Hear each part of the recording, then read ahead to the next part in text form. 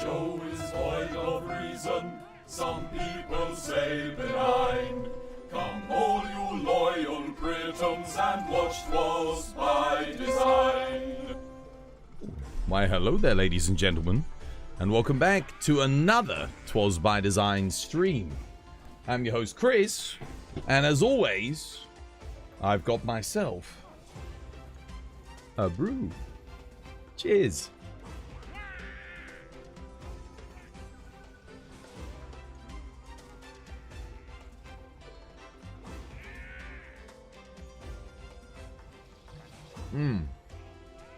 Lovely jubbly. Very nice. How you doing, Shield? How you doing, Kate? How you doing, Saber? How you doing, Jason? How you doing, Zurich? How you doing, Mikhail? How you doing, Ferox? How you doing, Faye? Hope you guys are having yourselves a lovely jubbly day today. Back again design. With some more Monster Hunter Wilds. Oh yes, exclamation mark ID if you want to join the lobby. Lobby code is pinned to the top of chat. I'm going to get TikTok and YouTube chat up so we can see those. Let's see, anyone on TikTok? No, no one on TikTok, not yet. It's not loading my TikTok. Let's check YouTube. Phone's been on charge. There we go. Get the old YouTube up. Let's see. Oh, there are people on YouTube. Org is there. How you doing, Org? Hope you're having yourself a lovely jubbly one. There we go. We've got YouTube chat. Zeke, thank you for the like on TikTok. Cheers, dude. How am I doing? Yeah, I'm good, thank you. What are we doing today? Playing Monster Hunter. Playing Monster Hunter. I still can't see my my TikTok stream. Let's refresh and make sure it's working. How is everyone today? Everyone good? All having yourselves a lovely jubbly Thursday? We've powered through another week almost. Almost. 1 week closer to Wilds. I was reading an interesting article today about Wilds. And apparently, Capcom said they're not going to stop developing for Wilds until it sells another 20 million units. Which means if Ascendance only sells 10 million and matches the base game, they're gonna keep going. This is what I've been reading today. That's straight from the horse's mouth. Hold up, let me buy 20 million. Yeah, this is what I've been reading about. I don't know how much truth there is to that, but I mean, there was a couple of articles today on Twitter about it, and I was like, oh, okay. Yeah, that's what I'm thinking. Like, they're not going to sell 20 million in 1 year with Descendants, because they've only sold 10 million of the base game. So that tells me maybe they're going to do another DLC beyond Descendants. Maybe they will. Which I'm all here for. I mean, I bloody love this game. If you want to do another DLC for it, absolutely. I heard that Elden Ring's getting another DLC as well. So maybe this is going to be a new trend where they do support their games beyond just the one DLC. Yeah. Elden Ring, they've got another DLC in the works, apparently. For the main game. Yeah, and The Witcher 3 is getting another DLC. 3 of my favorite games all getting DLC. I won't say no, man. I won't say no, dude. What a time to be alive. Elden Ring apparently is getting another DLC. Like, they're just going to keep building upon it. Which, honestly, when you think about Elden Ring and the way they've done it, it does kind of make sense. Like, it's not a bad idea to build upon it a bit more. You need money for all this, I know, right? Well, I think the Witcher DLC's free, right? The Witcher 3 DLC. Is you have to pay for it? I don't know. Yeah.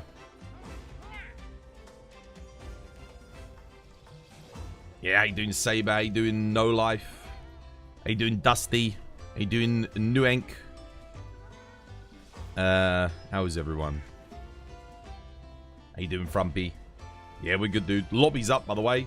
Kate's got the code posted to the top of chat, so if you fancy joining in, you can grab the code.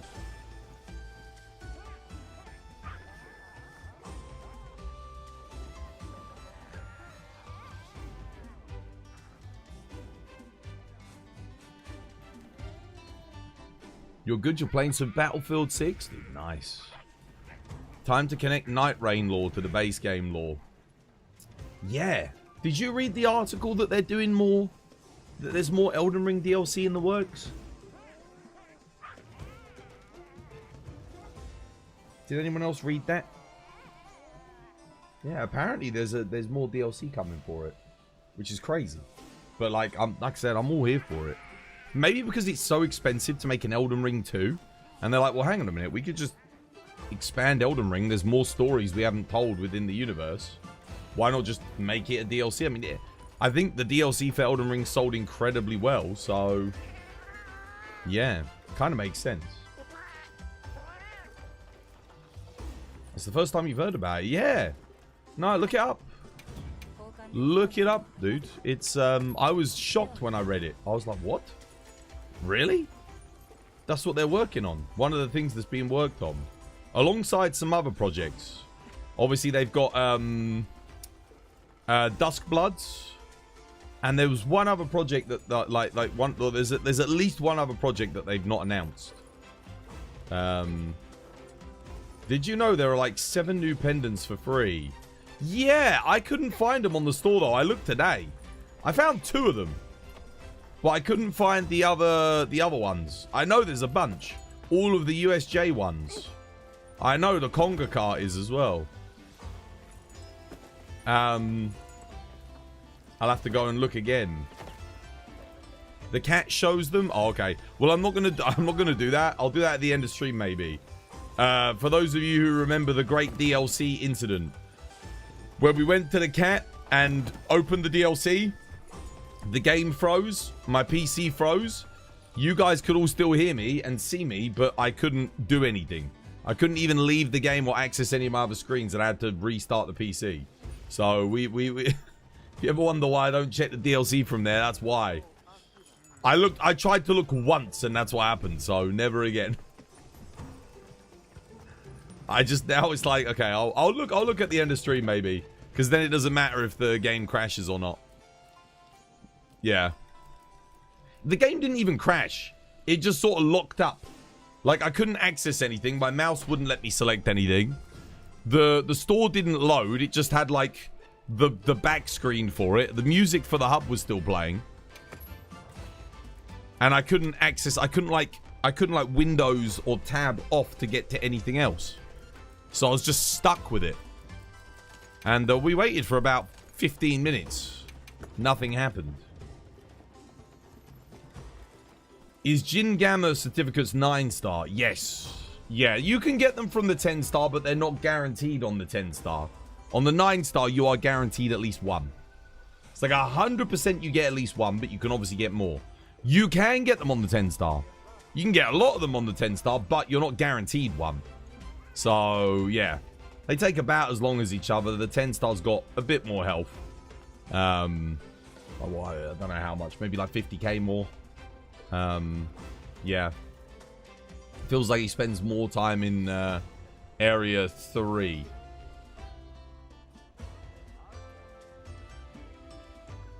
So we'll be getting a pre-nerf Radahn again. I don't know, dude.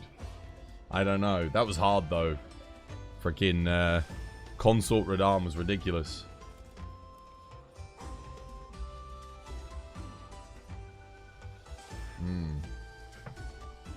How you doing, Mochi?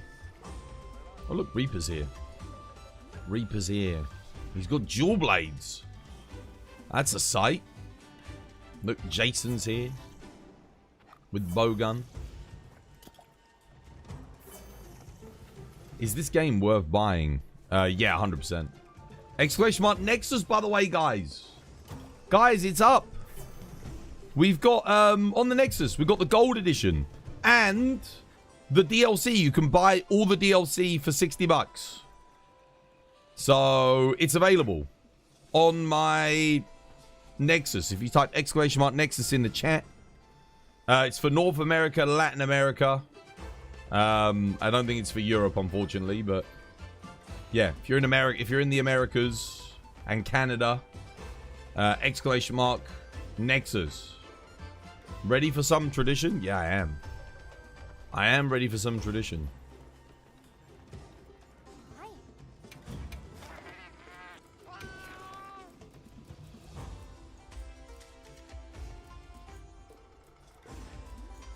But yeah, if you wanted to buy the gold edition or the DLC, you can now buy it.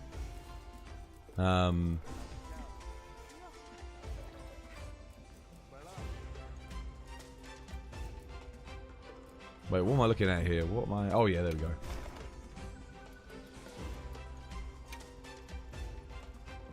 Cool, the heat is just relentless, though, I'll tell you that.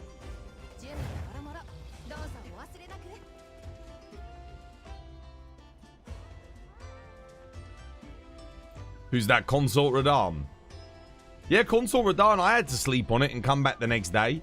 It's funny, and then we got him after like 1 or 2 attempts. Spent like the whole stream. Well, I found him, got to him. We changed builds like 10 times. I think I was on New Game Plus 3. I'm glad I wasn't on New Game Plus 7. He would have kicked my ass. Trying to learn the fight was already difficult on New Game Plus 3, but I think we were soul level 125, like for PvP, or 150. Whatever the PvP rank was in Elden Ring, I forget. But that was what our rank was, so I refused to level up. People saying, why didn't you level up towards us? I was like, no.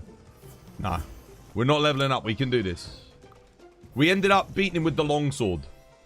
Do you know the longsword? The Dragon Slayer one with all the Monster Hunter moveset? Yeah, we... the second we switched to that, like, kicked his ass. I tried so many builds. I tried a parry build. Came close with the parry build. I tried a great sword build. I kept switching, like going back and using the tiers to like respec. All right, don't forget your traps. Buff up. Nah, he was easily the hardest boss in the game. Much harder than Millennia.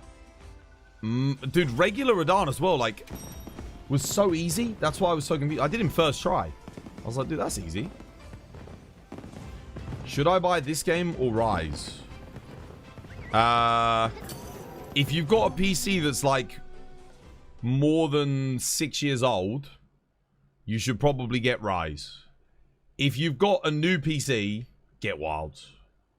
Wilds is still getting updated. You've got new DLC coming to it. The game's pretty lively. There's still some people that play Rise, but this game has 100 player lobbies. It's just a lot more social, a lot more fun.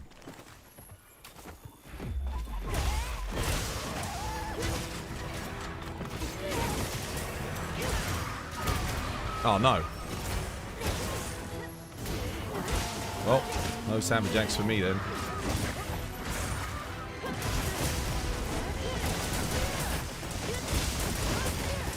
Cool. Apparently I didn't,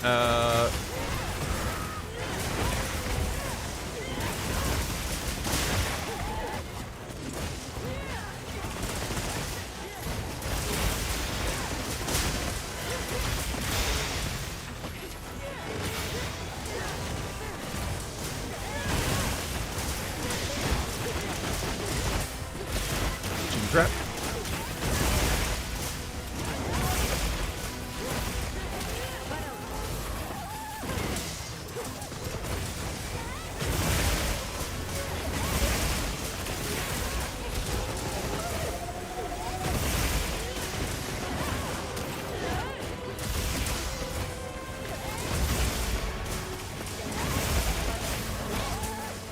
GG. Can I get some help with Jin? You might cart, just saying. Well, let me have a look at your build first. Is your build ready to be doing 80 Jin? Because if your build's ready, you can get a really nice comfy build together, you know, like with some guts and that. He shouldn't kill you more than once or twice. It's very defensively heavy. So Jinderhad has 240,000 health. You can't play very defensively heavy because you won't fucking kill him. You need offense. You gotta have offense. Very important. And if you're playing endgame in Monster Hunter, the #1 rule is offense. If you play defense, it's just the monster's gonna kill you in 2 hits instead of like 1.5. So what you're doing, you're saving yourself a mega potion. Who gives a shit? Just bring max potions. So if you take damage, you max potion, you're back to full health. How you doing, Juddo? Welcome back. Hope you have yourself a lovely jubbly one. How you doing, Purd? Hope you're doing well. What weapon do you play? Ferox.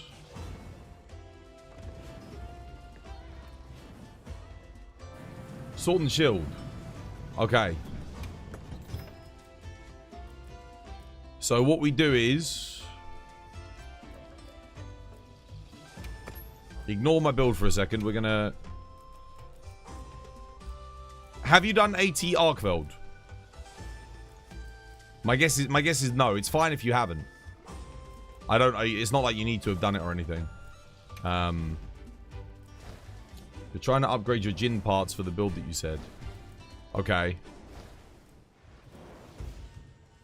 The build that I said. Wait, you've already got the Jinderhad parts. You've got them. You've got Jin Gamma?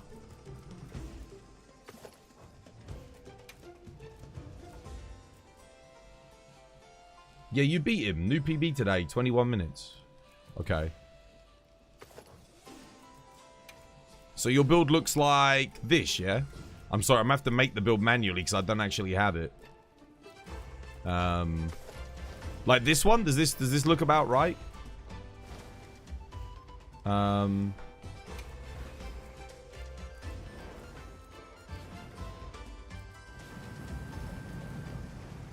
Like that? This build. Is that the one?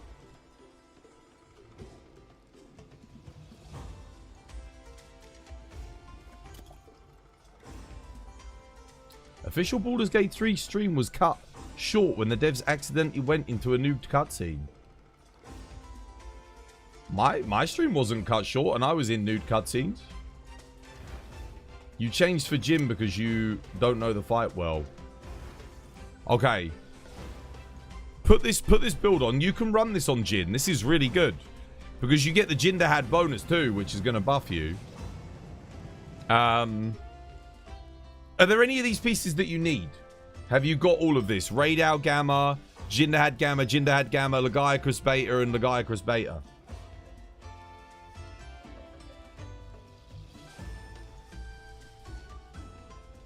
How does activating Mitsu's skill work on the monster? You dodge roll, or just dodge, like sidestep and stuff, 3 times. Then you get a 30-second countdown. On that countdown, you have buffed evasion for the 30 seconds. And it makes you wet. Then it also makes you immune to bubble blight, I think. And then after the 30 seconds, you're cured from the status. You lose the evasion, but you activate Coalescence. You're aiming for the Sororal top, Arkveld Gamma arms and legs, Jinderhad Gamma torso and waist. Sororal top. With this build, you want... Do you mean Sororal helmet? And then Arkveld Gamma Gamma, yeah? That's what you're aiming for. Yeah, that's good. But this is the build you're using right now, yeah? How you doing, Gruber? Dude, welcome back. Hope you have yourself a lovely job, everyone. No. Okay. Use this build. If there's anything you need, we're going to farm it. Use this one. This build will be excellent until you get 80 Arkveld. It'll be really good. It'll do, like, more than suffice. And then, as for the talisman... You just use... I mean, I don't know what talisman you've got, but if you don't have a good one, just use Weakness Exploit. because this is fine. Weakness exploit's fine. Gets the job done. Level 2. You probably have level 2. And then in terms of skills, you want to have this. You want to have that. Flayer. Flayer's good.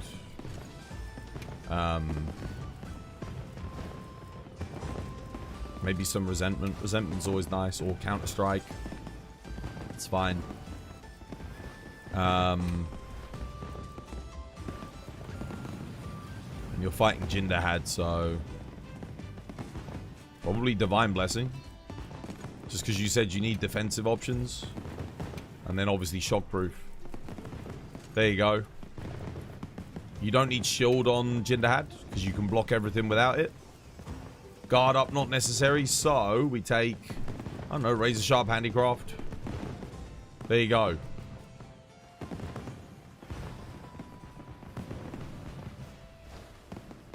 Don't go for Ellie focus on Sword and Shield.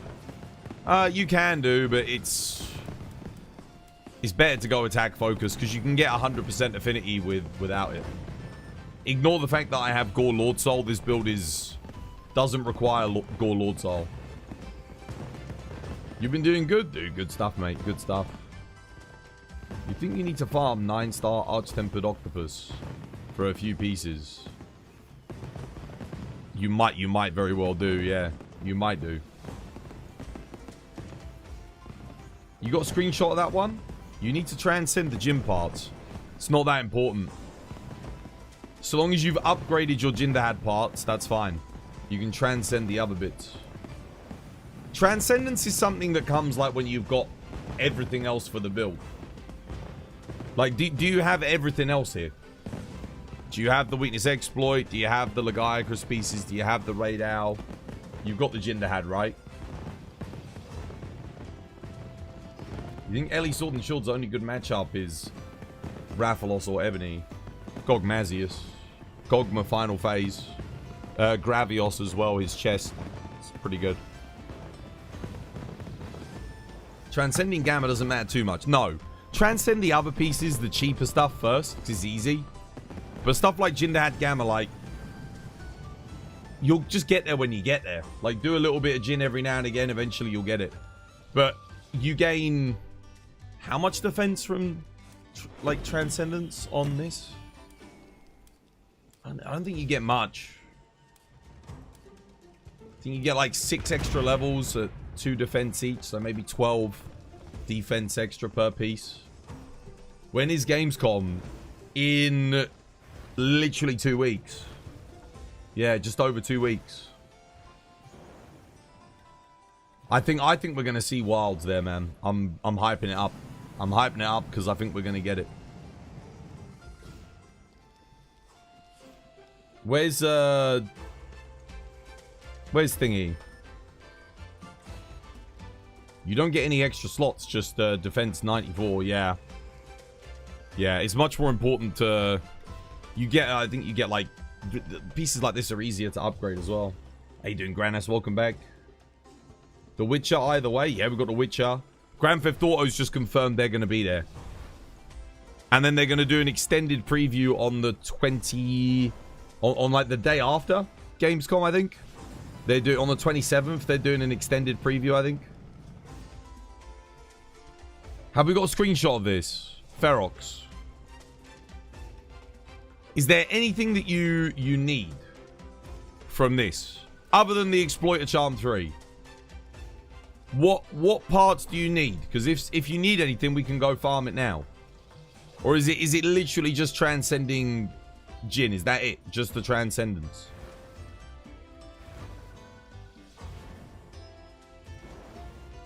Look at the build. Okay, let's have a look.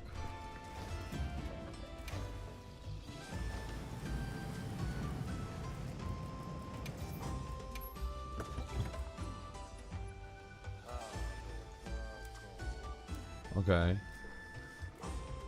Are you using a fire weapon on Jin?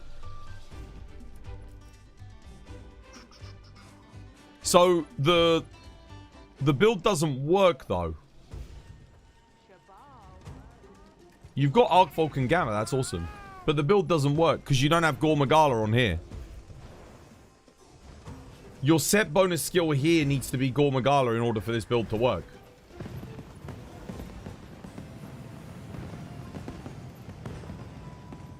You haven't rolled it yet. Yeah. So you should be using the laggy helmet and the laggy legs.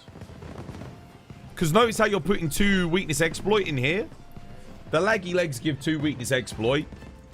And then the laggy helmet's more efficient than this. So you should go laggy helmet, laggy legs. Because you're not getting the bonus yet.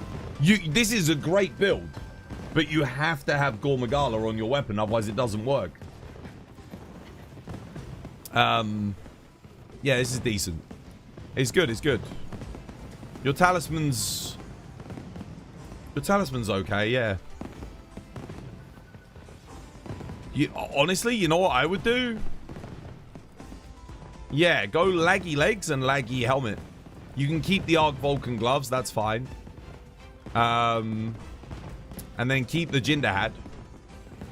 Should be good. And this talisman works with that build as well if you want to use this.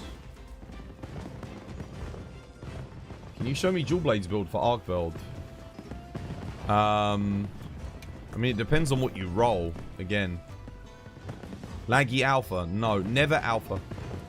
Always Beta. Laggy Beta. See, it has Wex 2 in it. And Laggy Helmet. Which is also good. You get a large slot, medium slot, and max might too, which is excellent. Laggy is... Until you get, like, Gore on your weapon is a great substitute. Because you don't need to use antivirus. You don't have to use 2 pieces of inefficient armor because the armor is extremely efficient. You lose a bit of crit and crit uptime, but you do also gain some damage procs. So it ends up, like, evening out a little bit. It's obviously not as good as Gore, but it's still really solid. So, yeah. And then, in your case, obviously, you use the Arkveld gauntlets are fine. So, yeah. You don't have to use the Raid Owl gauntlets. What was it? Build for Arkveld you wanted? So, I've rolled Gore Magala on this. Just Gore.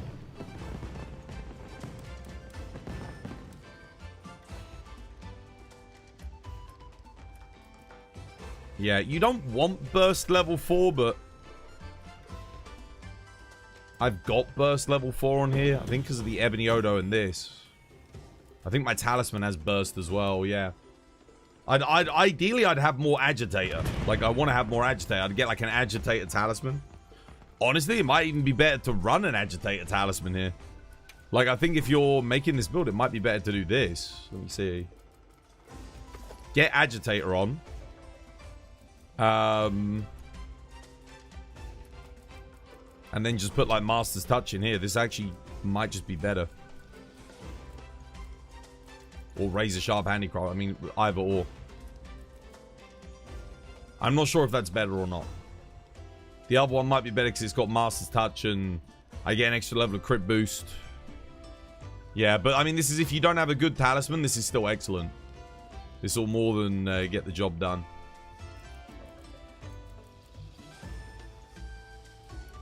The only problem with this build is physique. Now, that's why the talisman's so good. Yeah, if you've got a rarity 8, use it, man.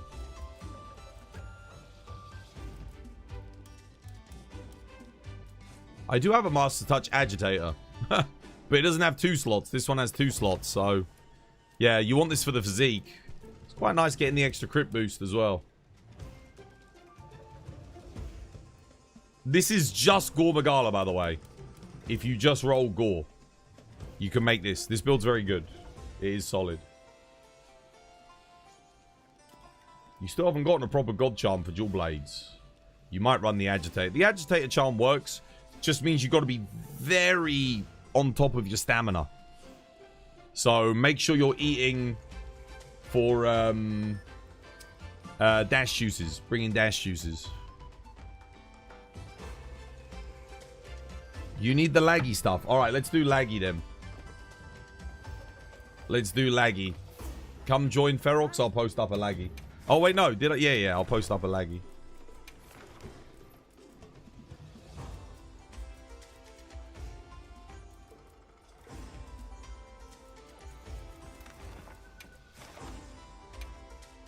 Bring your fire, sword, and shield for this.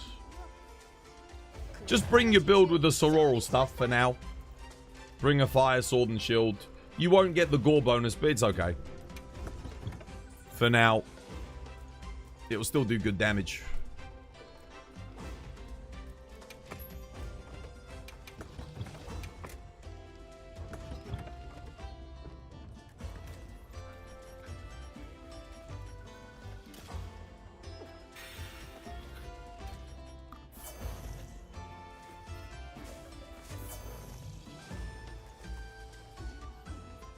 Here, join Ferox. I got laggy up.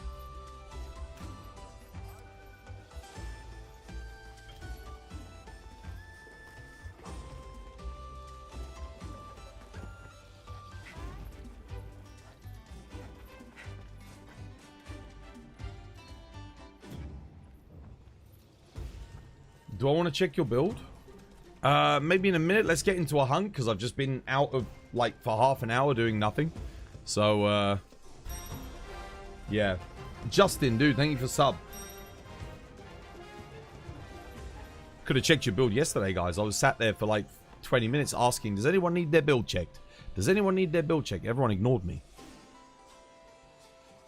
That was the perfect time.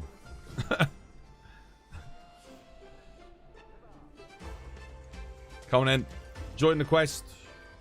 Laggy in the arena. We'll get you the laggy parts.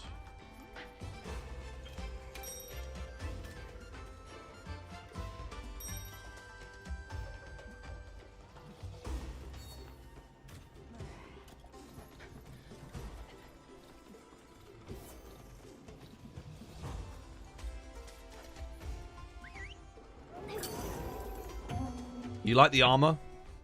Yeah, a lot of people have been saying they like this layered look. Recently. Loads of people have been asking me. How you doing, Tom? Danger, thank you for the like on TikTok. Cheers, dude. Alright, let's go.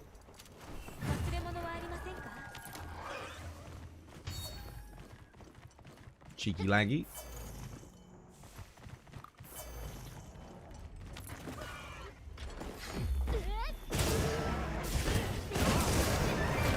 Shit.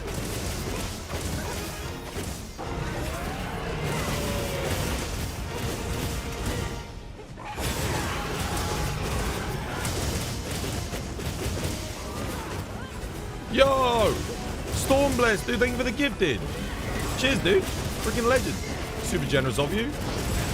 Guys, make sure you say thank you to Stormblessed. No more ads for you.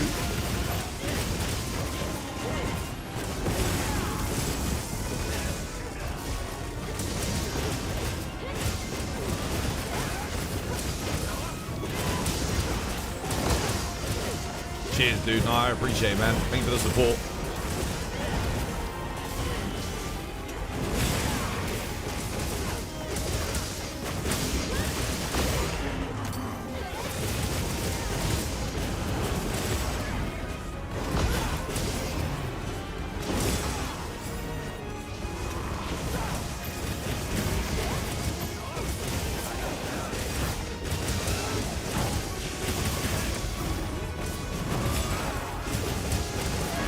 Oh, damn, I couldn't get in front of it.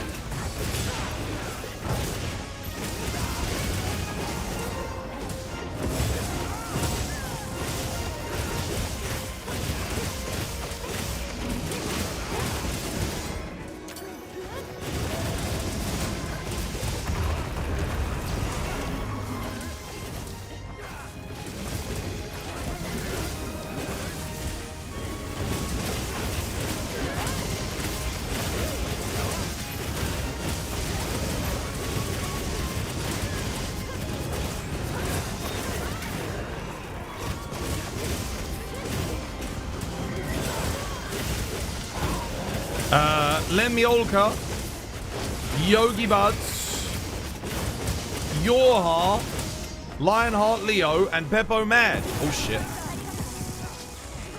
Thank you, mutual hostility. Oh shit, I need to get around the back. Why is this guy taking so long to kill? It's only a regular lane.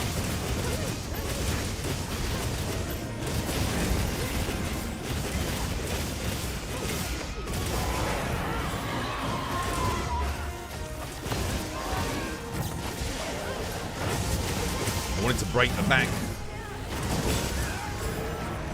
Let me pitfall trap him. Hang on a minute. Get on the back, guys. Get on the back. He needs shock spikes. Ah, we didn't. He didn't get it.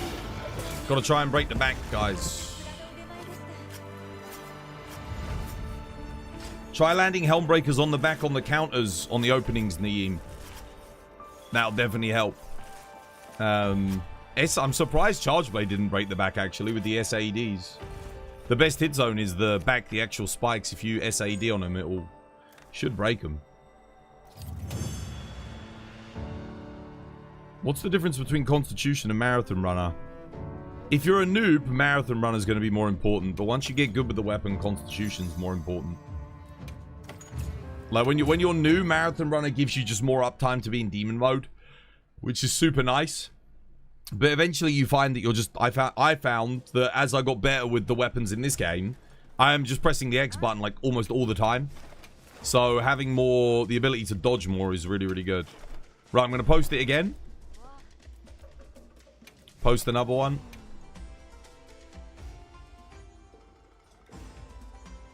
Let's hope Capcom don't show Ascendance on the 26th. Wait, why? Why the hell would you hope that?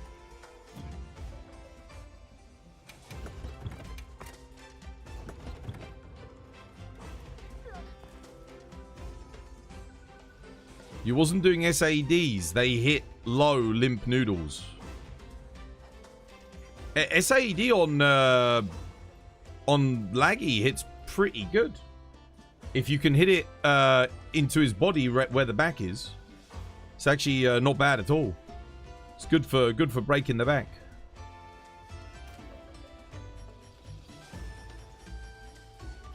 It has to be very, very specific though. You've got to hit like the right bit. Otherwise, it's not that good.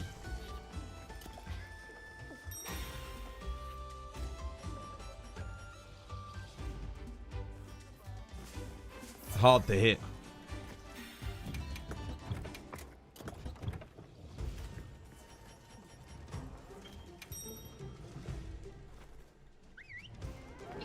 GTA is taking the main stage.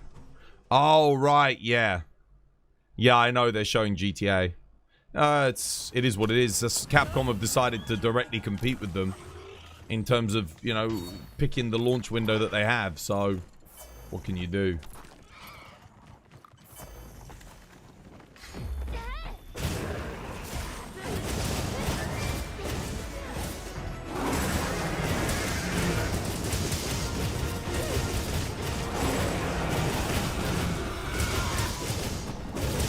So always try pressing circle and R1 dodge at the same time.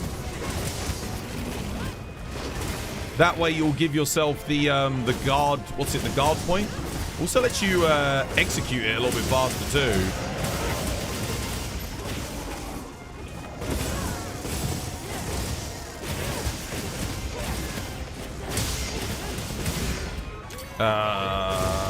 Don't worry about flashing Laggy. We definitely don't want him flashed.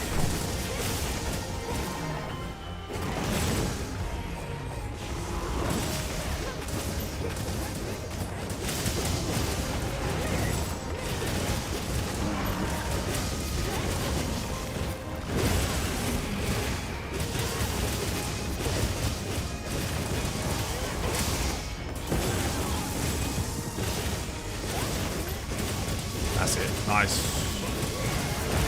Yeah, well played. I saw that. Hobo landed a nice helm breaker there on his back. Good stuff. That's what we need. He needs those shock spikes. Solar, yo, thank you for the follow. Cheers, me dear. Welcome. Good to have you with us.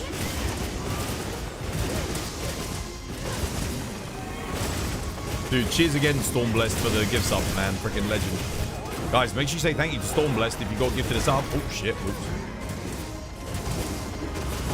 I forget how much slower regular Laggy is sometimes.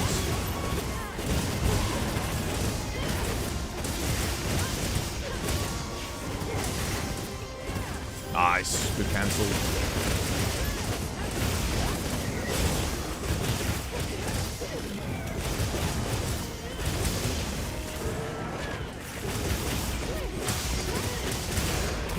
done. We can cap him because we've broken the back. Oh, never mind.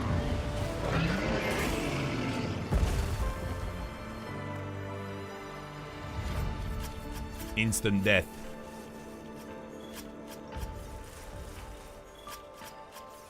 I checked, saw skull, and then he died.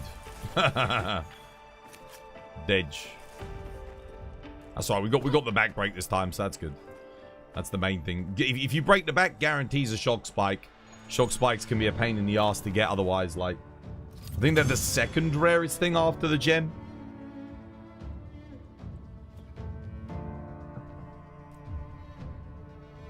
Two minutes 28. There you go. That's a little bit better.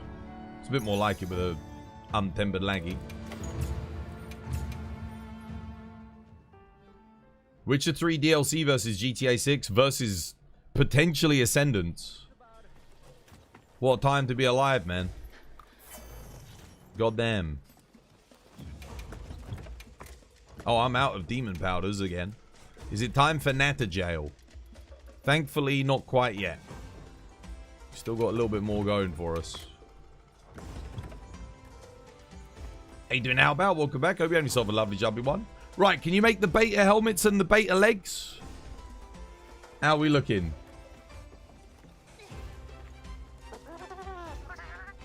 What were the dailies? Oh, Zhuwu Wyveria. Okay, yeah.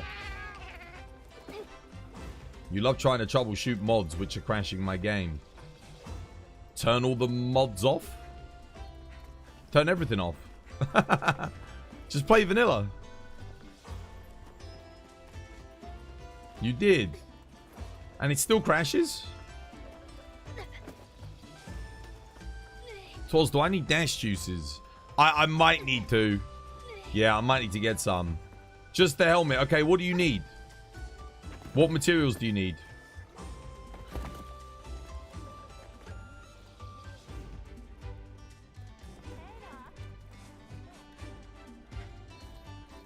Yeah. What materials do you need?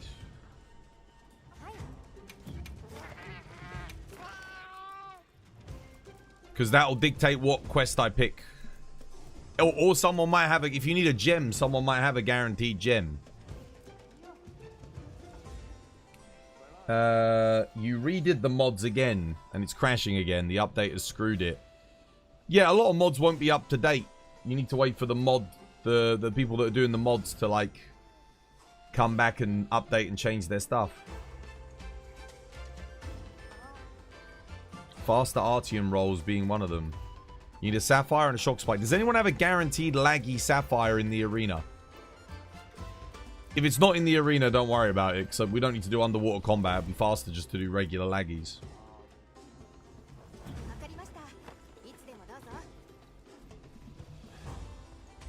Anyone got a laggy in the arena with a guaranteed Sapphire? That would be awesome. We can get the Shock Spike, no problem. We just got to break the bank, but getting the Sapphire is, even with my extra rare loot, is quite difficult. Well, I can go get my bowling tickets quickly whilst people check. Anyone got laggy in the arena? Anyone? Anyone at all? Laggy. Or with, like, a couple of gold reward boxes. That's also fine. Because the only one I've got only has one gold reward box, so it probably won't be enough for me to, unless he gets lucky, he's not likely to get a Sapphire from the one gold reward box, even if I use all of these.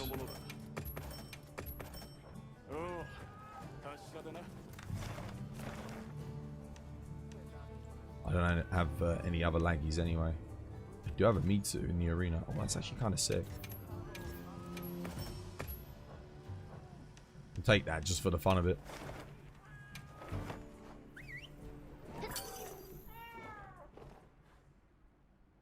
You got 9-star laggy? Nah, not 9-star. We need bonus loot, not talismans. It's got to be bonus loot.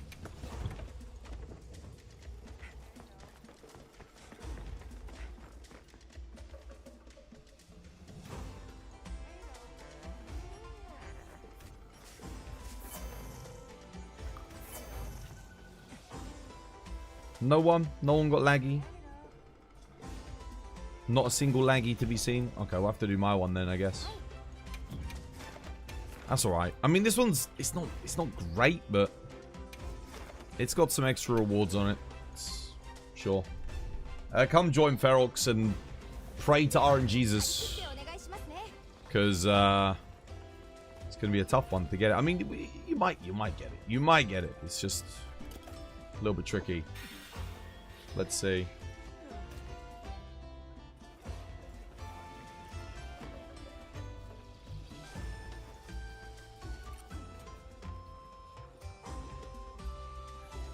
Rez, you want to come help with a laggy? Normal laggy. Trying to get a gem. Hopefully they get it. Yeah, let's see. With a bit of luck. Don't forget your Mind's Eye, guys. Don't forget to put Mind's Eye in your builds. Remember, he needs a shock spike. So, if you're playing Longsword again, Hobo, make sure you pop off some Helm Breakers on the old back. I'll be going for the back as well. Try and get it. Rez, you want to come help with this?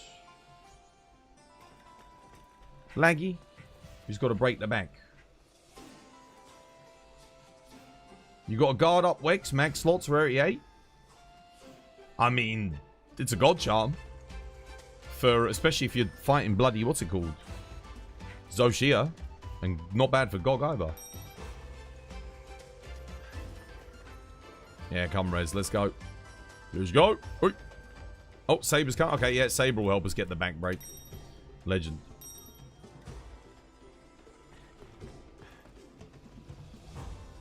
You don't have a gem. Laggy gem. You don't have one. We need a better quest than this for farming gems. This quest's not great. I have to keep my eye out for laggies in the arena. They're kind of rare, but you should... General rule of thumb, if you ever get offered a Lagiacrus in the arena, you take it. Always. Even if it doesn't have a gem, just take it, because laggy in the arena is such a huge time save. I mean, it's not that... It's more enjoyable as well, because laggy doesn't just try to run away all the time. So you can actually just have a bit of fun with the fight. Whereas laggy in the forest, it looks nice, it's a great spectacle, but it's annoying as hell.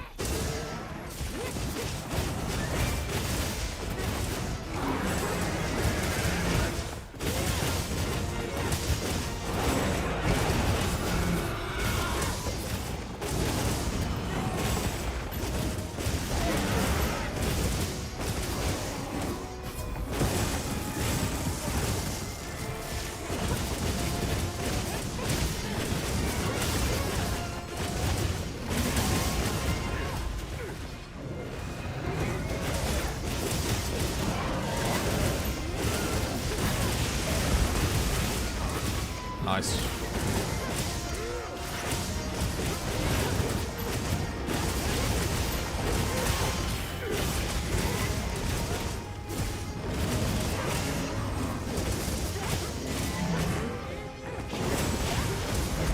The hell? That was weird. I dodged up and then went into like a flying...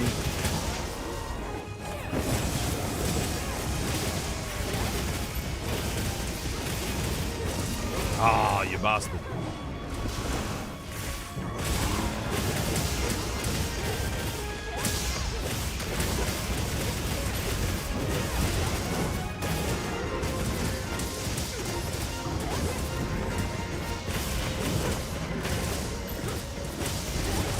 What's with all the flinching?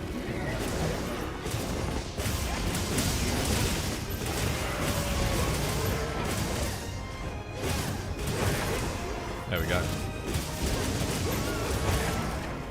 Dude, why is he flinching so much? What the hell? What? Is someone running a block? What is going on?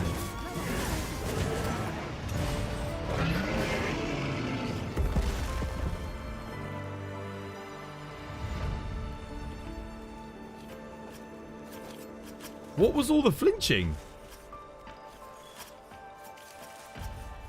Is someone running blast? What the hell? What the fuck was that? I've never seen anything like it in all my life.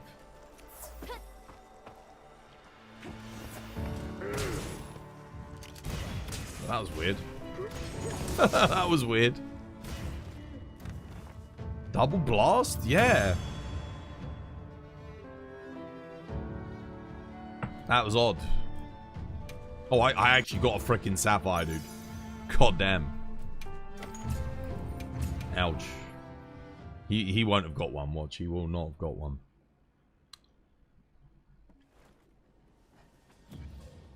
Yo, Saber, you got a laggy in the arena? No, didn't get one, no. Of course I get one. Got like bloody hundreds of the things. You've never seen anything like it. No. No, you don't. The question is, do I use my last laggies in the arena? Or do I... Because he's got the shock spike. All he needs now is a gem. But I could use all my laggies here and he genuinely might not get a gem because of how rare they are. You'll rest spam. I think that's our best option. Is to look for a laggy in the arena with a gem. Or one with like lots of orange rewards. If it's got lots of gold rewards, that's fine too. Got Steve.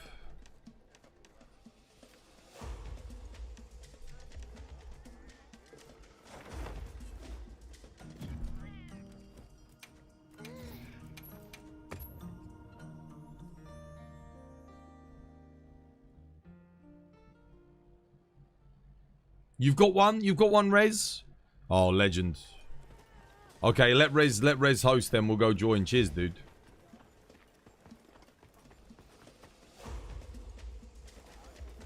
We've got a laggy with a gem, guys. We got one.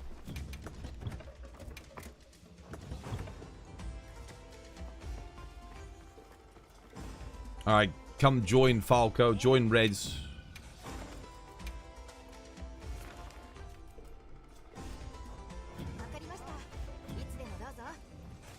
Let me get my buffs up.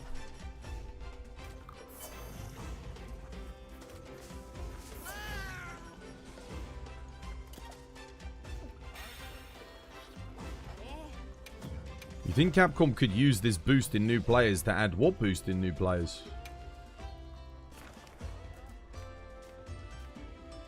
Okay, Saber's got that. We don't need that one though. We need the gem one that Rez has. Oh, Rez is doing something else. Okay. Right. You're in as a... Yeah. Okay, do you want to lure this one into the cave then, Saber? Is that your plan? We could do this one. Cave lure him and then trap lock him. I don't think there's been a boost in players. I checked the numbers. It seems like it's gone down since they put out the DLC thing. I think because what happened was... obviously a lot of people still playing the game. A lot of people have just bought it. And then, of course, Capcom put out this, like, amazing deal. And people just got annoyed because they didn't get, like, you know, if they already bought the Premium Deluxe...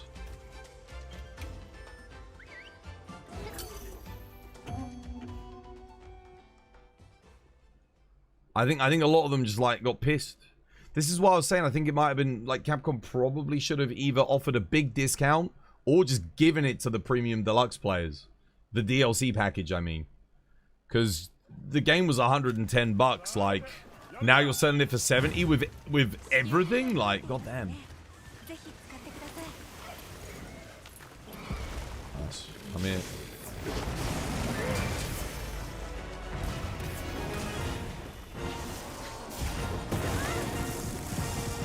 Oh, I have no sword mode. Right, okay, yeah.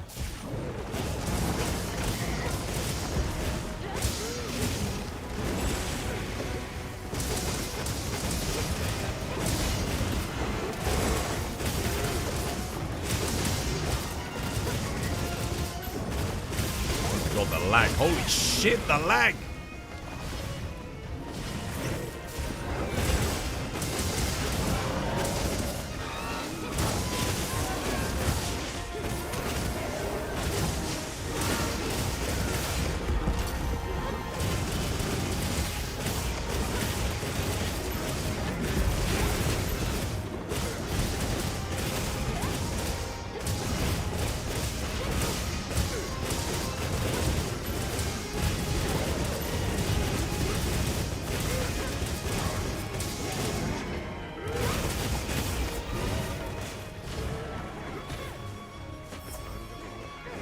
Falca, try not to mount the monster every quest. It's not good.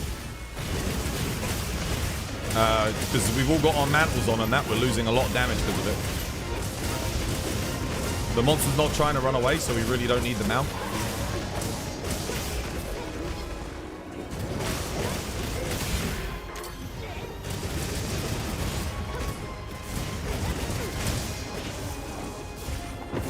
Oh, shit in hell. I think I got ledge there. Dude. I can't do shit, bro. Dude.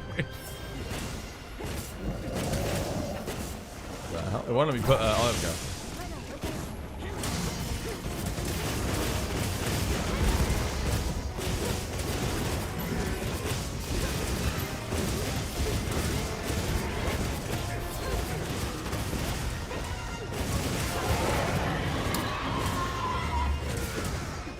We all need to be hitting the back to depower it.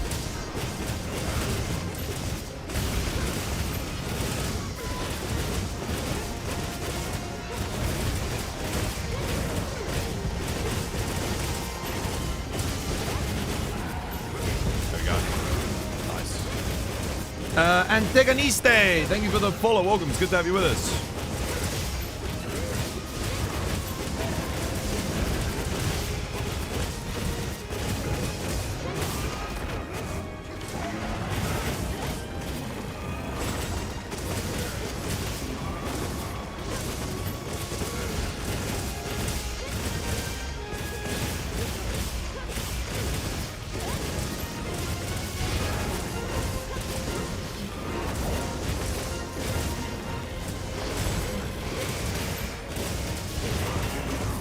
GG.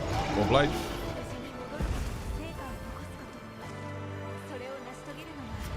Nice.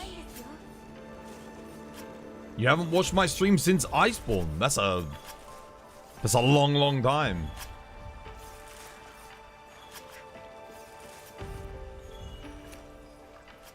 You just got an arena laggy but with 2 slots for armor decos and 3 slots of Artian devices.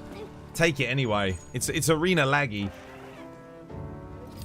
Arena laggy's great because you don't have to do any like silly tricks to stop him from going in the water because there is no water for him to go in. I mean, he might have got a thingy there, but it's unlikely. No uni today? Nice. No, nothing? Okay. I think Rez has got one that they can post though with a guaranteed gem, so we're good. Rez has got us covered.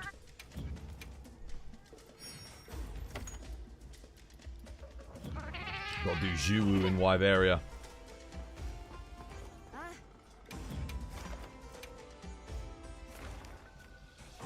Oh, look, Ronald's got one as well. There you go. Ronald already had us covered. Oh, well, Rez, that's alright, mate. You don't even have to worry about it. Oh, you're done? Dude, Ronald's got one. Ronald's got one. Oh, dude, I just realized my green screen's not lined up properly. There we go. How's that? There we go. Nice. Thank you anyway, Rez. Dude, definitely hold on to the quest, because we this will not be the last time we need someone with a bloody... someone will need a laggy gem for sure.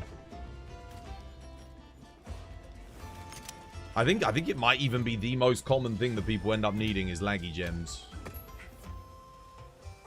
How you doing, Slater? Welcome back. Hope you have yourself a lovely, jubbly one.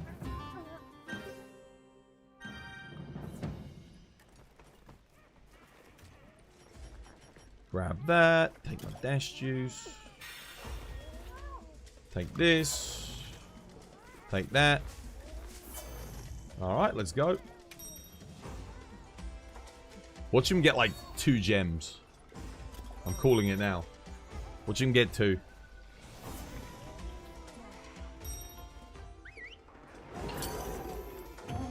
You had a ton of fun playing Charge Blade in Wilds. Oh yeah. Yeah, it's a lot better now than it was at launch. If you haven't played Wilds in a long time. It was it's not perfect yet, but it's pretty good.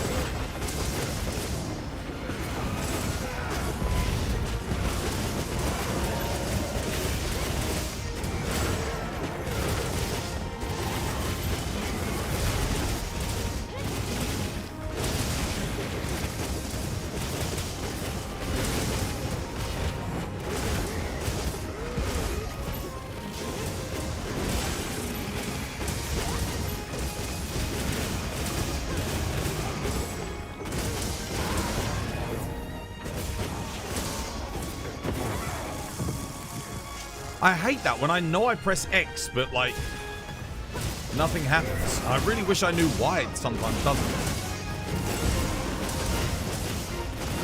It's like I didn't even press it at all. But I don't think I'm too late. Sometimes I feel like I'm doing it too early, but I think I might be in animation lock that time when I pressed X.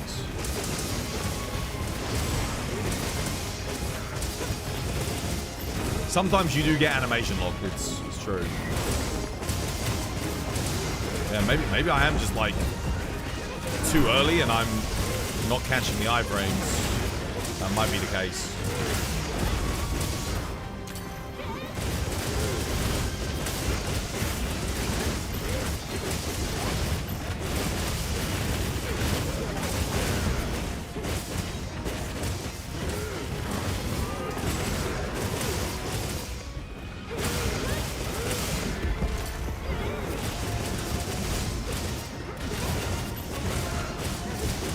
Never hurts to have another shock spike.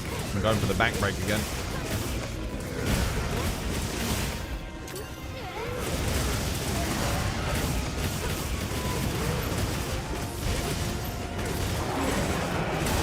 Whereas that time, like, I pressed X. Even when I thought I'd overcommit, I pressed X there and nothing. Like, I'm so confused sometimes.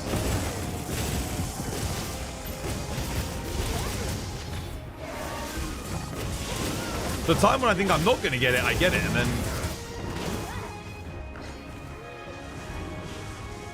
I think it might be the triangle move. There's like maybe like a bit of a long cooldown on it. And that's why it's like not working when I press X.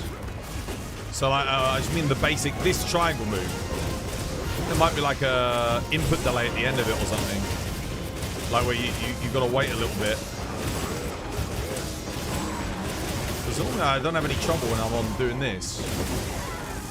That time I was definitely too early. But now I'm trying to do it too early to compensate because I'm obviously too late on the other one. I don't know, man. It's weird. Played this quest terribly, though. Oh, you've done anyway. It could also just be latency, like... Because I put that trap underneath him and it didn't register. Yeah, I think it might just be latency. Because he was definitely in that when I put it down. But it didn't register.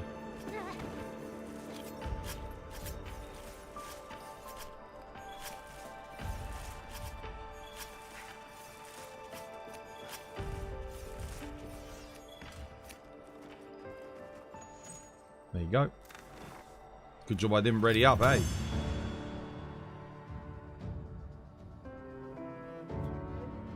Yeah, how you doing, Root? Hope you have yourself a lovely jubbly one. Dude, thank you for the 8 months. You got it? Yeah, because it was guaranteed, brother. It's a guaranteed gem.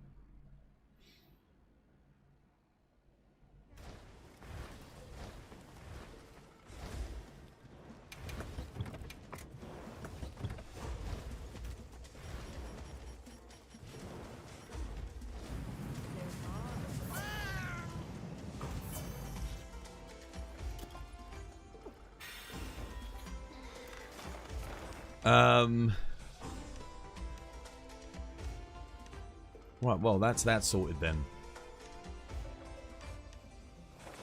I'll do my Zhuwu in Wyveria quickly. Feel free to join me.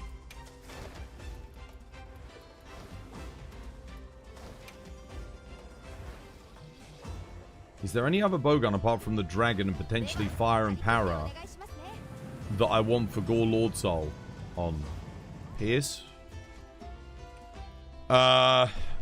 Yeah, I don't think there's any matchups in the game where you even use Pierce.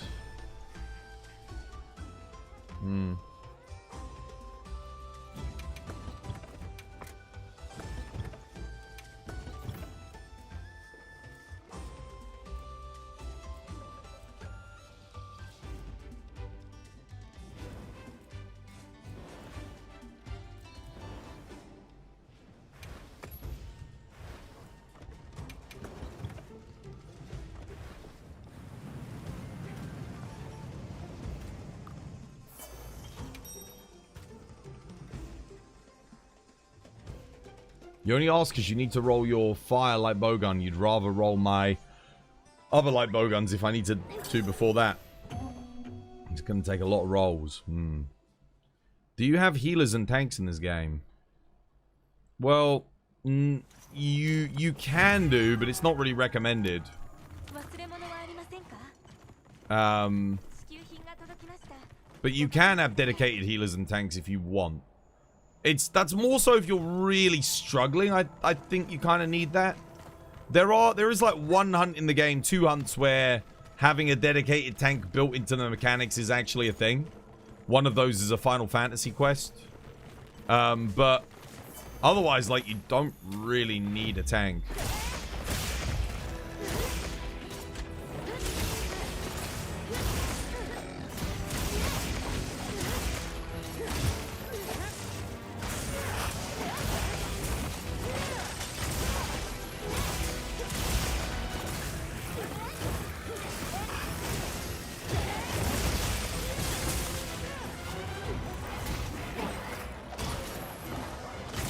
I fucking hate guard point in this game so much. just all they gotta do is make guard point feel like it used to. The transform guard point feels good at least, like where you transform back, but that's about it.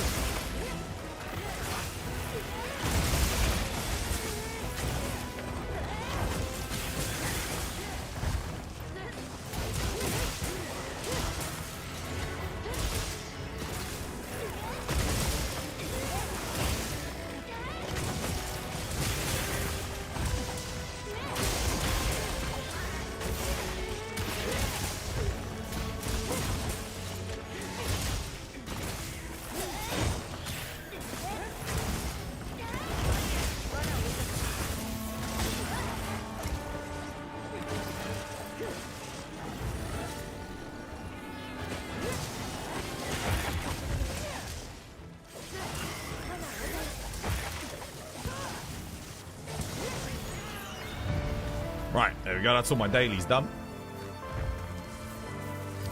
Please, may I have some assistance with the 9-star AT Udra? Yeah, sure. Reds, Saber, can you guys give me a hand with an Udra in a bit? Let me know when you're both available. And we'll help you. What do you need? The top? For Switch Axe, yeah?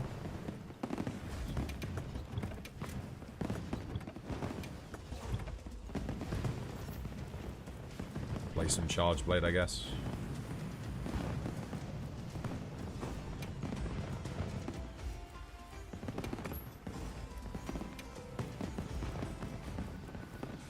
I'd love to run thingy, but I think we'll just...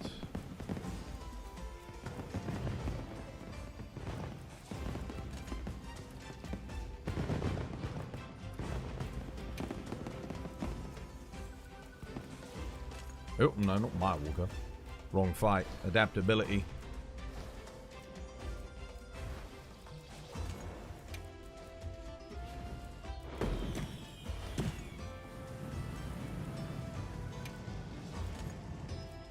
That'll do. Yeah, fine.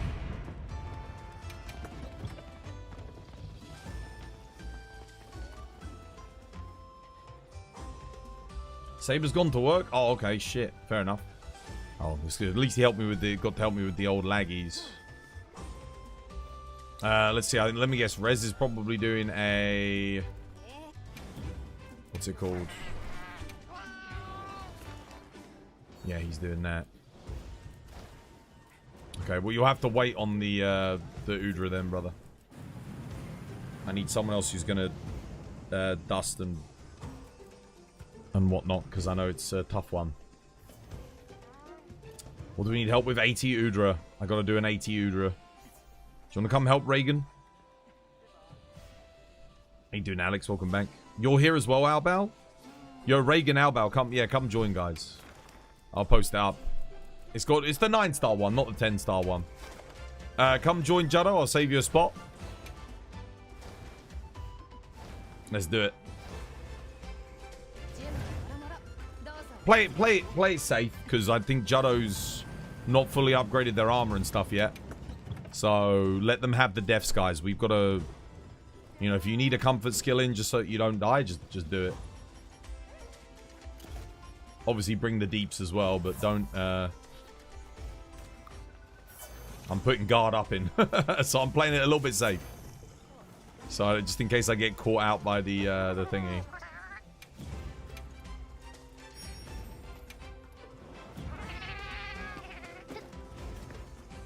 Right. Okay, good luck, guys.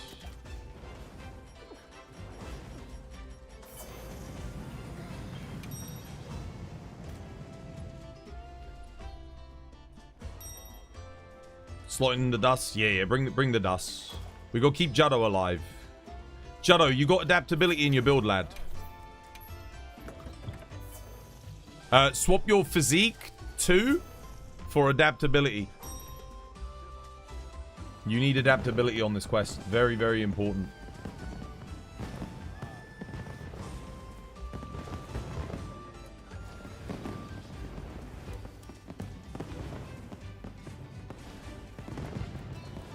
Adaptability. It's a little grey decoration. Same color as shockproof.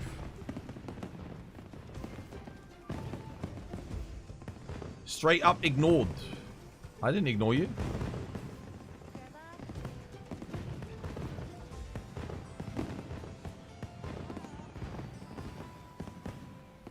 What Udra? 880 Udra. Has he got adaptability? You got adaptability, Juddo? Yeah? Okay, good. That makes it so that you don't take damage from his flame aura or the aftermath of his big explosion. So it should help you quite a bit. Have you got cool drinks, yeah? Don't forget cool drinks.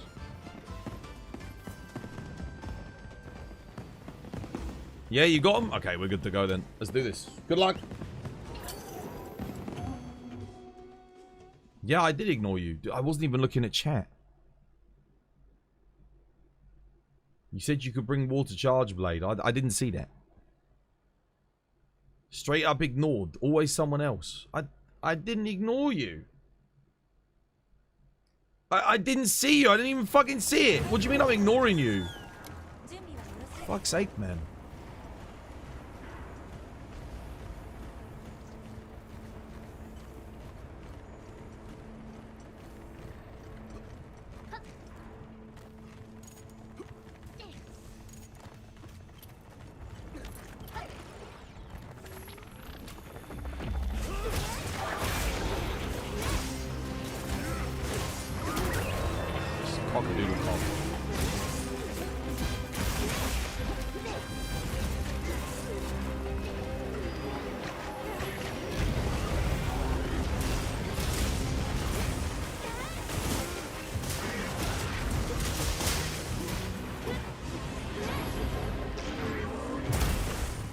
What? Wait, how many hitboxes? There we go, nice.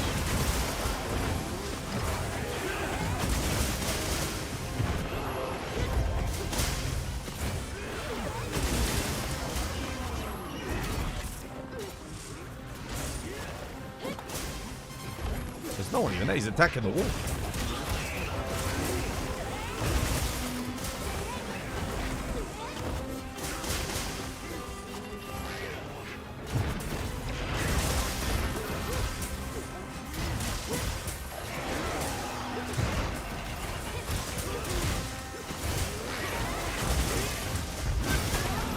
Damn it. Oh, control still, he's good.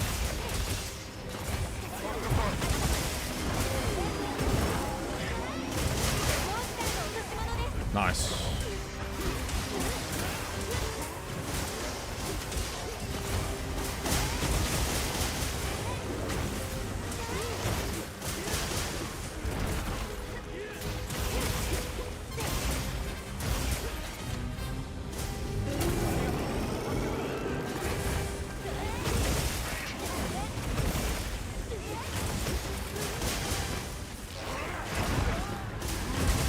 My guard point just straight up didn't work there. He definitely hit me, right? Looked like he did.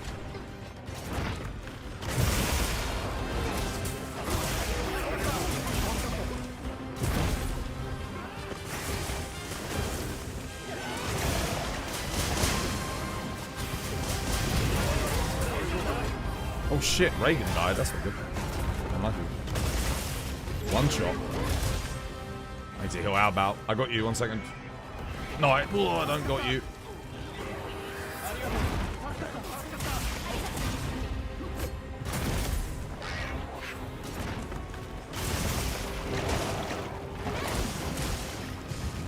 Went for the focus strike there, but I was trying to stop him. Just completely ignored it.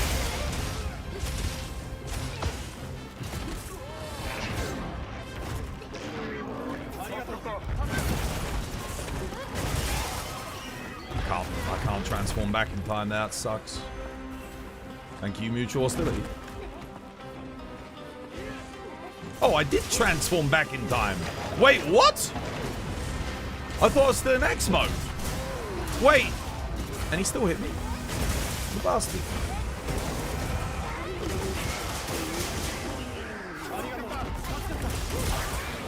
Nice, well played.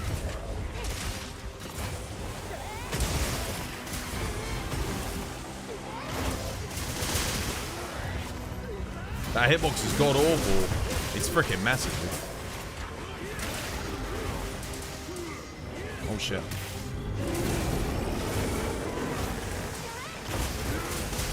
Decent move RNG here though. Oh, he didn't, again, I guard pointed nothing. He didn't even hit me. That's good. That's free.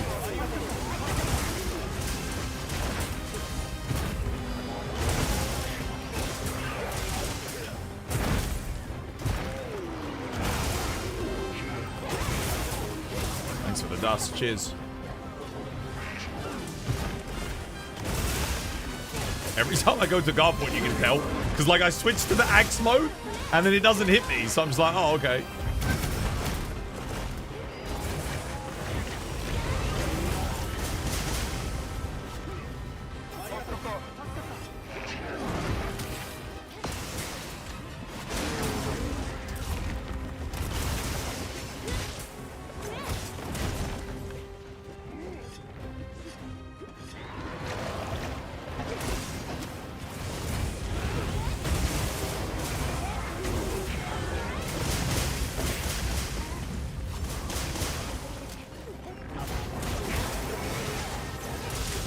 Nice, good trap. GG, well played.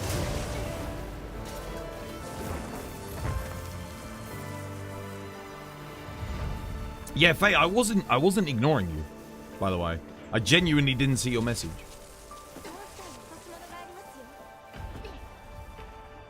We're gonna need to do more than one anyway, because you'll need more parts. You'll need to get the gauntlets and the top. So just come join the next one.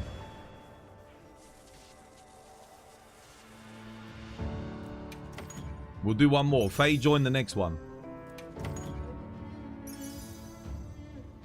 Saber, yo, thank you for gifting a sub to Alex. There you go, Alex.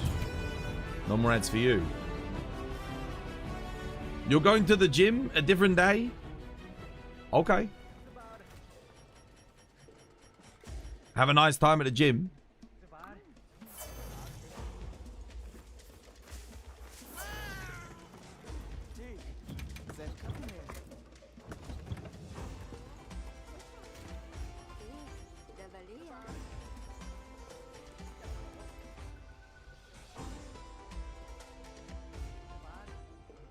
Yeah, enjoy the emotes. No more ads for you. Say thank you to Saber.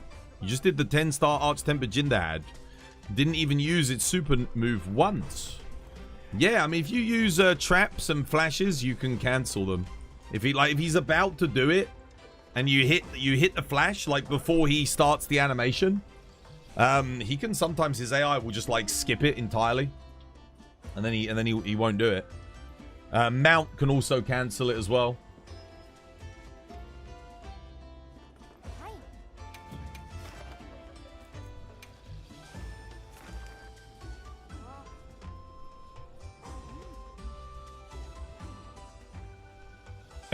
Be me, shit internet. 3 Steve with the center reward. Peak comedy.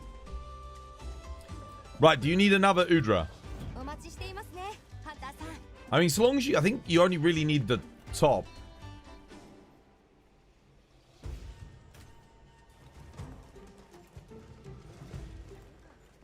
That's the weird thing. Not a single flash used or mount. No traps either. And he didn't do the ultimate. Oh. That's very odd. If you do a 10-star Jin, third area, if you don't trap or flash him, he almost always insta-ults. Like, he just does an ultimate straight away. Now do proof of a hero in 10 minutes. What, me? I'd need my max team with all light bow guns, I think. Probably could do it then. And then we'd have to lock down Arkveld at the end with dragon light bow guns. Do like some kind of cycling. It's possible. Yeah. You'd actually... Yeah, you just bring ice light bow gun build. Switch to thunder light bow gun. Then you... When you've dealt with Udra... I think as... Sorry, as Duna comes in... You jump out, switch to... water with a dragon light bowgun build. Use the water light bowgun on Udra, get rid of it. And then you have to switch to the dragon build.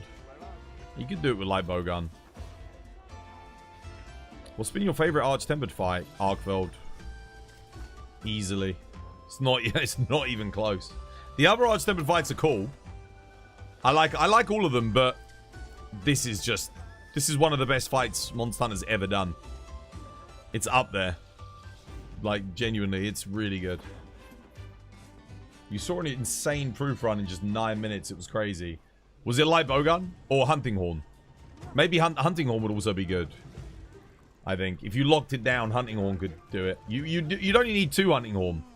Light bowgun, yeah. No, we could do it. I think we could do it. Take a few tries, but we've got people with the builds and we've got people with the skill. We could get a 10-minute proof in. The fastest non-light bowgun proof is dual blades, you think? Yeah? I can see that. Dual blades are really fucking good. Especially on Duna and Raidao. Raidao, if you do the mind's eye, just get the legs. Like, it's actually nuts. Duna, the forearms, again, just absolutely brutal. Udra, dual blades are fantastic on. And they're not bad on Arkveld. Like, I wouldn't say they're anything crazy on Arkveld. Not like if you're locking it down and doing Dragon Charge Blade or Dragon Light Bowgun or Hunting Horn. But they're still really bloody good. Wait, there's a hype train coming? Wait, why? Hype train? For what? Nothing happened. Nani. What about Sword and Shield? How fast could you clear it with Sword and Shield? Proof of a hero? So, Assmonger and I did Sword and Shield, both of us. And we had Studi on Hunting Horn. And Kate was playing Light Bowgun. So, and I think we got it done in about 14 minutes. So, we could probably go faster if we actually tried. We weren't locking down the monsters. I wasn't even switching elements on the Sword and Shield. So, I think I just stuck with Dragon Element all the way through. So, you could probably get it done in like 13 minutes. Yeah, if you lock it down, maybe 12. With 4 Sword and Shields, maybe 14 minutes. 13, 14 minutes. You'd have to be really bloody good with the weapon, though. Hype train? Dude, I just got random hype train. 31%. That's one gifted, I think. Well, cheers. Thank you for the hype train. Whoever gifted to Alex. That was Saber. Thank you, Saber.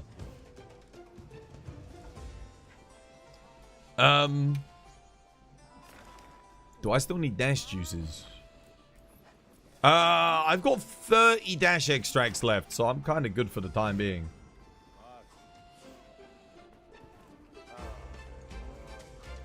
Would it be possible to sub 10? What, proof of a hero with 4 sword and shields? Maybe with heroics? Yeah. I think with heroics. Sword and shield does get true iframes as well on the back hop for perfect rush. So you can do it and not take any damage. No, whatever weapon. Oh, yeah, dude, easily. Oh, not easily, but, like, definitely sub 10 is possible. 100%. Light bowgun, dude. Light bowgun. Light bowgun and hunting horn. Like, bring a hunting horn, 3 light bowguns, or 4 light bowguns. Everyone brings a hunting horn. Yeah, you can get it done. What am I playing? Yeah, it's not going to be easy. Like, definitely, we could definitely do it. I reckon you get Kate, Saber, and I, and then I don't know, maybe yeah, maybe Studi, or if we all play light bowgun and we play our asses off, I think we could probably do it. We need a strategy for each monster though, because we would, with light bowgun, we would want to lock them down. Definitely, we want to do a lockdown.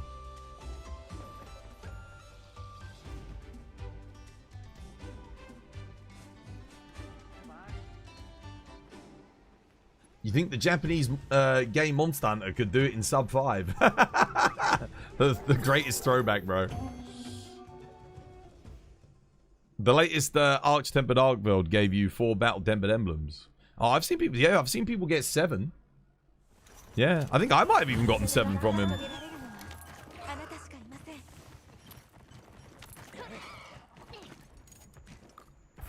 Wait, am I running? Oh, I'm running Thunder Light Bowgun. Hello.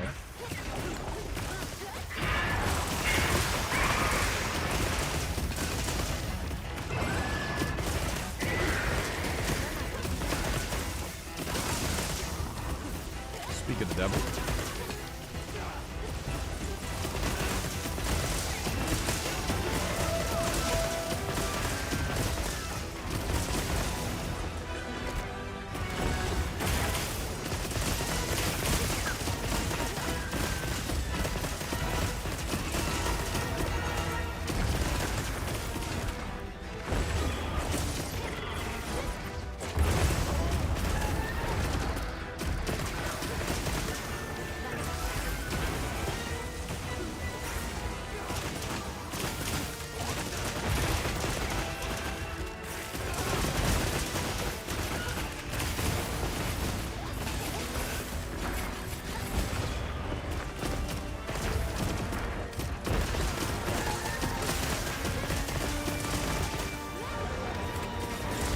Damn it, dude, every time I go to do the focus strike to try and get my ammo refilled, it's gone, bro.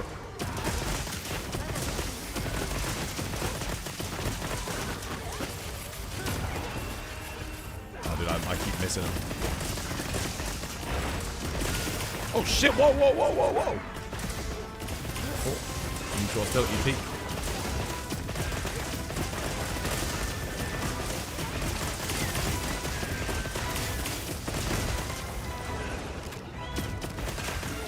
Oops. Oh, I didn't bring the stuff to craft more ammo. Cock. I'm gonna leave. I'm out. I bought the wrong loadout. I didn't bring the thunder ammo. I knew I was missing something. Whoops. My bad. I'm coming back. Oh, I think he's dead anyway.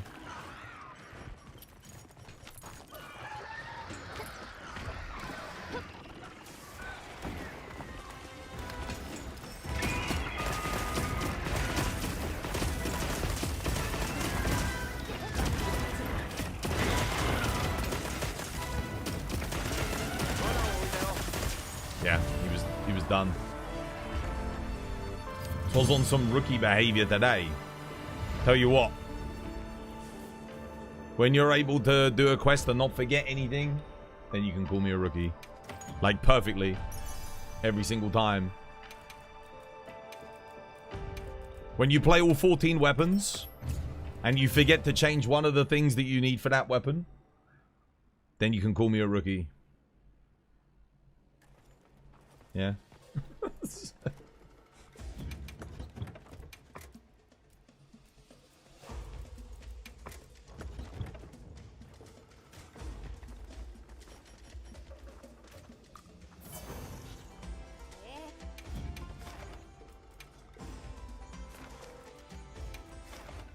I got my ammo this time.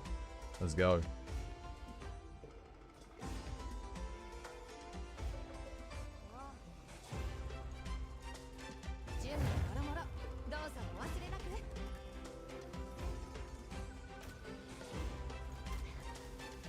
Alright, alright, alright.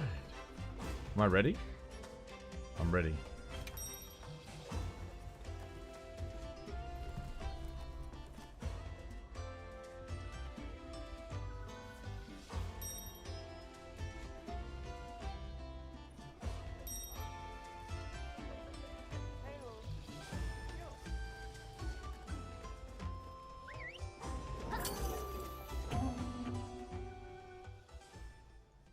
Let's go.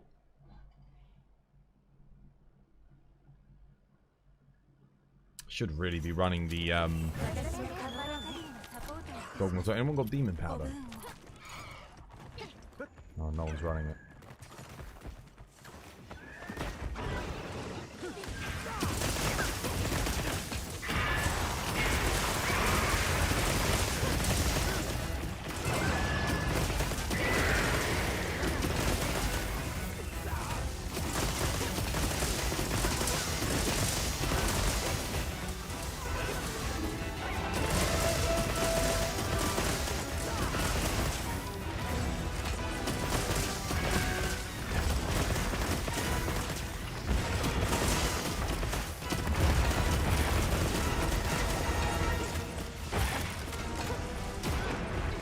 Son of a bitch. That's really bad, missing that.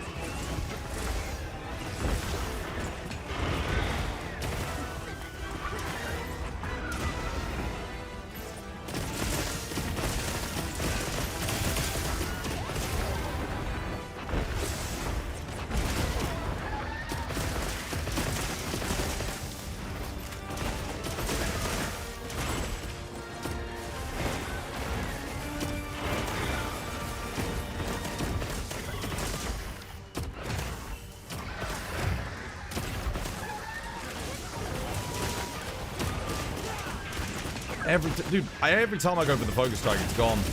I needed it to keep my thingy up.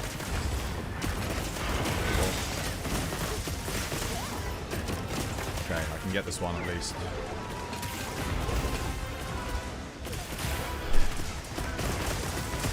By the time I've loaded the fucking thing, it's like it's gone. Like, okay, I can get that. That one I can get. No, it takes too long to load.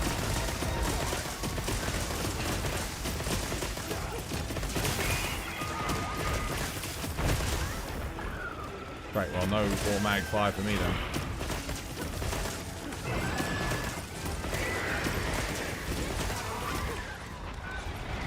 Like, Jewel Blades has already taken it. Jewel Blades just presses R2. I gotta load it. I gotta aim. Surely Light Bowgun needs it more than Jewel Blades. What's Jewel Blades? Like a bit of stamina, man.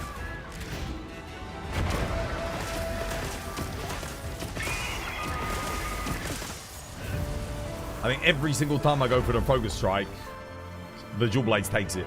I can't.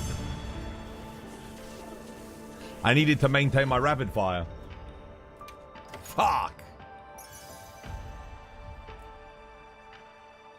Nah, not that good.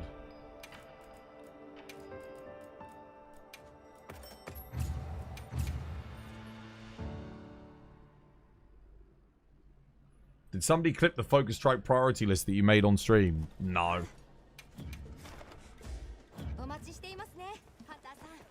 That's the one problem with Jewel Blades, actually.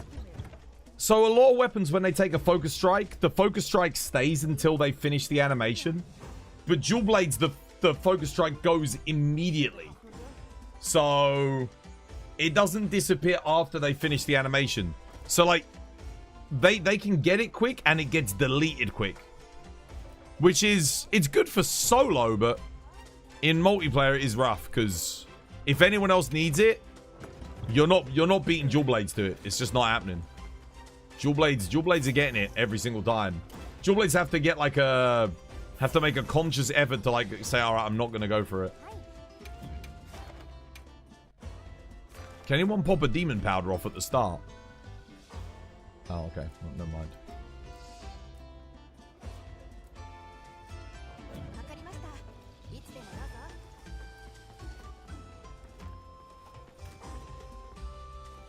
Right, well.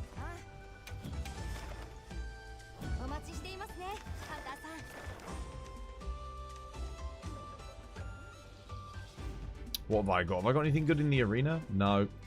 Nothing at the moment. I just need to keep checking in case we get a laggy. I got to replenish my arena laggies because we're almost out. And if people end up needing help with it, I've got nothing.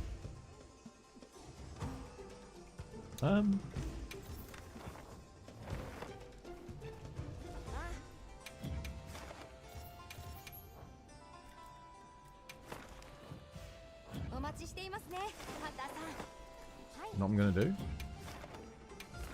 Cheeky solo gore.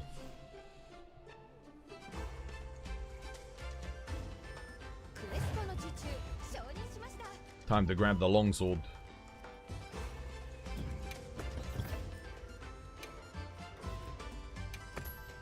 Got the old Gore Lord Soul longsword.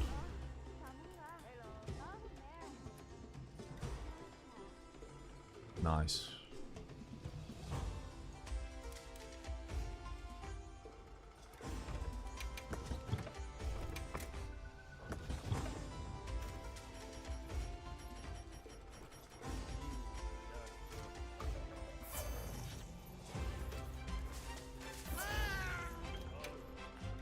Let's do it.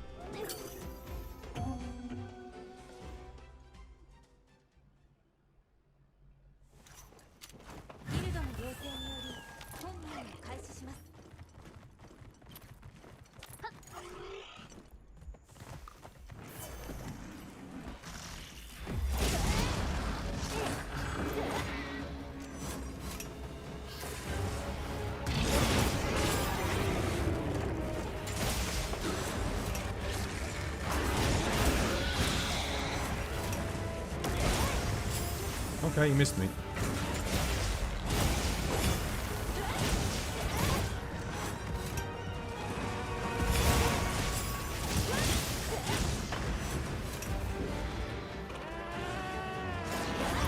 Now that sucks. This is really bad move RNG at the start here, like.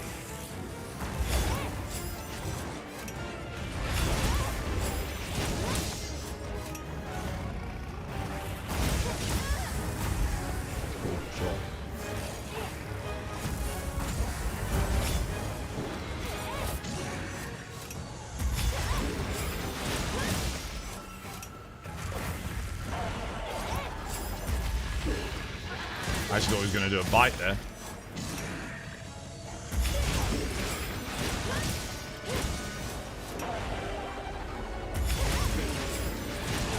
I'm just going to die here, because...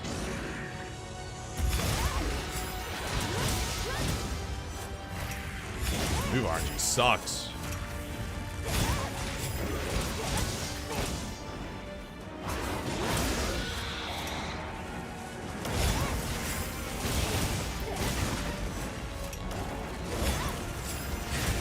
I hate that I don't hit that, man.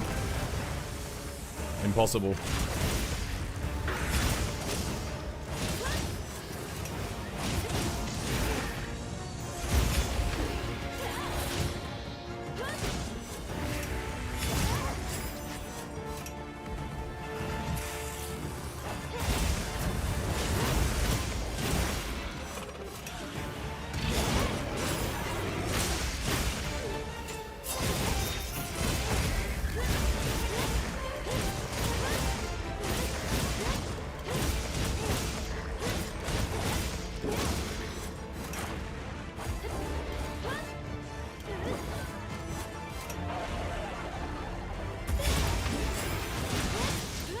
That one I made it out of, thankfully. I'm making it out. I'm not making it through another one of those, though.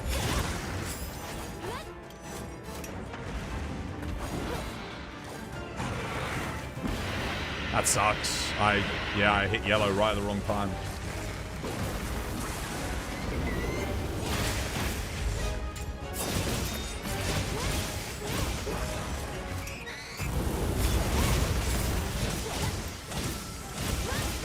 I'm just seeing if Reg will actually heal me here. Well, I have to heal myself.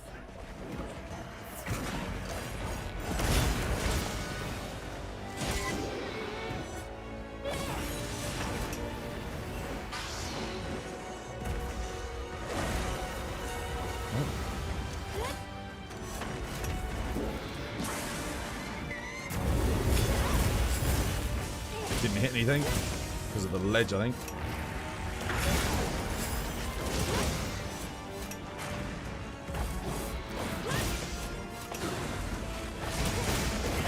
What the fuck was that re-angle, bro? Dude.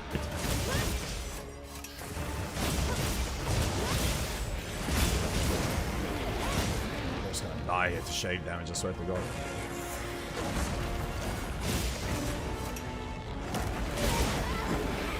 Okay.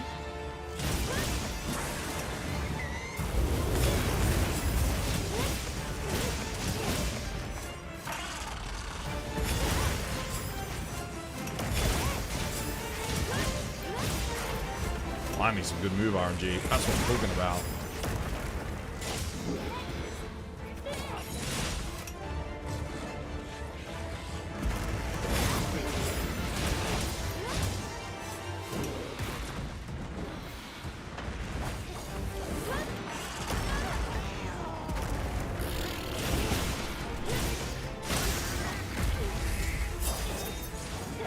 Now you want to help me. Okay.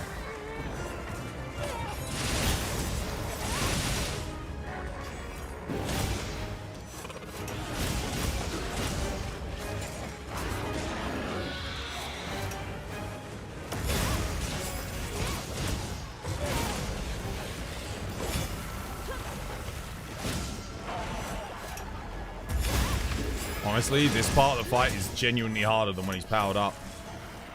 Just because of that one move and how much shade damage you take. The only way you get it is if you go exactly in the opposite direction, perfectly out of it.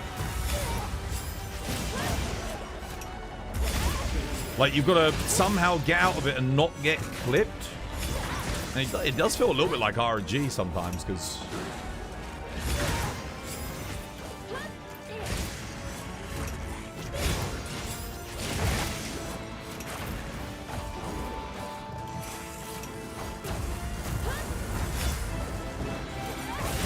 Oh, fucking hell, dude. Yeah, nothing I can do about that, unfortunately. Sucks. Just under here, I guess. Are you kidding me, dude? You're baiting me. What a prick.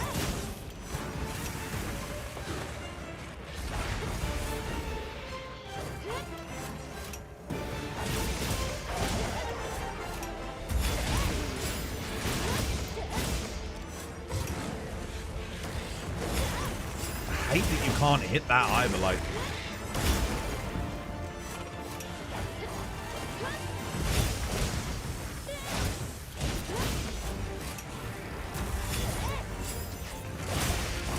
Just stand still for a second.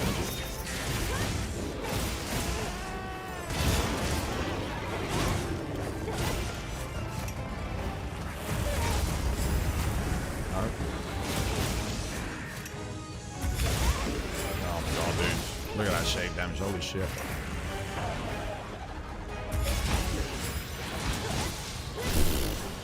Just don't do it again. It's gonna raw hit. Nope.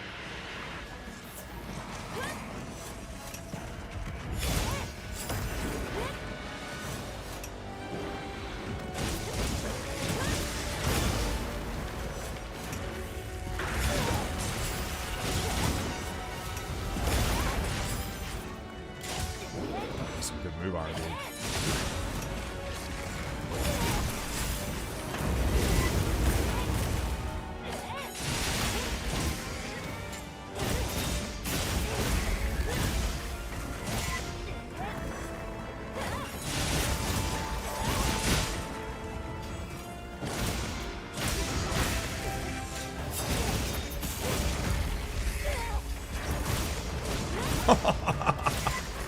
That was pretty good.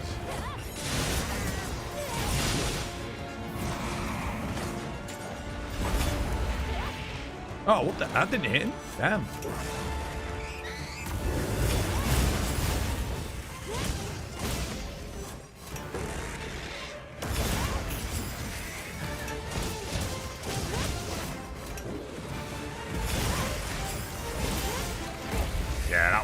That was good. Just about.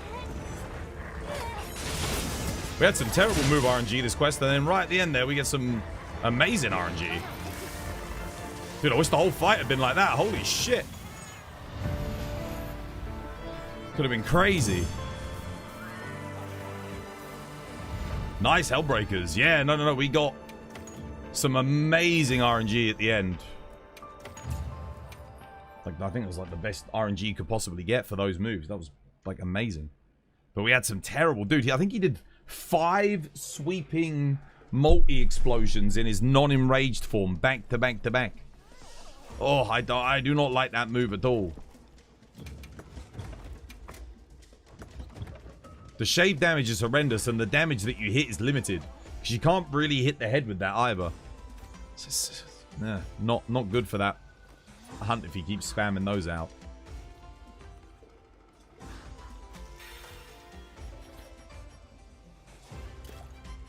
What's the timestamp on that? Like, This is my rough list of Focus Strike priority. Charge Blade when Savage Axe is not up. No. Charge Blade doesn't even come close to the top.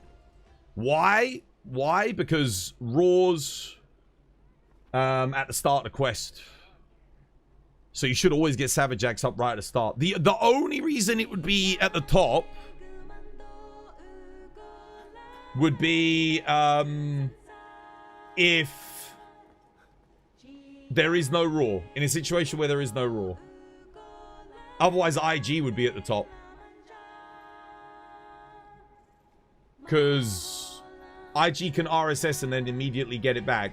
Savage Axe lasts through SADs, right? Yeah. You're learning the Charge Blade and you don't know why. If you parry and hit, sometimes I take a lot of damage. Multi-hitbox attacks. Yeah. IG is like super duper high. Switch X is also pretty high. Yeah. Hunting Horn. Yeah. I'd say Longsword's... If Longsword's at yellow... I already did a full thing anyway. I did a full breakdown of explaining all of them. Yeah, Charge Blade's really important if it doesn't have Savage Axe, but...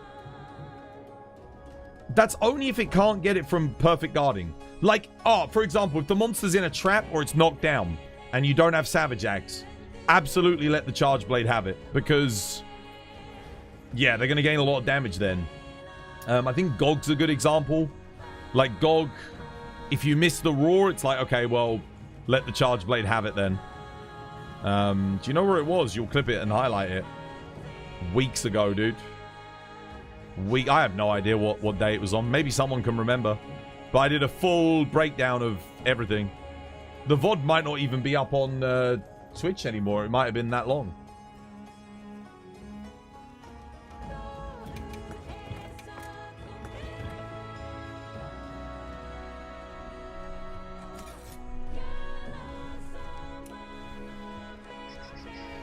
I'm just time-stamping that Gore knockdown chain with like the 3 helm breakers because that was kind of cool. That was like 1 hour and 50 mins in approximately. I'll have a look from there.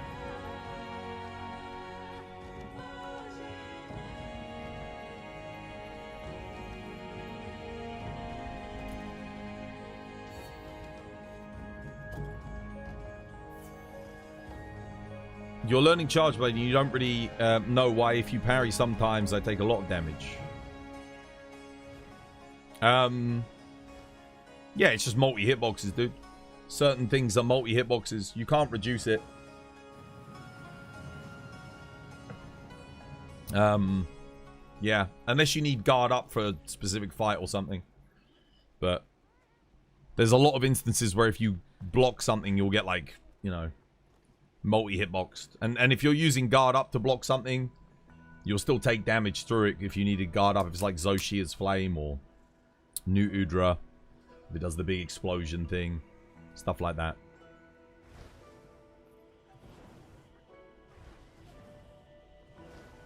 Any Seregios investigations, anyone? I think, like Reagan, Rez, Ray, Kate, I think they've all got some.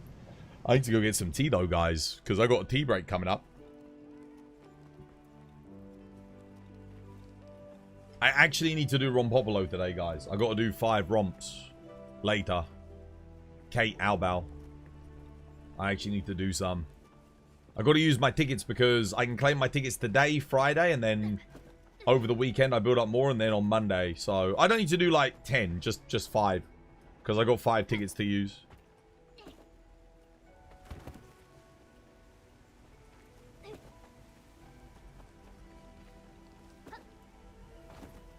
You need a flipping laggy gem again. Wait, what for? Why? What do you need it for now?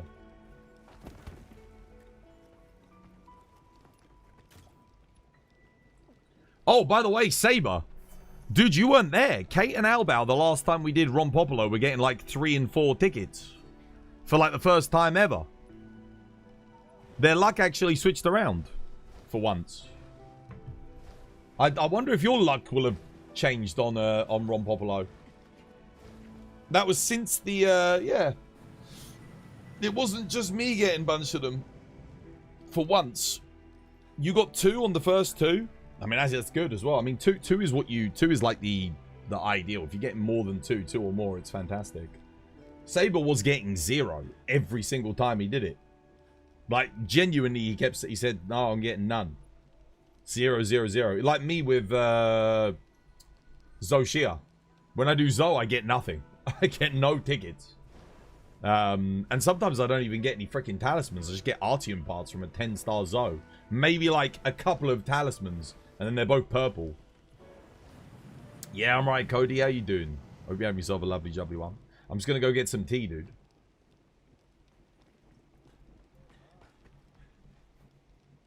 And then you got Saber's luck, which is 0. Saber, I don't know. Saber always gets 0. I think he got 1 once. Like, I think he did get 1 once. Right.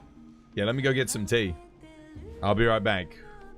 This was by design. And what I would say is, every monster weapon gets their own skills, their equipment skills, and maybe they have a unique skill, but the equipment skill, the one that's not unique, so say what I mean by unique skills are things like convert thunder resistance, slicked blade, stuff like that. So if it doesn't have a skill like that, like crit status, we can spend the Artium parts to re-roll them. So I can re-roll that and get crit status on a critical boost on my Rathian Greatsword. Yeah? Maybe something like that instead.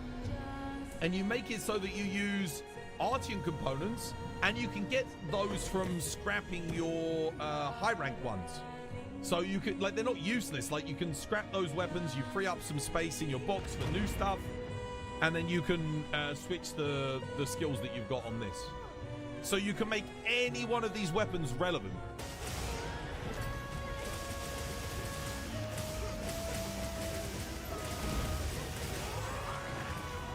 Oh my god. Valhara's going crazy here.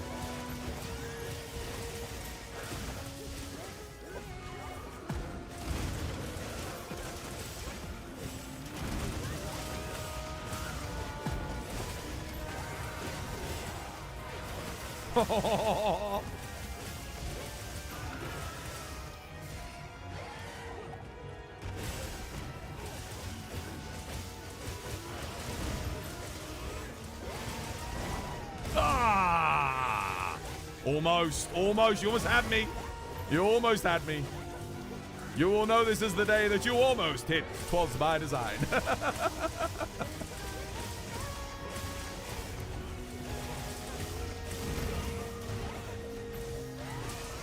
Treats and snack. That's about it. It's there as a, you know, if someone joins. Oh, he's limping. Oh, man.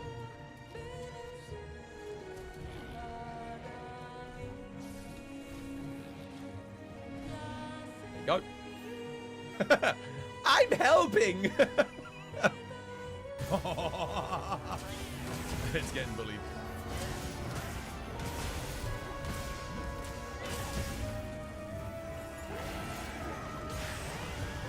Nice.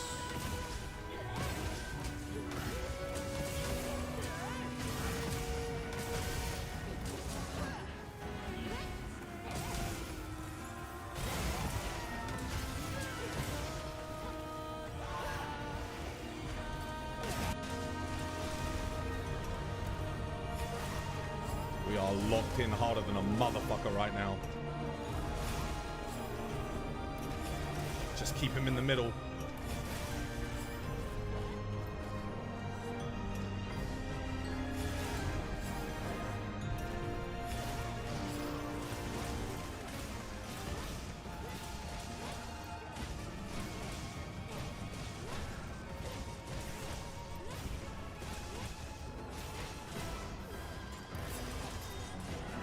Shit. Ah! This was by design. Tea's brewing. What was I going to say? So, Twitch recently, it's like a few months ago now, they added a new feature, which is called the sponsorships board. I don't know, I think you have to be like partnered or affiliated to unlock it, but basically companies, video game companies can send you sponsorship opportunities on there, right?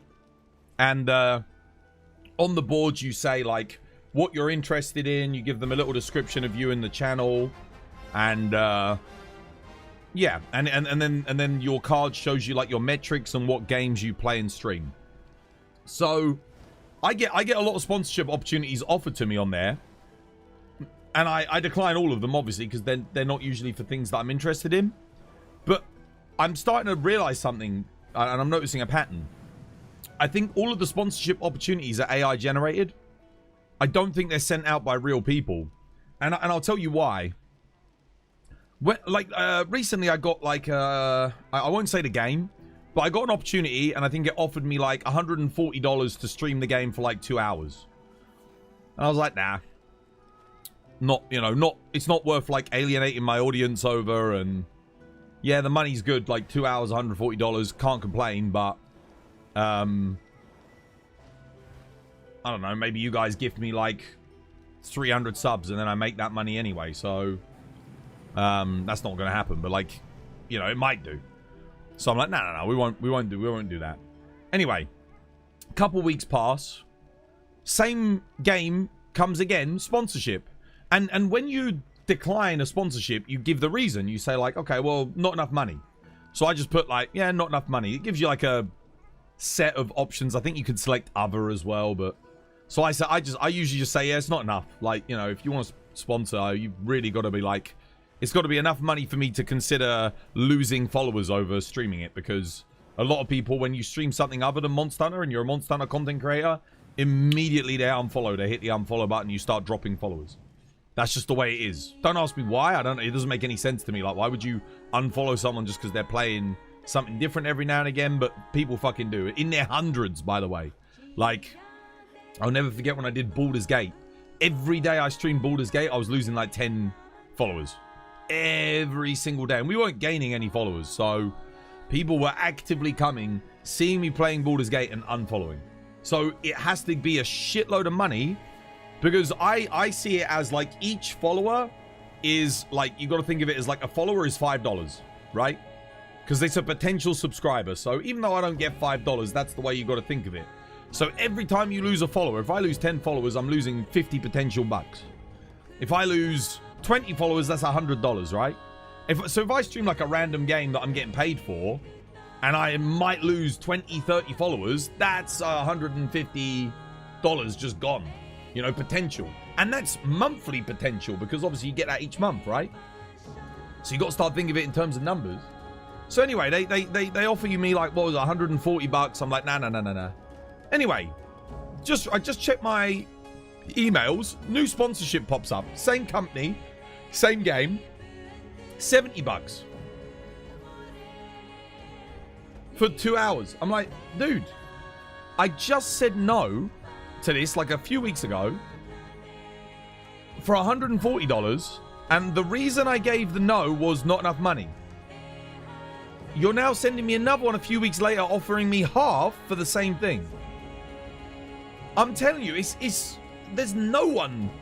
These sponsorships that they're sending out, this is the problem with the system. They don't actually care. Like, they don't give a shit. Like, imagine, okay, so for me, I wasn't going to do it anyway.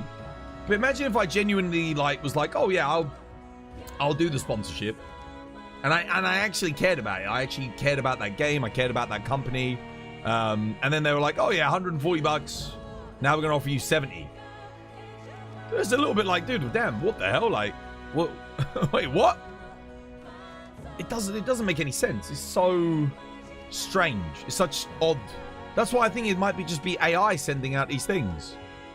Sounds like they wouldn't even pay you if you did it. No, they would. They would, because it's through Twitch. But it's just, the whole system's a bit broken. Like, if I'd say, like, if someone says no to an offer, I don't know. The only thing I can liken it to is if you're at an auction or you go to a pawn shop and the guy's got a nice watch. He's got like a nice Rolex. You say, right, I'll give you, it's on sale for 12,000 and you offer him 10,000. And he goes, nah. And then he comes back to you, he goes, well, how about 11,000? And then you say 5,000. He's like, dude, you just offered me 10. Now you've gone down to 5? Like, what? Like, no. I said no to 10. I'm not going to say yes to 5. What the fuck? Like,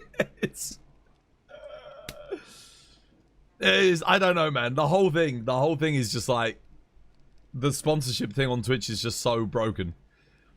It doesn't make any sense, dude. It doesn't make any, it's just, yeah. I think it is a good thing if you genuinely have no audience and you don't care what you stream, then it's actually quite good. But the only thing is, if you have no audience, you're not going to get any offers, and you're certainly not going to get offered like $140 to stream for like a couple hours. It's just not going to happen. Yeah. I've seen nothing from, oh no, Capcom did actually put up something. I think they did Pragmata. I think they offered like $80 for it. For like, to do a stream, Pragmata stream. It's like $80. Oh, okay. Fair enough. Yeah. Your boy Twas. I'm worth $80. It's like below minimum wage, bro. I don't think there was a specified time that you had to stream it for. Just like a stream. So like a typical stream. So in my case, that'd be 7 hours. Yeah. But I didn't do it. I didn't do Pragmata stream. $159.99 from Clayton. What the fuck? What the shit? Is that real? What? Dude, Clayton, did you just give me $160?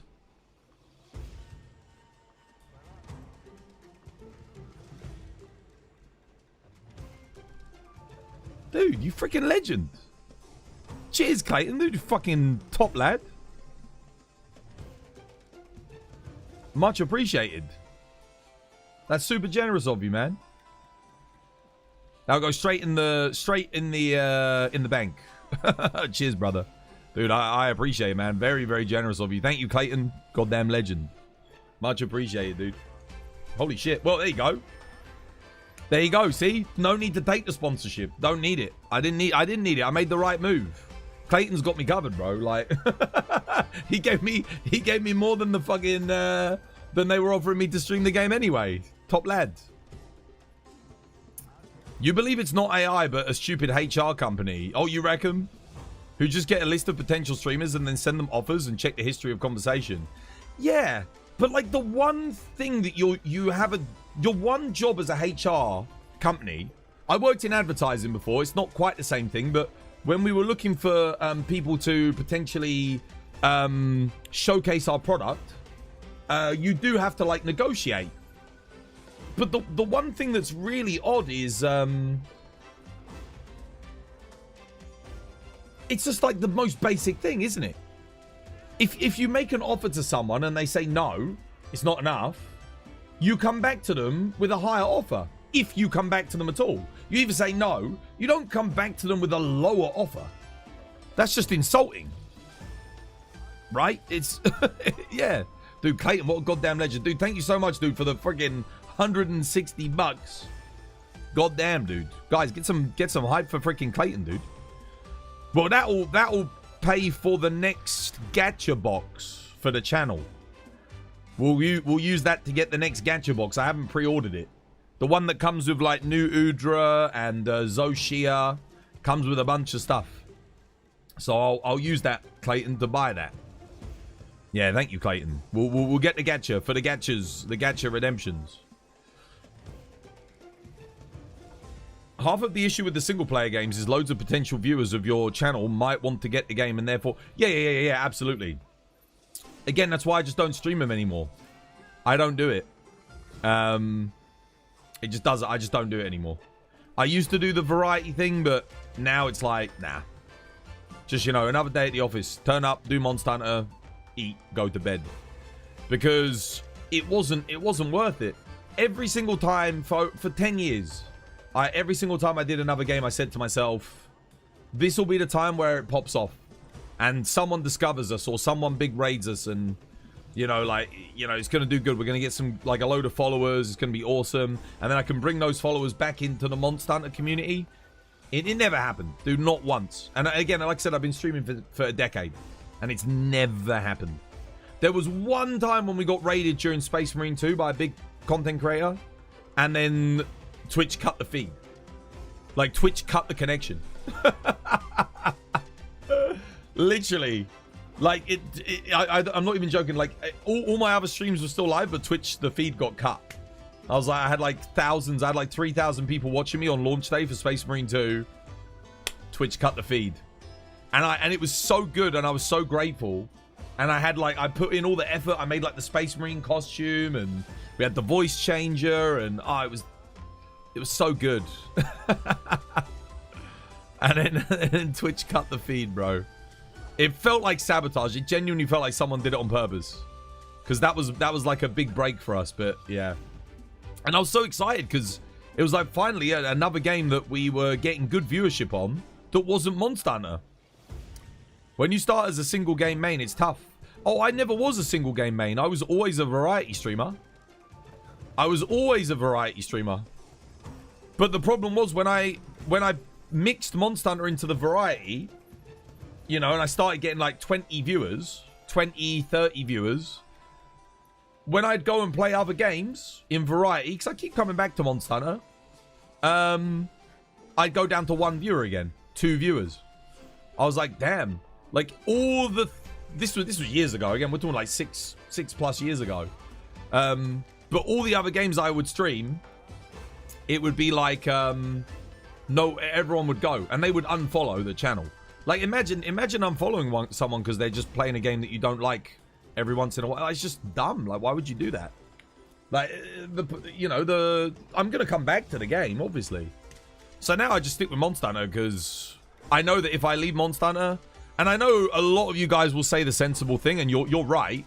Oh, Tors, who cares? Forget about the people that would unfollow you if you know, wouldn't watch you if you don't play Monster Hunter. And I agree, that's the attitude I would like to take. And it is, I think that's a good attitude to have, because it's like, yeah, who gives a fuck, you know, whatever. But you can't do that when you need to make money for a living, you know. You have to like be like, okay, well, you know, that's what people want. I have to provide it. And like I said, I've tried like giving you guys different content, but people just don't really want it. And I always say, like, it doesn't make sense to make something if there's no audience there for it. And don't get me wrong, every game out there's an audience for it. It's just they don't want to watch me. So in my case, it's just there's not an audience, right? Simple as that. So yeah.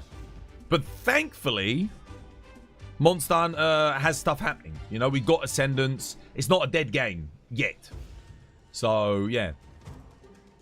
What was your day job before streaming? Construction. I did site management, and then I did advertising. Yeah. And I did a little bit of like, I had my own, I was doing like some games design, game development, but that was independent. I didn't do that. That was just me working for myself. But I ended up doing the streaming. Funnily enough, I ended up doing the streaming because I thought, oh, this would be a good way to like showcase my own games that I make. But then I quickly realized that like, how is anyone even going to discover me if I do that? So I just stopped. I just started just doing the streaming full time. That was after Brexit though. Like I did like part-time streaming before Brexit, and then when Brexit happened, we lost our job because the company that I worked for lost all of its workers because loads of Eastern Europeans, and they were like, fuck you, fuck Brexit, we're leaving. So they left the company. It was only me and a couple of guys left. So that all went tits up.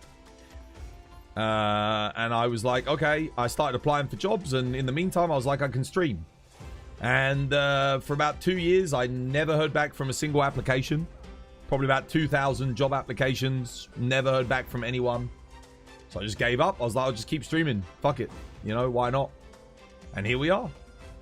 Like, yeah, just do it full time. No one wanted to hire me. Anywhere. It's like, I don't know if it was a combination of things, but yeah.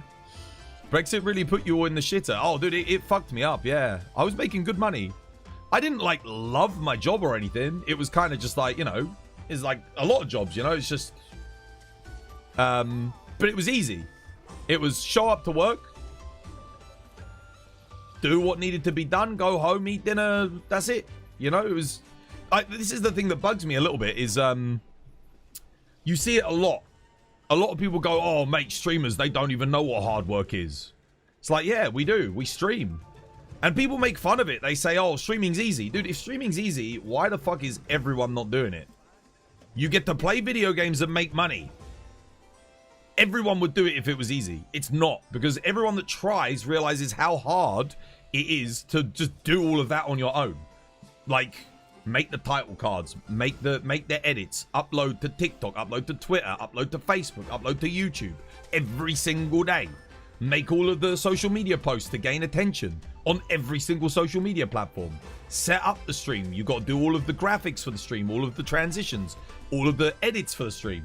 You got to make sure you're compiling all the clips. You got to make sure you're managing the community. You got to deal with all the drama. You got to deal with all the bullshit. You got to stream. You got to turn up. You got to be on time. You got to be professional. You got to stick to the schedule. It's a lot of fucking work.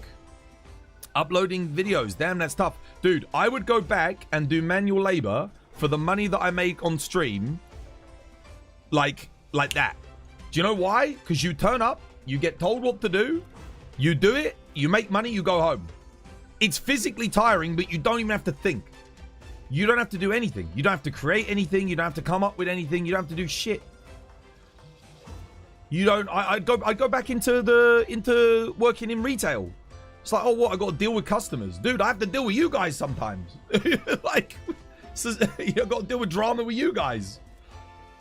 And at least here, I guess I can speak my mind a bit more. But like, yeah, it's... I don't know. Like I said, never judge a streamer until you've done it yourself. If you do it yourself, you'll understand. You are literally doing like 16-hour working days. You will be up from the minute you wake up to the minute you go to sleep. You're going to be working on something for the stream. Thinking of content and creating it's very hard. Dude, it's... yeah. Retail, never again. Dude, retail's... believe me, retail is easier than streaming. I would go back. I made more money in retail. Like, yeah. You don't have to think about anything. Oh, put the clothes on the rack. Stack the boxes. Piss. Talk to the customers. Quickly calculate the change for them. I was like, in retail for me was chill, you know? I know some people say it's stressful, but like, when you think about it, it's like, I'm not risking anything. I don't have to do, you know, I'm not taking any risks. I'm not putting my own money up to do anything. I'm getting paid at the end of the day. There's always a paycheck.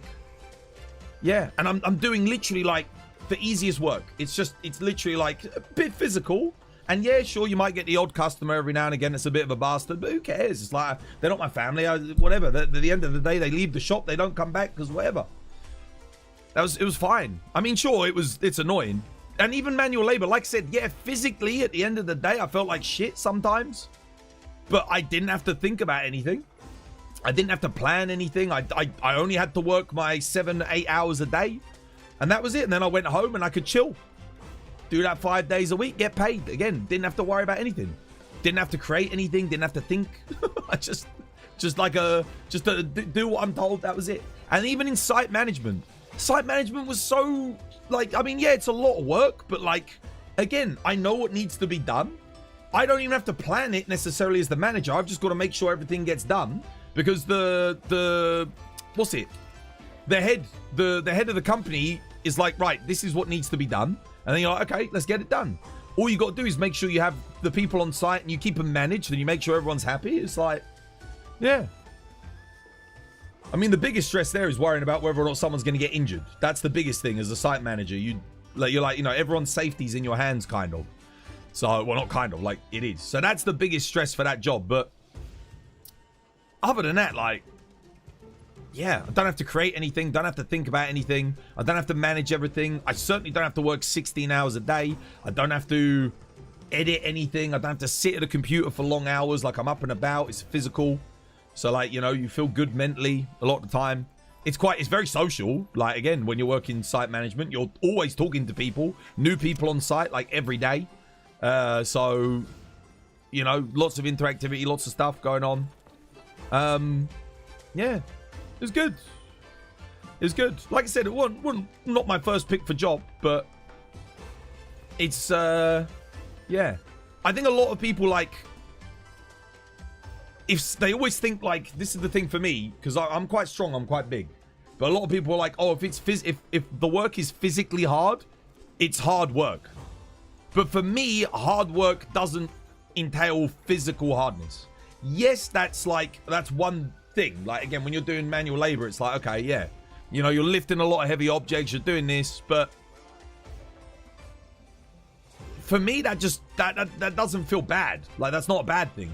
I didn't see it as a negative. It's like, yeah, this, you know, I'm getting some exercise in. I'm getting you get to see the progress of what you're actually doing. Yeah. And like I said, you don't have to think about anything. It's just move this here, move that there. So manual labor was, yeah, physically hard, but it's chill. It's like, just you can shut off your brain for like 8 hours, just get the job done. Like, I don't think anyone would understand. Like, I think one of the things they never tell you, no streamer will ever tell you, especially if you stream long hours like me, if you stream 7-8 hours a day, talking and entertaining and responding and all this, that, and the other, interacting, you don't get physically tired. You don't get that at all, which is okay, I guess. For me, like I said, I don't mind the physical tiredness. Like, that for me feels rewarding. You get mentally fatigued. You start, like, tripping up over your words. You start thinking, oh, what am I, you know, what do I say? Like, what can I thingy? Sometimes you get a bit stressed because you're like, oh, you know what you want to say, but you can't think of it, and you're like, you know. And then at the end of the week, when you've been doing that for like 40 plus hours of like non-stop talking to a camera, by the way, because you're not really, there's no one else here. At the end of the day, if I turn the camera off and turn off the stream and I start talking like this, people think I'm fucking crazy, bro. They'll be like, what the fuck? What is he doing, bro? Who is he talking to? But because obviously I'm trying to entertain you guys and inform you and all this, that, and the other. But then no one ever tells you how mentally fatigued you get. Sometimes when the Saturday finally comes, I sleep for like 15 and 16 hours. And not because I want to. I just, once I fall asleep, I don't wake up. I go into like a comatose state at the end of the week. Also because I don't get much sleep during the week because I work I do quite a lot of shit. Yeah. I know it sounds dumb, but if you do it, you get it. For me, the mental fatigue comes from your manager asking me to do stupid shit. So I was quite fortunate. I have either been in the managerial position, and honestly, like, I've never had any complaints. Like, I always, I always consider other people's thoughts and feelings and make sure everyone's, like, happy. I never, if someone says they can't do something to me, I was like, okay. All right. I was like, what do I need to do for you so that you can get the job done? It's all about negotiation. It's about compromise, you know? A manager is not there to order things. They're not a boss. They're not there to order people to do things. A manager is there to manage. So it's a give and take. Management is give and take. You have to give people stuff in order to take stuff from them. That's what a lot of managers think they're bosses. You're not a boss. I'm sorry, if you're a manager, if you're sat there in chat, you're not a boss. You're there to negotiate. You're there to bring compromise. You're there to help people. If someone says something can't be done, it's not immediately like freaking tell them off, you know, reprimand them. Why can't you do it? No. It's okay. All right. So what's the issue? What do we need to? How can we help you? How can we help you get the job done? And that's in every managerial position. You've got to consider the other person. If they're telling you, maybe it is incompetence on their part, but you've got to give them the benefit of the doubt. First things first, you've got to try and like negotiate. You've got to try and find a middle ground. Always. So important in management. You're about to get a nursing degree? Yo, good luck. How you doing, Reese? Welcome to the stream. Or Rehace? Help me understand your blockers so that I can see if removing them is within my ability. Yeah, kind of. The people you've worked with before are actual sharks. They'll do and put all of the responsibility on you for a promotion. Yeah, nah, fuck people like that. Nah. The people like that, the only way you deal with them is you burn them down. You have to bring them down. You have to be tactical. You have to always, if you got someone like that, you have to assume that they're going to be shirking things onto you. So you need to make sure that you're ready for that and you account for it. So that the culpability doesn't land on you and it lands on them. And then you can take it higher up above them. That's very important. There are a lot of people like that in the world, unfortunately. Nah. No, it's not good. How to level up your HR fast? There's event quests that give you bonus HR. Or you want to do like multi-monster, tempered monster quests. They're really good. Like 8-star, 9-star, 10-star. They're amazing for HR. You want to do community and work towards the TVN? Yeah. Any tips for me as a player? You're just starting out in high rank.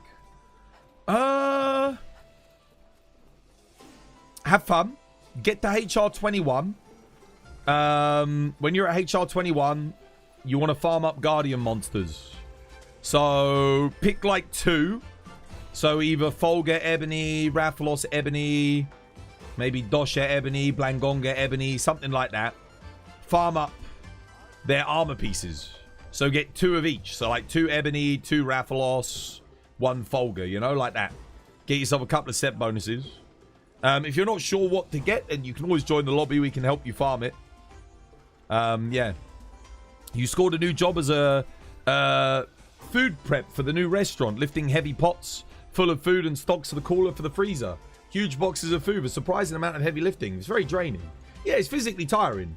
But is it also not, this is what I post to you, Org, because this is the thing for me. When I worked in manual labor, it's physically tiring.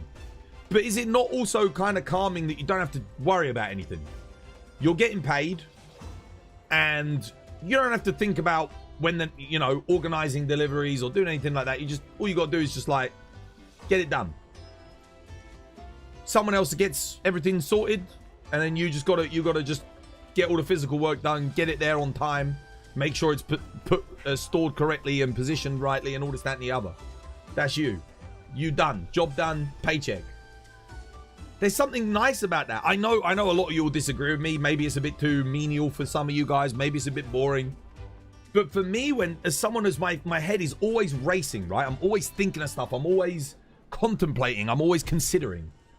To sometimes just do something where I don't have to think about anything, it's nice. It was nice for a time.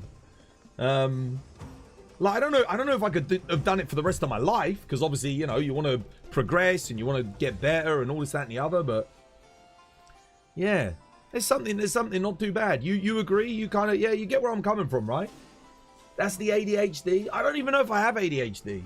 People keep saying everyone always calls me autistic. They're like, dude, you're fucking autistic, bro. I'm like, I don't know. I haven't been diagnosed. They go, oh, you're ADHD and autistic. I'm like, I don't know. I don't know. No one ever diagnosed me. Doctor never looked at me. No one's ever checked me. And that bugs me because I'm like, dude, I would like to know, but there's like a waiting list to like 4 fucking years here in the UK. I don't know if I want to pay to go private to be diagnosed. At the same time, what does it change if I know that I have ADHD and autism? Does it alter my life in any way, shape, or form? Everyone already calls me autistic anyway, so it's like, well, whatever, man, you know? You might have a hint, you never know. Yeah. The worst part of your job is dealing with people. Doing the actual work and that's the best part. Yeah. Yeah, it's getting stuff done in it. It just feels good. It feels good to have like a minute by minute progress as well. The creative jobs are brutal, man. On top of being a streamer, you're kind of pushed to entertain the viewers, lest they go away. Yeah, I used to worry about that a lot more than I do now. Like, it's happened to me so many times that we've lost like almost all of our audience that it's like rejection. If you've ever gone out, you know, to try and go out on a date, and you go out with loads of beautiful women, you take them out for a meal, maybe you even get lucky once or twice, and then you're like, hey, you know what, let's go out again, you know? Maybe you go out a couple of times, a few times, maybe even you go out for like a couple of months. And then she'll come to you and she'll say, oh, you know what, I don't know. I don't think I'm ready. She'll, you know, something. Okay, fair enough. Once you've dealt with it enough times, eventually you're just like, you become apathetic to it. You're like, yeah, at that point you expect it. For me, if I start stream tomorrow and none of you guys were here, I just expect it. I'm just like, it happens. It's like, yeah, it's happened to me like a million times before it'll happen again. Especially with Monster Hunter the way it is at the moment, you know, not too much happening. Lots of people who get diagnosed later in life see a quality of life improvement. But everyone's different. Yeah, maybe. I don't know how it would change anything for me. I don't really want people to treat me differently either.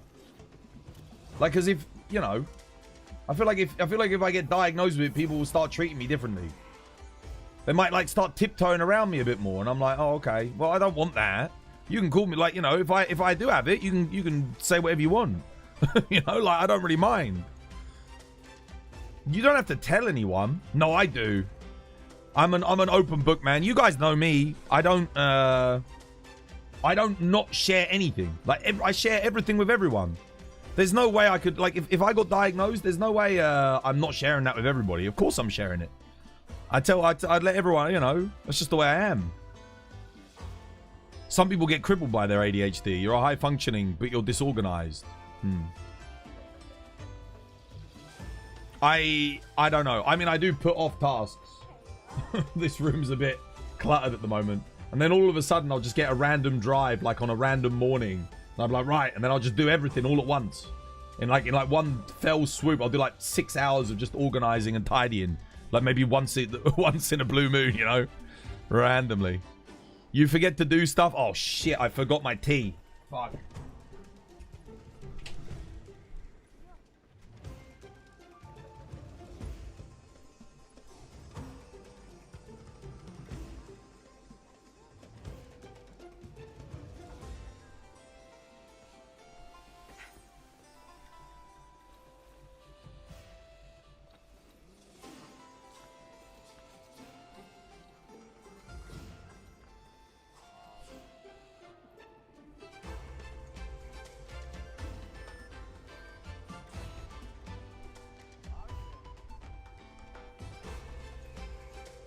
Well, that's the strongest tea I've ever had. Whoops. I knew I was forgetting something. I was thinking, I'm sat here chatting with you guys. I'm like, dude, I was meant to do something. But I can't remember what it was. You've seen people with ADHD read Greek naturally and spent most of their childhood in a private camp during the summer. Are they true friends if they don't lightly make fun of your ADHD? Well, that's what I'm saying. Like, I don't want people to. If I did have it, I wouldn't want people to treat me differently. I don't know. Like I said, everyone else always tells me I am, but having people tell you you are and having a doctor tell you are two very different things. Do you ever get bored mid-hunt? Sometimes I lose focus mid-hunt. I lose track. Oftentimes you guys will start talking to me and I'll start chatting with you in the middle of the hunt and then I'm not focusing. I don't I get distracted and then I don't and then I can't focus on the hunt anymore because now I'm doing that. So it's like, oh shit. It's just your way to be, as many people have different situations on to express yourself. You maybe get more attention on the way you express and maybe can understand if you tell, but that doesn't define who you are. People that can value you will be there and understand. Let them step away. Don't mind them. Yeah. I mean, all of that's a nice sentiment, but there's still a fucking, like, 2-year waiting list to even get diagnosed anyway, so... Fuck that. I'll just... You know, whatever. Right, what are we doing? Yo, Kate, do you want to do, Ron Pobolo? I actually need to use my tickets.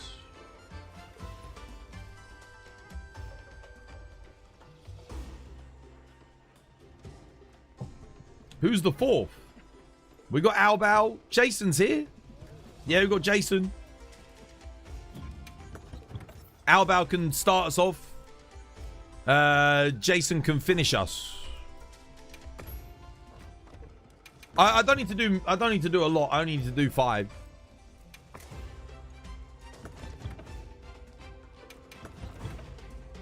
Got to craft some more might pills. Oh.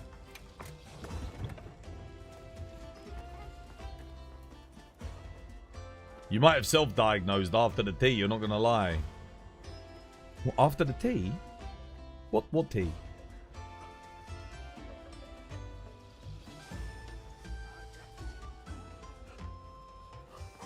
Yeah, Kate's got a new PC. Right. I'm going to pop it up. Let's get some vouchers. Let's see if the Ron Popolo luck is with us today.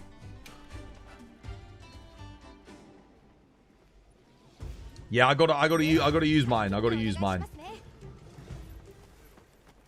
It'd be nice to have a proper farm in Ascendance instead of Natter.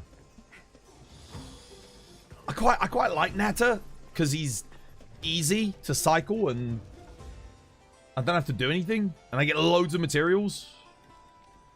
If anything, I would just like them to let me rest 8 days in a row. So I can literally like rest once, spend 4,000 points, and then claim the farm. Instantly. That would be kind of good. Oh, shit. Sorry.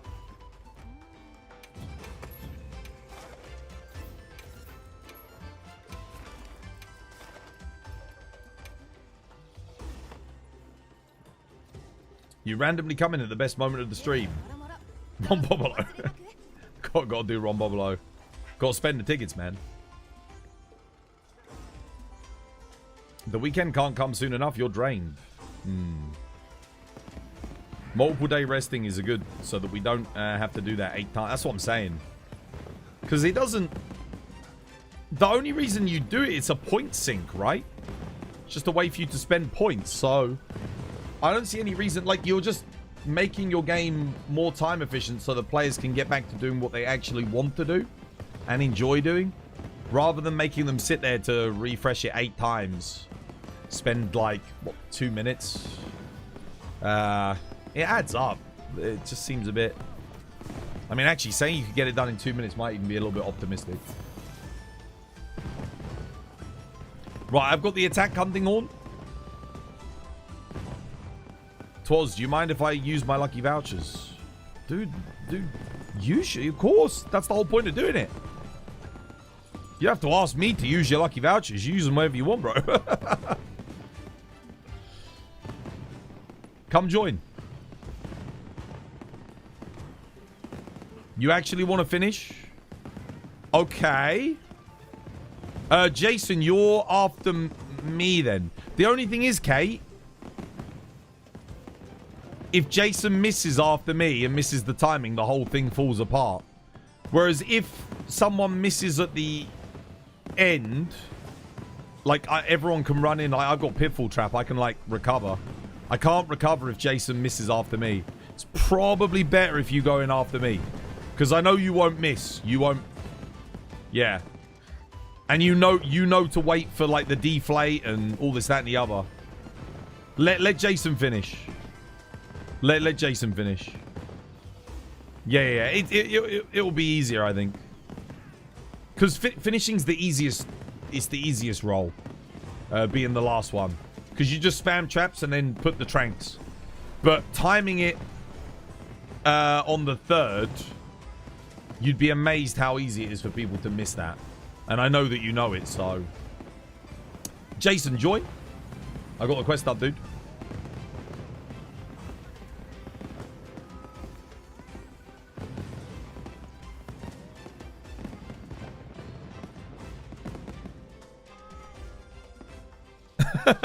Let Jason what?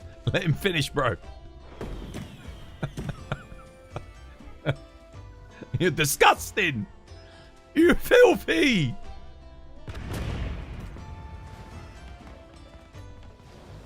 Oh shit, wait a minute. Let me clear up my ammo pouch. Don't need this shit. There we go. Make sure I'm on my water. Yep, trap water. Okay, cool, I'm good. Awesome.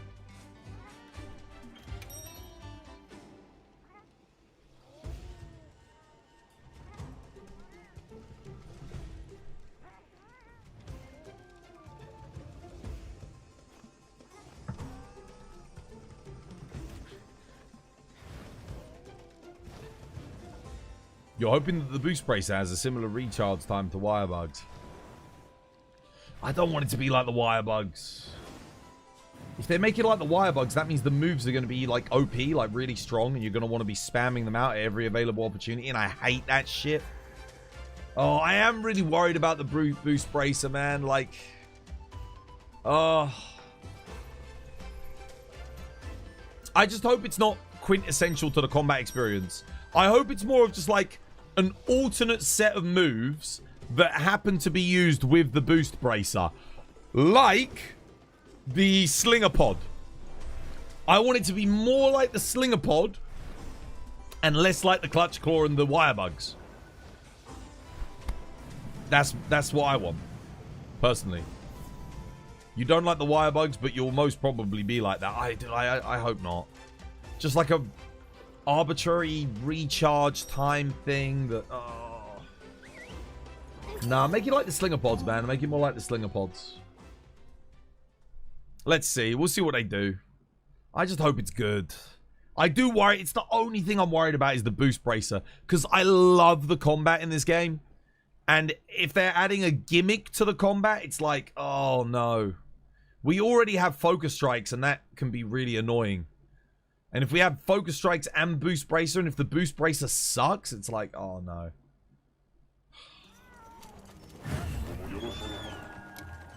Please no, Capcom. Hopefully it's good. I'm worried about it, but I'm sure Capcom will. I'm sure they've learnt from wire bugs and clutch claw as to what makes something annoying or like not very good, you know?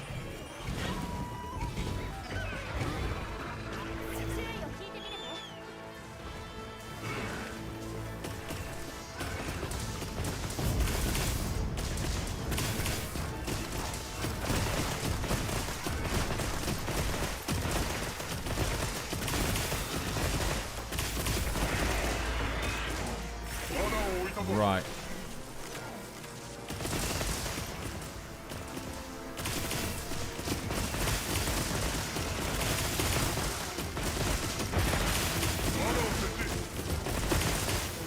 Second.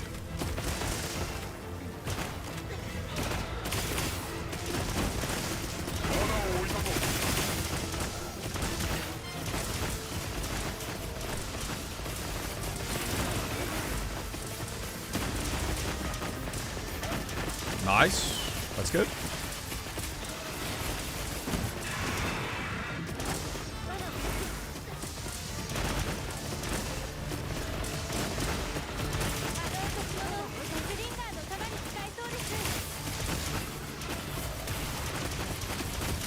Make sure you count Kate in, Jason.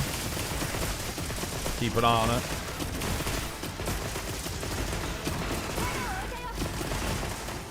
Because you're next.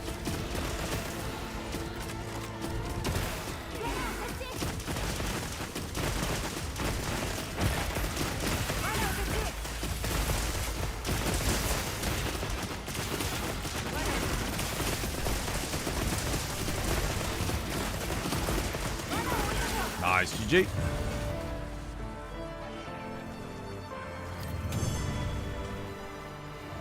Feels like you're playing some sandbox games right now. What does? Oh, so you feel like playing some sandbox games? Yeah, we got a ticket. Good first run. GG. I got one. Yeah. One is good. One's better than none. Even if you're getting one on this, it's not too bad. But obviously, if you're getting more than one, that's excellent. Actually, I mean, this quest would probably be amazing for gaining HR, right? How you doing, Sahotsu? Welcome back. Hope you have yourself a lovely, jubbly one. All right, and again.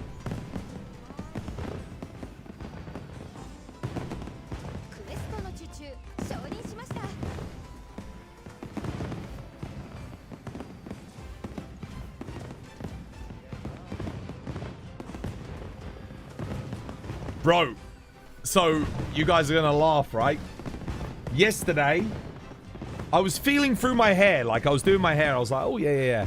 And I was running my fingers. I was like, what the hell? I was like, my fingers they got stuck. I was like, oh, I got a knot in my hair. I must have got it when I was sleeping. You know, my hair's gotten tangled when I've slept. I'm like, let me cut the knot out of my hair. So I get me knife. I get my hair and I run the knife through the hair like vertically, so you only cut the knot out, right? Are you ready to laugh? Are you ready to laugh, right? So I run the knife through the hair. This was my design. That's the fucking knot in my hair, bro. This tangled up goddamn lump. Look at that, bro. Like, I mean, I did it. It's like right in the back. The goddamn knot. Look at the size of it, bro. This knot. I cut that out with the knife. There's no way you're untangling that. That was tangled up in the back of my hair, bro. This was my design. Is that a cat hairball? No. That was like at the back underneath my hair like that. And I got the knife and I was cutting down like that. And I pulled that out. Did you forget to remove your... yeah, when I was... so when I go sleep, I tie my hair up.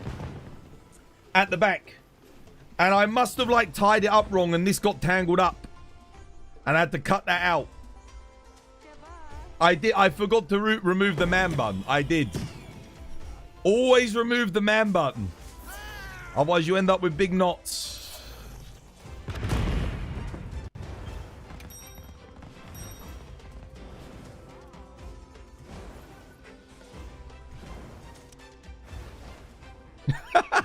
Twas hairballs. I didn't cough it up, thankfully. My God, dude.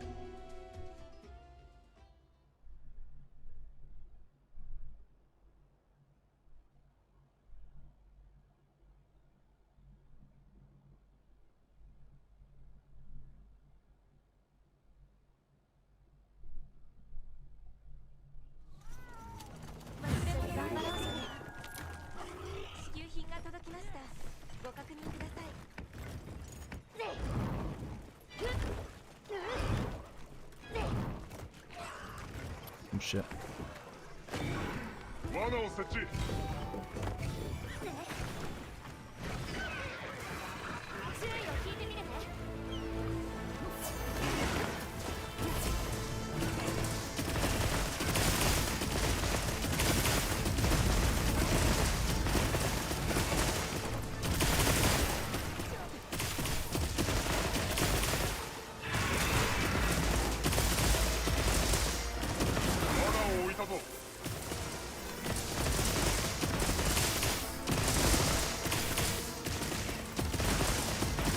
How about keeping us on his toes?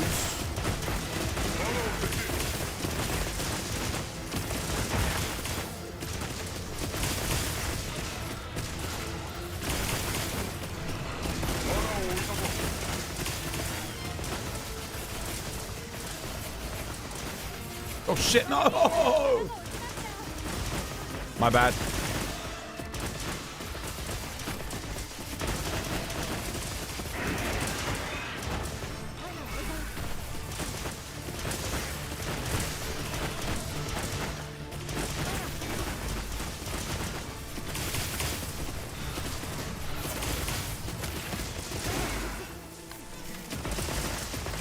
Bit close. Move forward so much.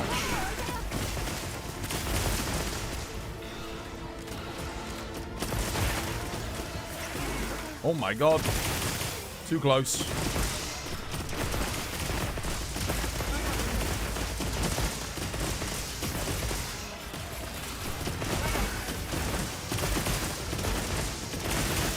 Don't forget to trank him.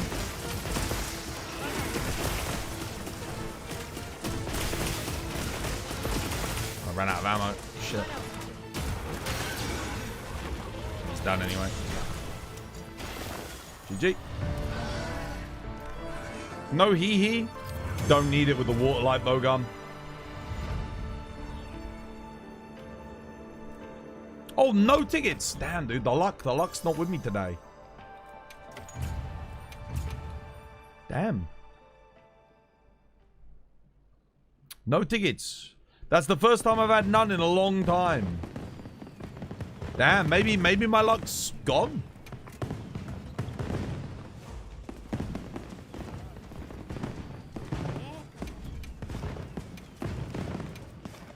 Guys, don't forget to take might pills. Don't forget to take the might pills. Oh, shit.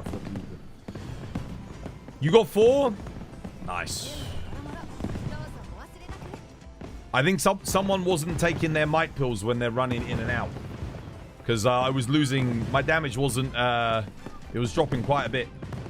Don't forget those wide range might pills, guys. Just kidding. 0? Oh, shit. That sucks.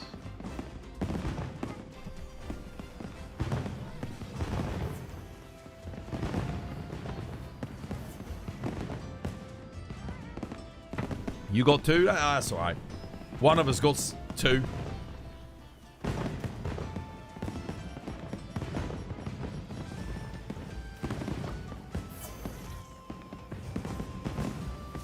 We're ready to go again, Kate.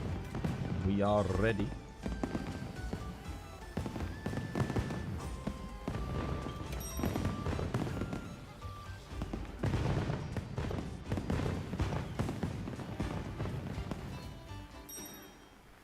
You think your trap placement could be more optimal on that one?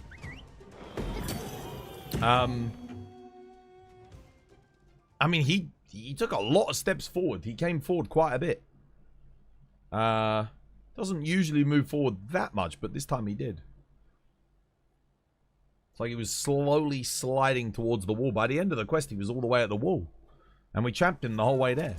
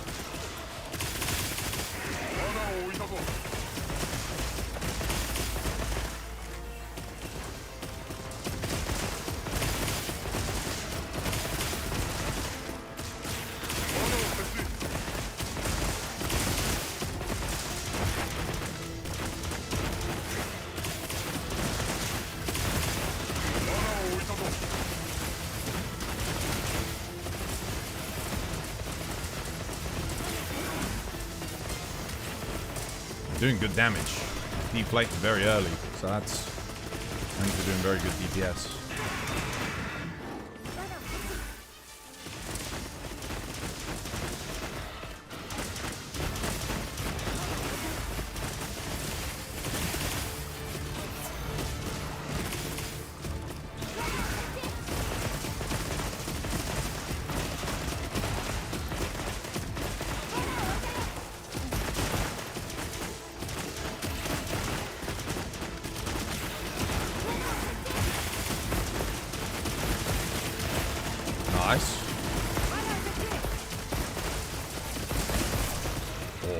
damage. Yeah, I think someone definitely took the might pill this time. Nice. Yeah. You can tell. Because I hit, I think it's like 173s and 186s on the final burst if there's been a might pill. I can't hit that without it. Okay, we get a ticket that time. Nice. Good. As long as I get some tickets. You got 2? Okay, that's good. It's good. I wonder if this quest would be the fastest way to level up Hunter rank. It actually might be. Because it's the only HR 100 10-star monster you can get done in 2 minutes. You can't kill any of the other ones in 2 minutes, right? Not even 80 Argveld with dragon ammo. You got 3? Okay, nice, good. All right, now I need the game to start giving me 2 and 3 again, or Rompopolo has forsaken me. Your game crashed. Okay, we'll wait for you to come back. No worries. Anything new? What beside the new challenge quests that they added the other day? We got a couple of new challenge quests. I don't know when you're asking from. Do you mean today or? Yeah. Pray to R and Jesus.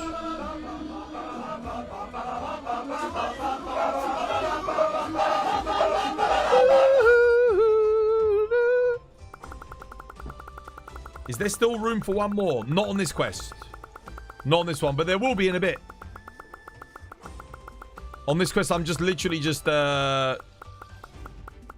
spending my tickets. Getting my tickets spent. Oh, there's no way. Bro.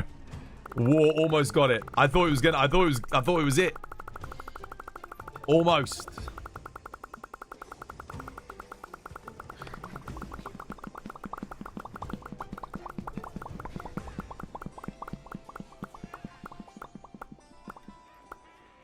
Oh, 100,000 renown, dude, bro. Not bad. Not bad at all. I'll give it to you 1 second.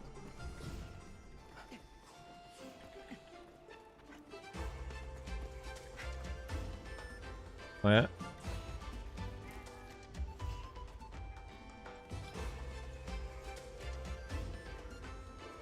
There you go. I've added it.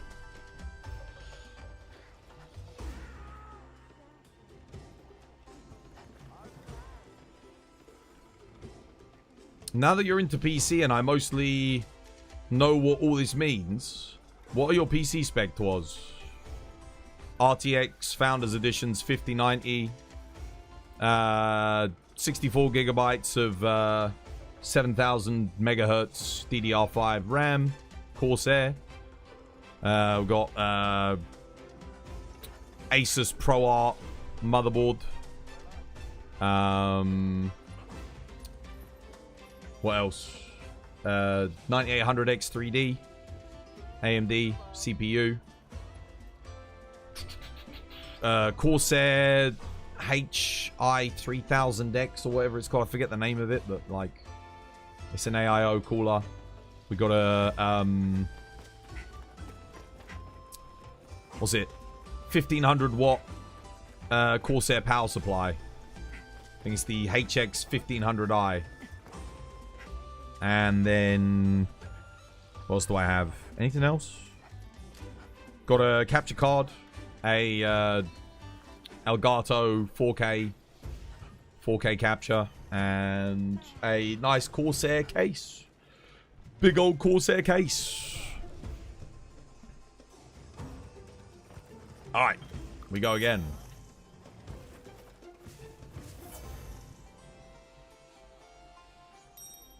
It sounds like a Minecraft sound.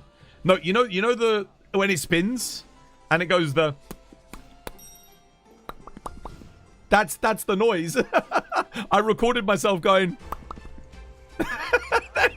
I made it the ticker sound on the spin the wheel.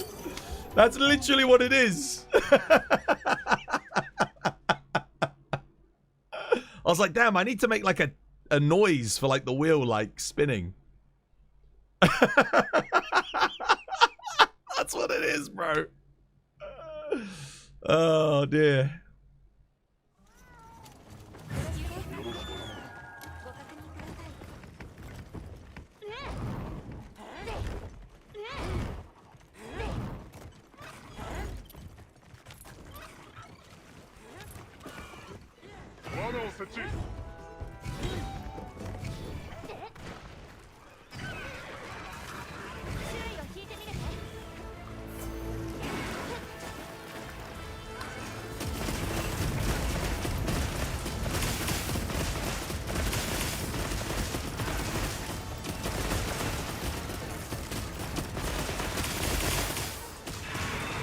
Wait a minute.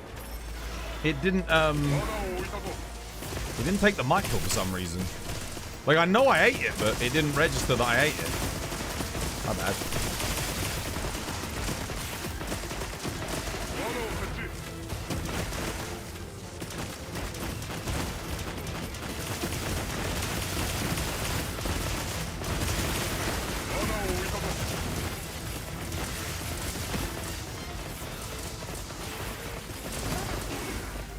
I was a bit behind on damage there because my might pull didn't proc. Sorry, guys. Oh, you bastard. I hate when he deflates when I've, like, already put the trap down. It sucks. Yeah, I knew, sorry, I knew we'd be a little bit behind, so I kind of fucked up a bit.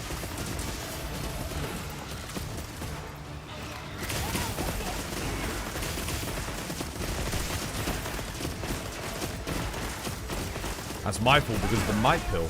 I could have sworn I pressed to eat it, but I guess not.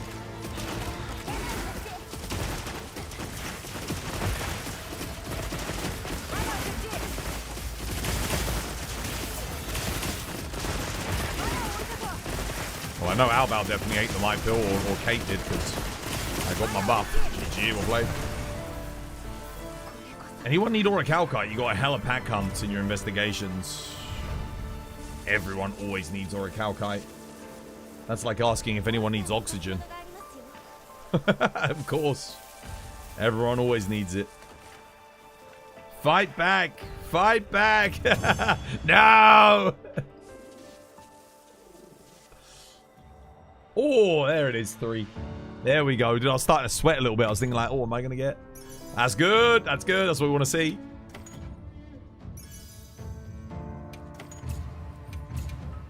You got 1. It is. I wonder if it's just a coincidence that when one person gets like 3 or 4, everyone else gets like not as many. What if there is actually a ticket distribution thing?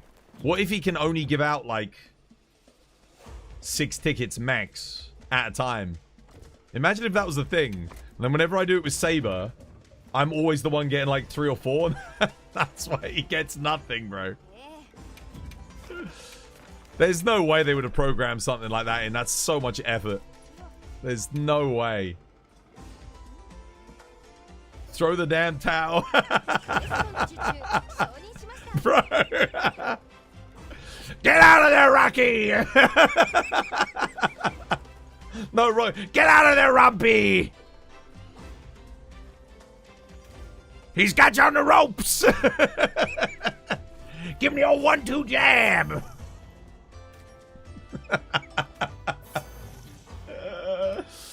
Ah, dear. Poor Ron Bobolo. He's just getting bullied here. Poor bugger. You're not using luckies anymore. Watch you get like 3 tickets now. Watch it happen. This is my last lucky. This is my last voucher. Saber, get back here. We want to test something. Dude, he literally like disappears, bro. He's a magician. When it comes to when Ron Popolo's on screen, even if he... What's that smell? He's probably sat there at work. He gets like fucking goosebumps on his arms. Like, oh, so I sense something terrible's happening. He's got like Ron Popolo sense, bro. It's like, yeah. He fucking knows, dude. It's like someone stepped over his grave. It's like, no. They're doing Ron Popolo. I can tell. Yo, Kate Albal, come back. What's the armor layout?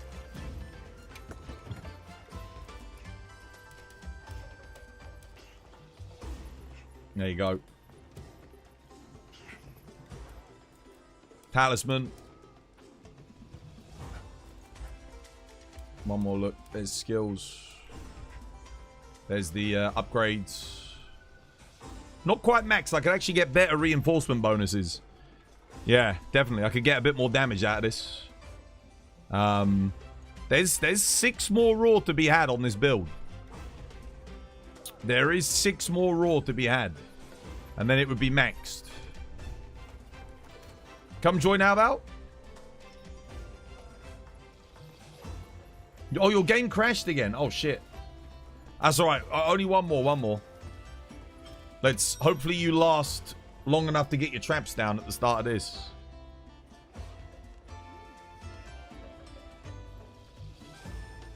Let's see. I've got more than 1 ticket average per quest thanks to that 3 stack. We're nothing crazy today. Probably about like 1.33 tickets per quest. If I get a double stack here or a 3 stack here, will be good.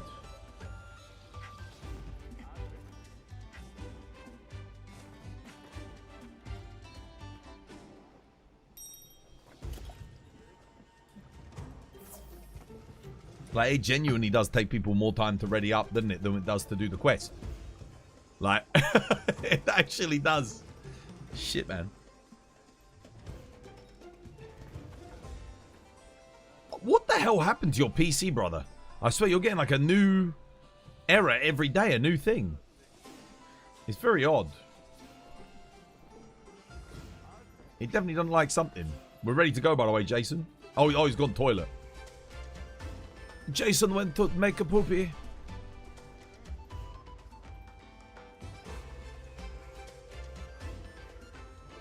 Right, let's do this. One more. And then I'm good for tickets. I've used all my lucky vouchers again. A poopy do, a poopy do poopy. Right, let's go.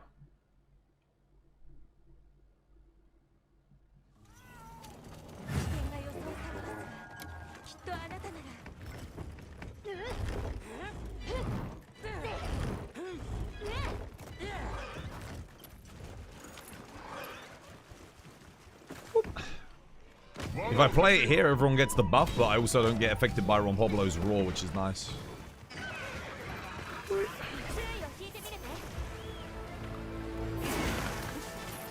Oh, hello.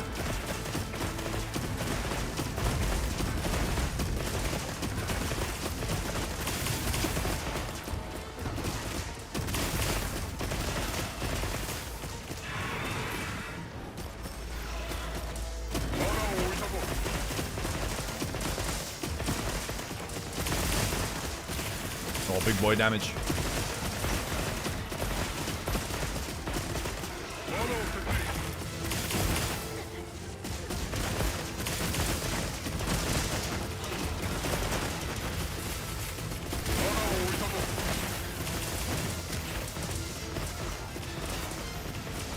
I knew he was going to deflate on the first because we did so much damage there. There's going to be 3 traps here, Kate.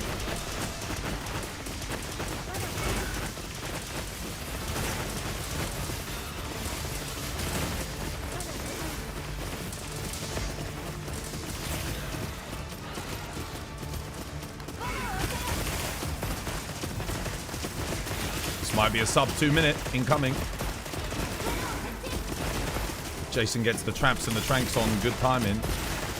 Should be good.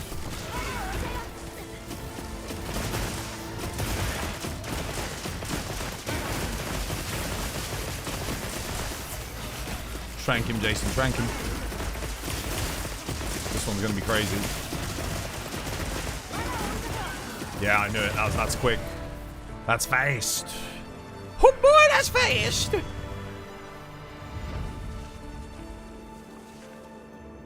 Oh, I got 3 again. Man, it's a good day to farm Ron Bobolo. Double 3s, back-to-back triples.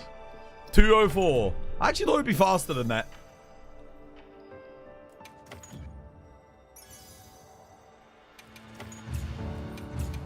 Nice. Ignition and Eldad the Great. Dude, thank you for the follow. Cheers, guys. Much appreciated. Nice. That was good. That was good. I got a little bit scared there when he gave me none, but he made up for it by giving me the double triples. 6 tickets in 2 quests is amazing.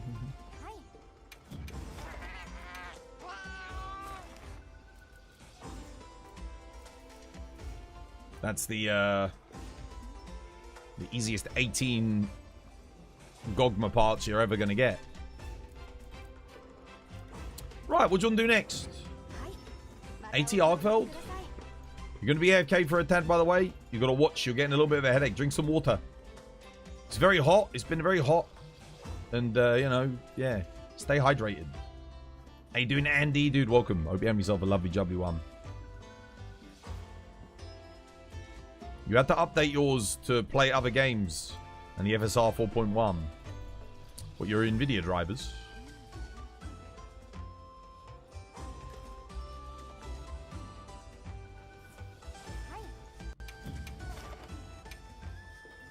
All in prep for the Switch 2.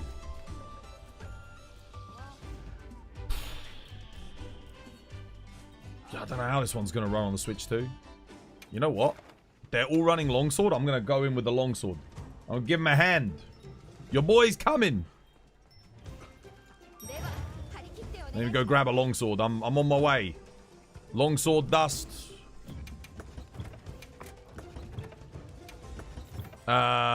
Just bring dragon longsword, yeah? Yeah, that'll do. Let's go. Thank you so much for the hunting. It's time to see you next time. Yeah, take care, Eternal Stralis. Have yourself a lovely jubbly one. I'm here to help, guys. I'm here to buff you. And I'm here to do God's work. Let me put the flashes in.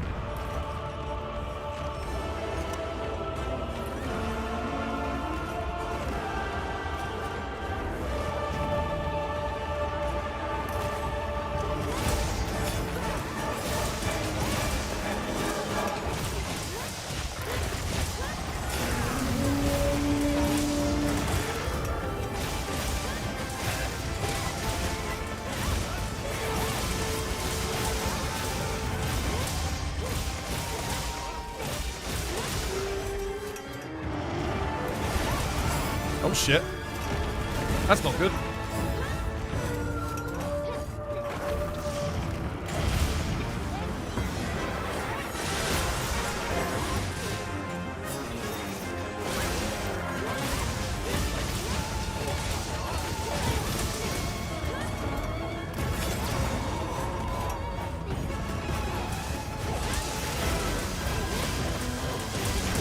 The hell?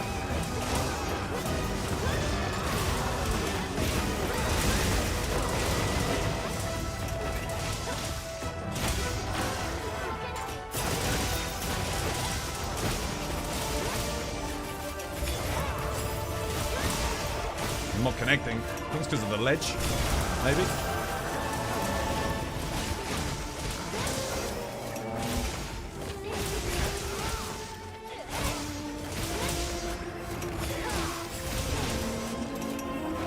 Alright, he's targeting me, that's good.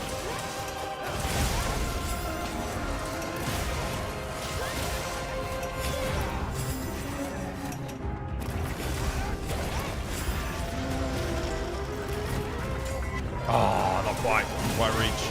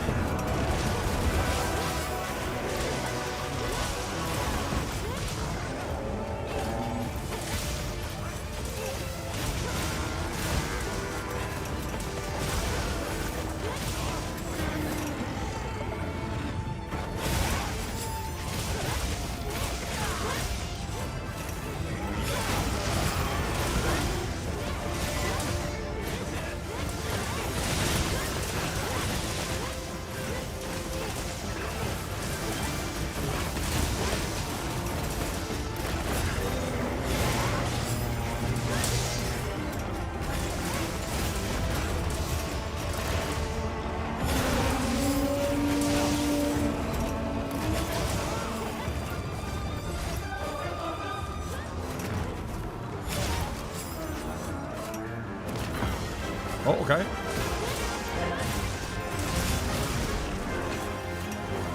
He's getting flinched.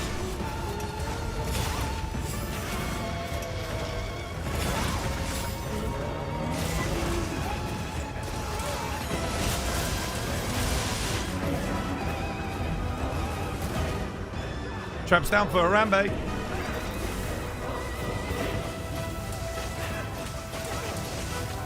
Oh, it's a sleigh. Right, what the fuck am I doing? Whoops, I forgot.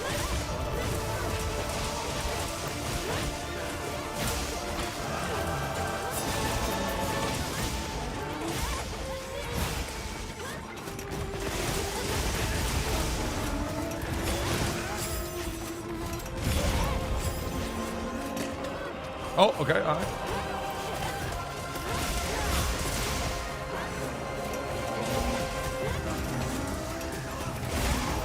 Ooh, GG, well played.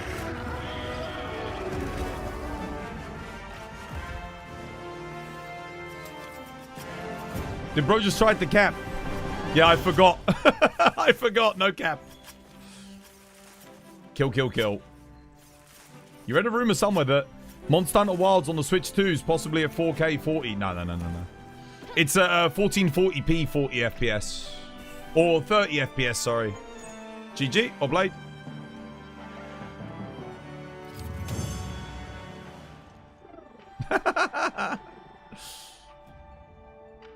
No tickets, bro. Not a single ticket to be seen.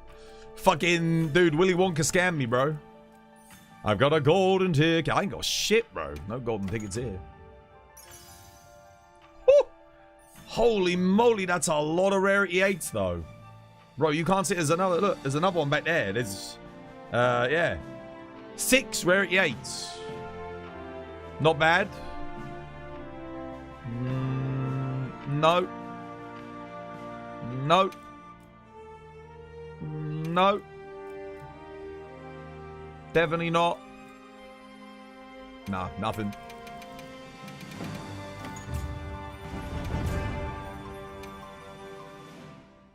How you doing, Gabe? How you doing, lad?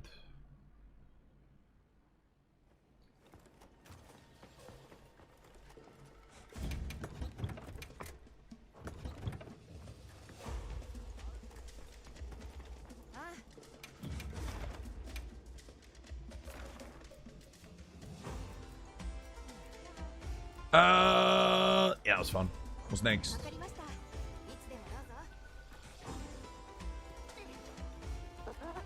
Wilds on the Switch 2 at 4K. You want your house blown? I mean, even PC struggles to run this game at 4K, right? Like the like 5080s and 4080s and 4090s. Like, you're lucky if you get 60 FPS. No, not 60, but like 90, I'd say. At 4K. This game is just crazy intensive. It's nuts. Arslan, thank you for the follow. Cheers, me dear. This is the kind of game where, like, 5 years time, assuming like the PC market restabilizes, and because there was a rumor that they're gonna go back and start making 6GB VRAM GPUs, like because of the VRAM shortages and stuff, because of the AI bubble. And yeah, I called it an AI bubble, bro. It's not gonna last. Like, most of the companies you see nowadays will all go under. They're all kind of fighting for dominance. There's too many of them all trying to do it. And they'll come out on top. There'll probably be like 3 big AI generating companies that ultimately end up doing everything better than everyone else. And they will have some kind of like mastermind quantum computing AI bullshit going on behind the scenes. And no one else will be able to compete. You'll probably have a couple of little small private firms that manage to keep their data centers and stuff going, but I think that'll be in the minority. Right, what do you guys want to do? What do you fancy? Does anyone need help with anything still? What happened to who were we helping earlier? Somebody we helped with AT Jinderhad. Was there anything else they needed? And we helped them with Laggy. We helped someone with Laggy too. It'll be the dolphin from Johnny Mnemonic. You get nothing. Good day, sir. Dude, I'm telling you, Proof of a Hero and Zoshia, they just don't give me tickets. They don't give me tickets. Those two quests. Ron Popolo, tickets for days. 80 Arkveld, yeah, sometimes. Ufduna and New Udra is not too bad. Jinderhad, not particularly. I get like 1 maybe from Jin, and that's a pain in the ass to do that quest as well.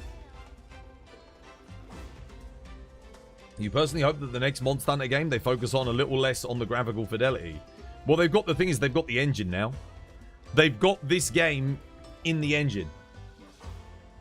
There might not be a new Monster Hunter for another 8 years, by the way. It might be, like, not of this quality. We might get, like, a portable game for the Switch too, maybe. But obviously, that's never going to look like this. It's not even going to come close. Not likely. It might do. I mean, maybe it might be made in the same engine. It might look almost identical. I could be wrong. But I was reading today an article on Twitter that they are not going to stop making content for this game until they've sold 20 million more units. I don't know if there's any truth to that, but that's what I was reading. The Capcom plans on supporting this up until they've sold more than 30 million units. If that's true, that would be amazing, because that means we're going to get Ascendance, and then we'll get more content beyond Ascendance, which would be, for me, that's like best case scenario. That's insane.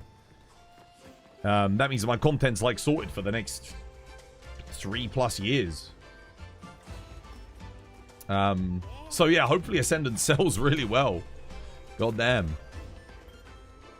You read that? You did read that as well? They want it to be comparable or better than what exactly? But in order for it to sell 20 million units, I think they have to keep adding content to get people to keep buying it. Because they've only sold 10 million with the base game.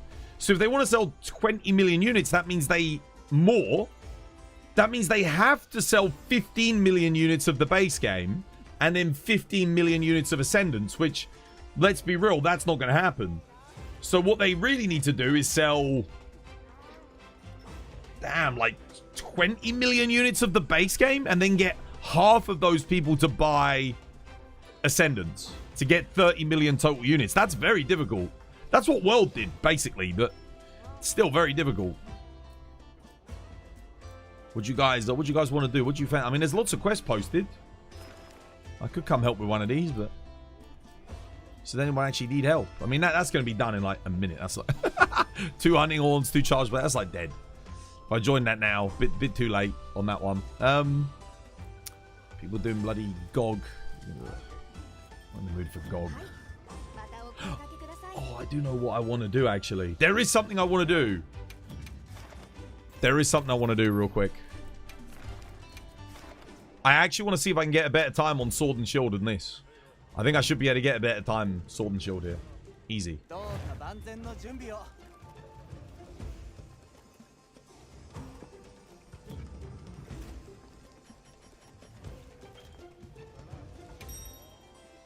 Yeah, this Sword and Shield build, I think I can get a better time.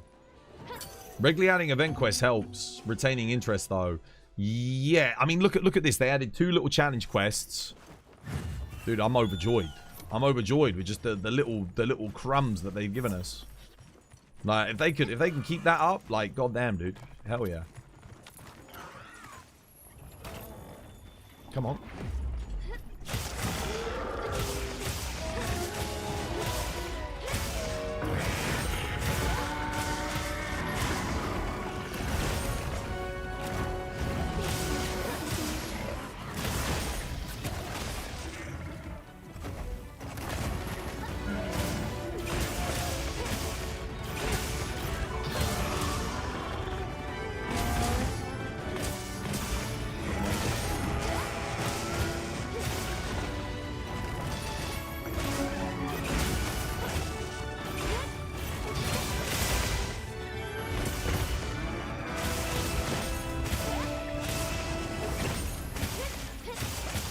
Locking in. Oh, wow, really? I can't guard that?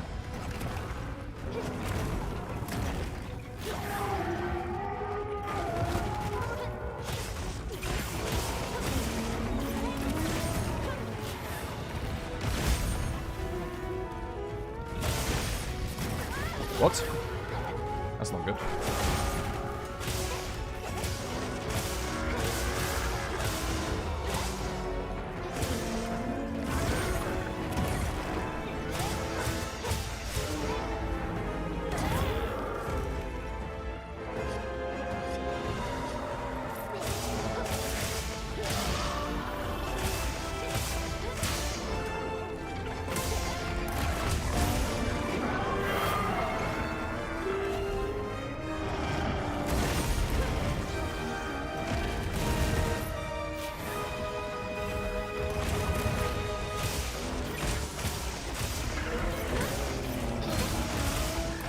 Oh, fuck, that's really unlucky.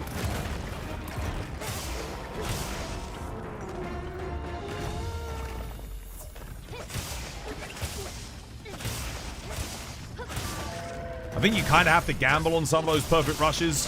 Because you just need them to land, you know?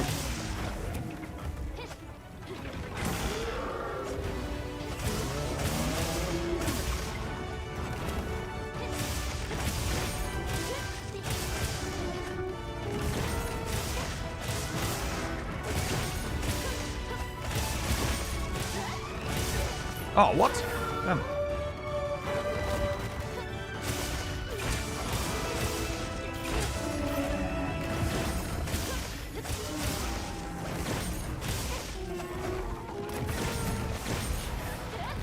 What the? No, wait, what the? Why did we do that? Okay.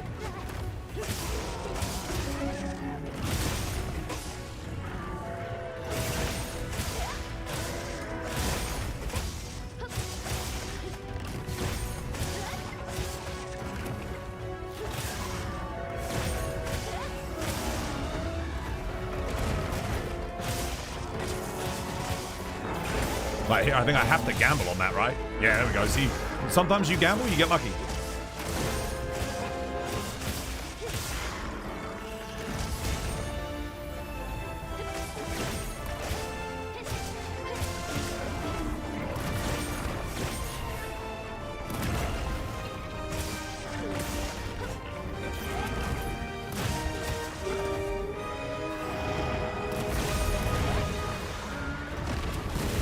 Oh no! I missed the iframe. Shit.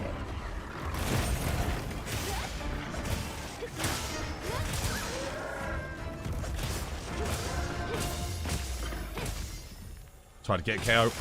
No, no, no, no, no, no. I can't be doing that. That's good. I needed that for the sharpen.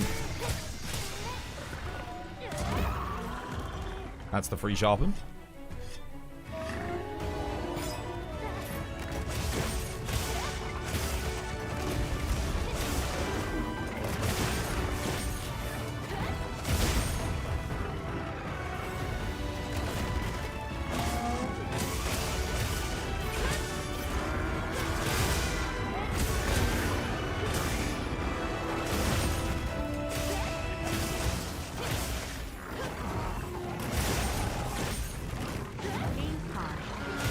This is bad.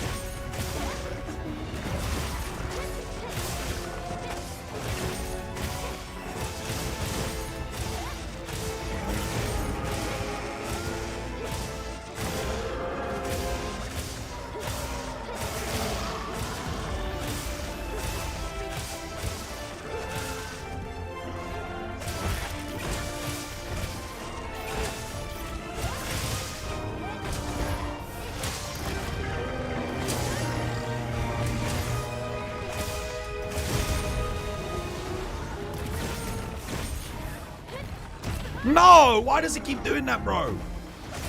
Oh, it's so annoying. Nice.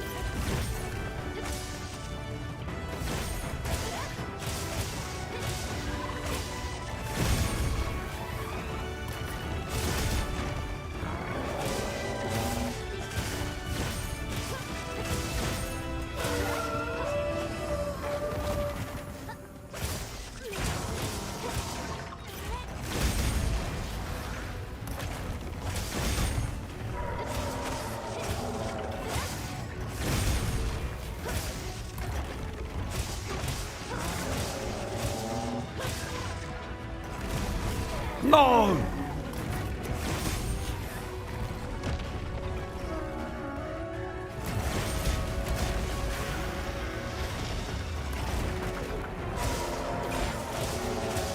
I have to send it and hope for the best here. I didn't get a tempered wound. Not one. I think that was like way too slow, wasn't it? Oh, 716 is not bad. Could have been better. We got some bad move RNG and I just couldn't... I couldn't get the tempered wound on the head. Unfortunately. Yeah.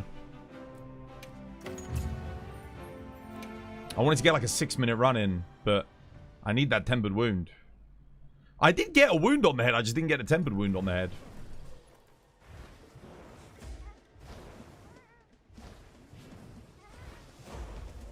Gamescom? Dude, I'm hoping for Gamescom, man. I'm putting all my chips on Gamescom.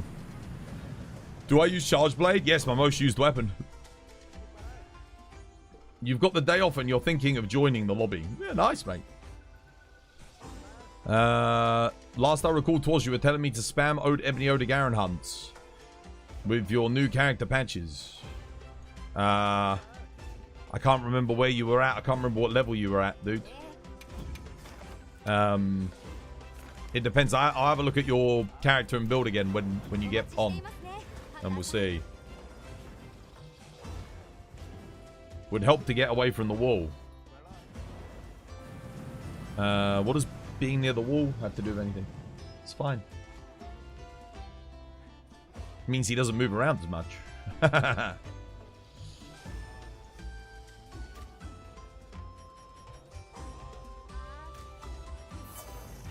Now, the RNG on that... The move RNG was actually pretty good on that hunt overall. It's not bad. You were constantly blocking instead of hitting him. Yeah. That's what you need to do. You have to block. To keep your offensive guard up as well. The build has offensive guard on it.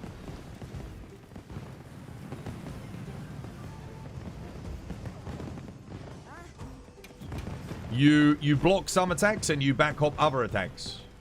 That's what you have to do.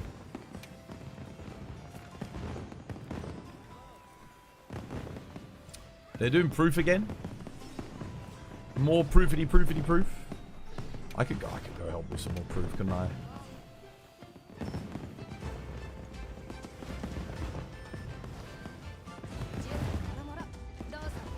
You were near the wall and not hitting him at all. Just blocking. I was hitting him. I was doing block, hit, block, hit, block, hit. Yeah.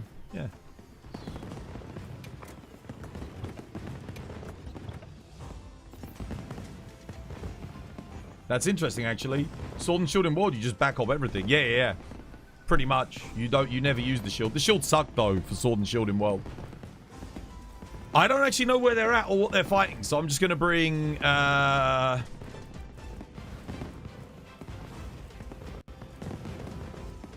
should I bring?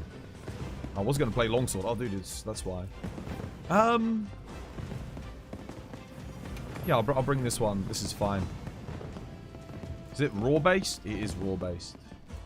I want airborne crit draw, though.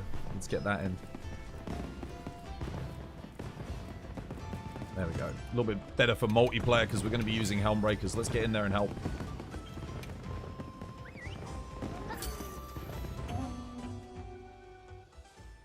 You did great. Yo, cheers, Eldad. Thank you, man.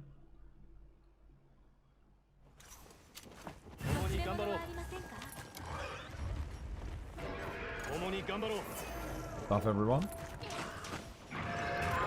Oh, shit. God damn it.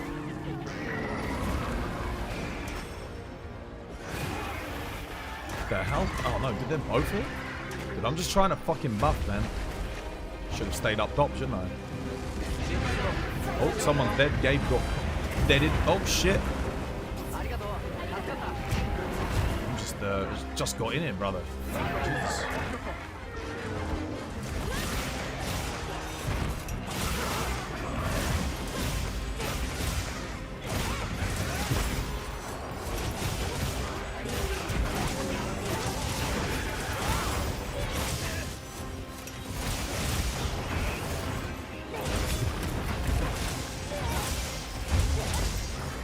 Udra's still alive, bro. Oh yeah, I forgot you can't foresight slash this fucker because...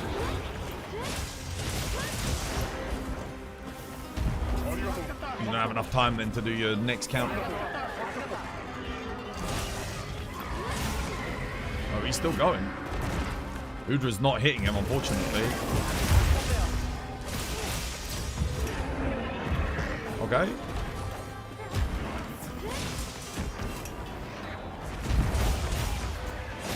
Maybe I can hit that. I mean, I'm trying to get the focus strike, but...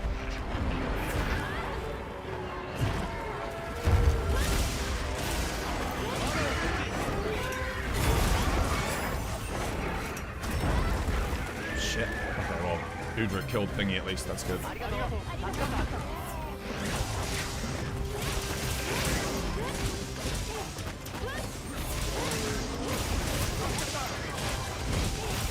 Took a sweet goddamn time, man. No one else was attacking Udra. I mean, Duna. Nice. What? Oh, that sucks. I tried getting around to the head there. Oh, God. I saw the focus strike. Didn't realize it was like so far away. Cool, great. Well, that's not good. I'm dead. Rip me, I guess. There goes Guts. I did EI slash the spin too.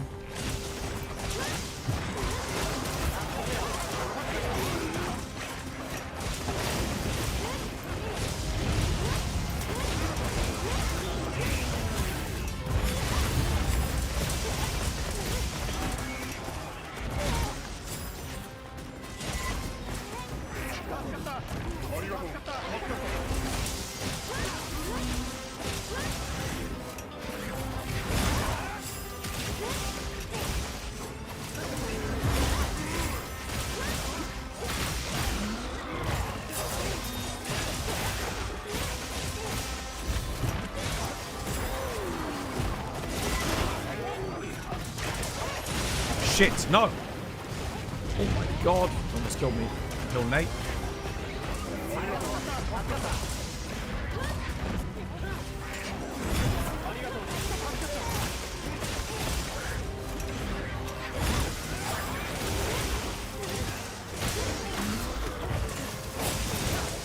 Alright, Argrod's coming.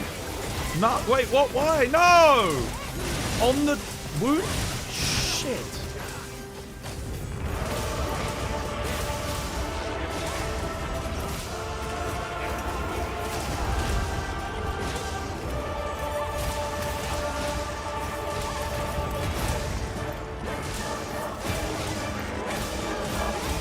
Focus on blocking him now. He should kill Octopus here though, that's good. Yeah, he does.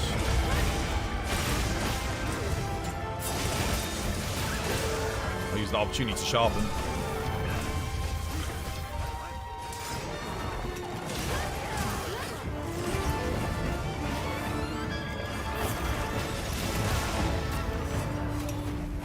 Let's pull him away from the ledge, maybe. What do you reckon? I mean, I can fight him up here, but...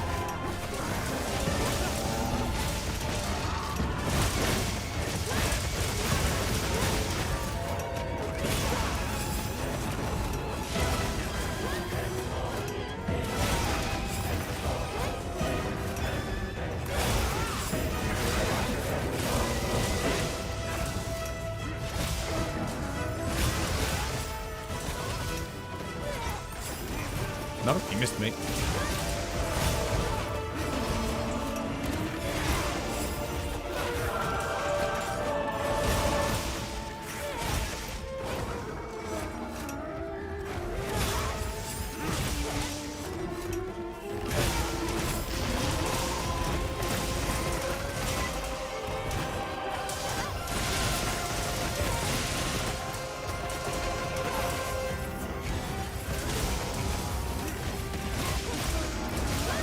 Wait, what the fuck? Why did he not roar there? How did we not do enough damage?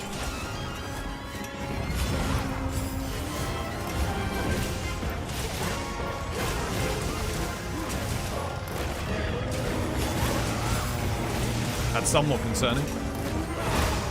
Oh, shitting hell, bro. He's not... he's not hitting me. Guys, try and get in front of him. Stick together.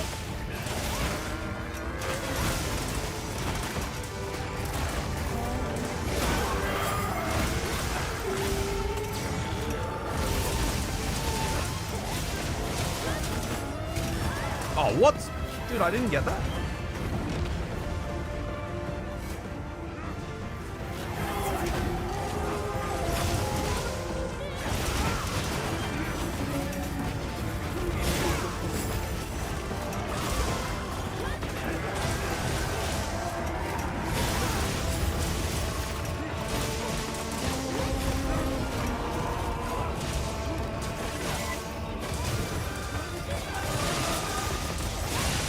That's why we put airborne in.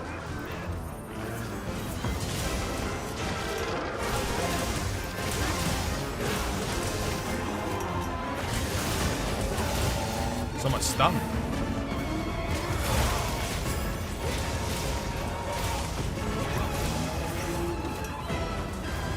There is a tempered wound if anyone can get it. I'll take it. Screw it.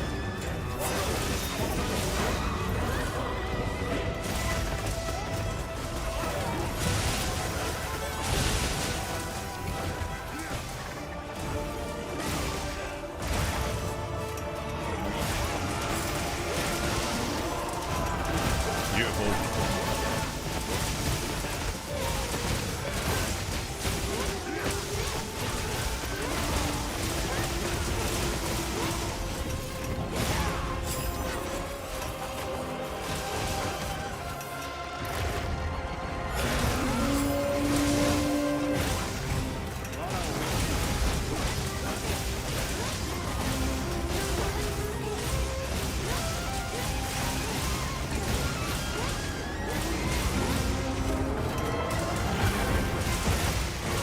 Damn it.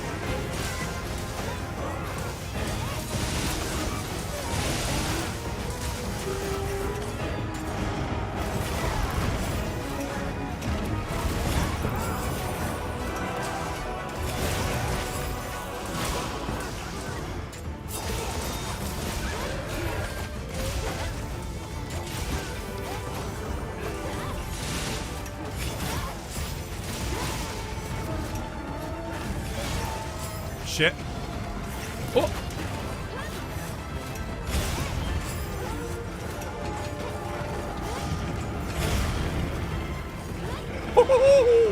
Naughty boy! Tried to get me there. He tried to... He tried...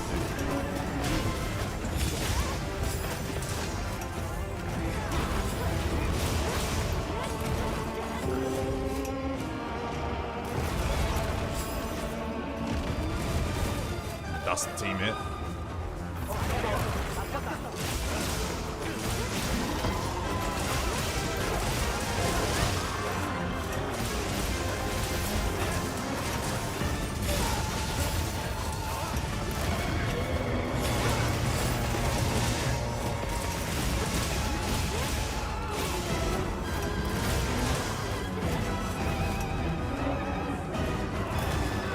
Oh, okay.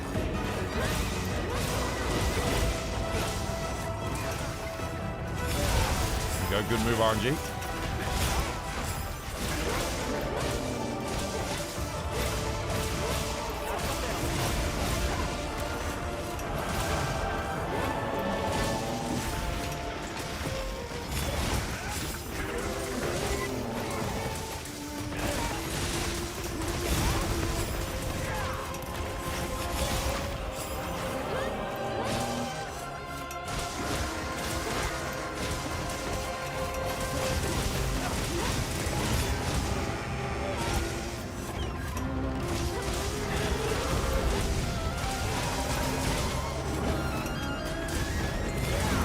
Oh, that's not good.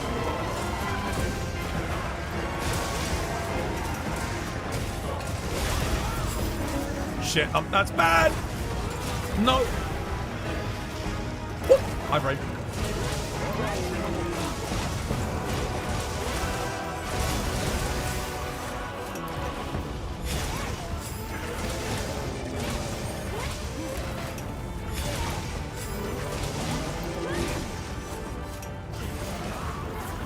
Right.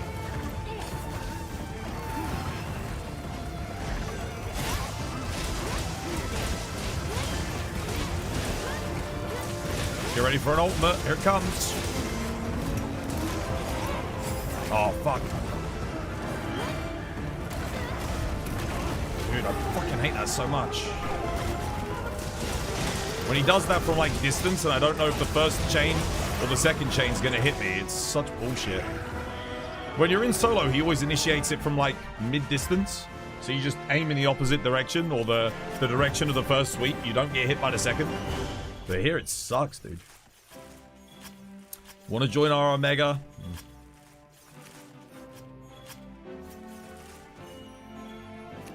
You definitely asked before, but is longsword one of the most skill-expressive weapons? It's one of the hardest to master. Definitely.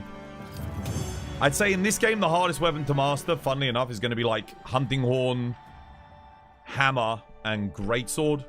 Again, no tickets, bro. Nothing. 2 rarity 8s. Dog water. It's not great, but it's... Yeah, dude, what a waste of time, dude.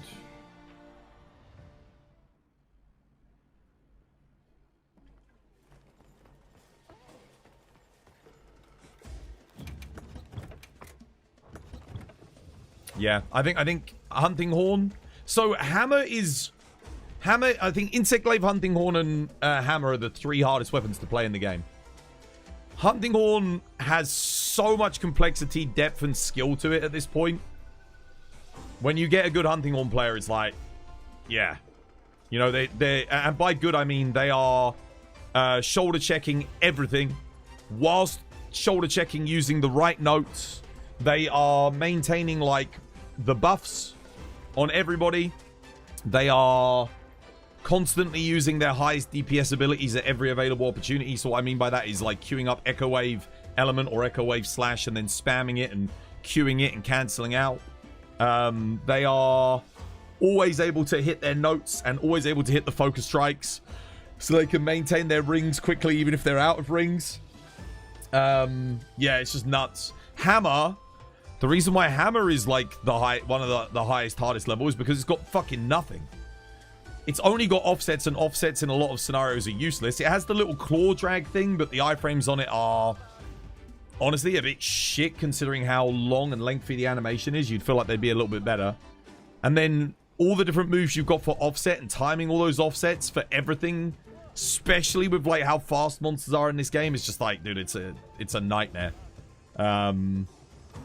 Yeah, so Hammer is, like, stupidly hard. It's deceptive because it's, like, in terms of its combos and stuff that it does, it's a lot simpler than Hunting Horn. But I would argue, because of its lack of, like, defensive capabilities, because Hunting Horn's got the hilt stab. Once you master the hilt stab, and some of them have offsets, if you master the offset, and the offset on Hunting Horn is better than the Hammer offset, the only difference is you only get one of them, and you have to queue it up.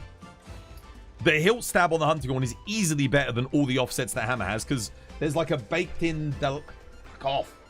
I'm trying to talk, you bastarding fly. It's easily better. Like, but it's just hard to use. It takes a bit of practice, and you've got to be using it whilst queuing up songs. Like, that's the other thing. Like, if you master it, you'll be using the right notes when you're playing it as well to get the counters. And then Insect Glaive is difficult because, again, no counter, no block. It's got the shittiest offset in the entire game. The shittiest 2 offsets in the entire game. And it also is hyper reliant on focus strikes in order to maintain optimal glaive bug boost. Because a lot of monsters, you can't use your pierce to get through to get red, white, orange.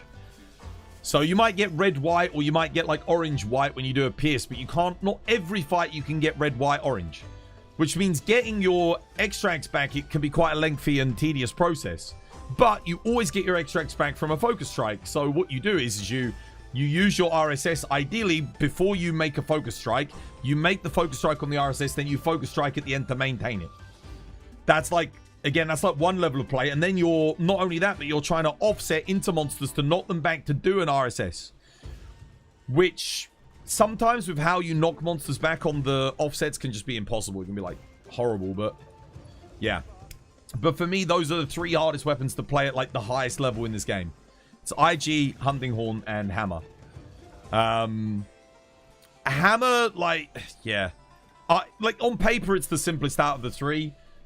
But I think in practice, in order to actually be effective with it, it's the hardest out of the 3.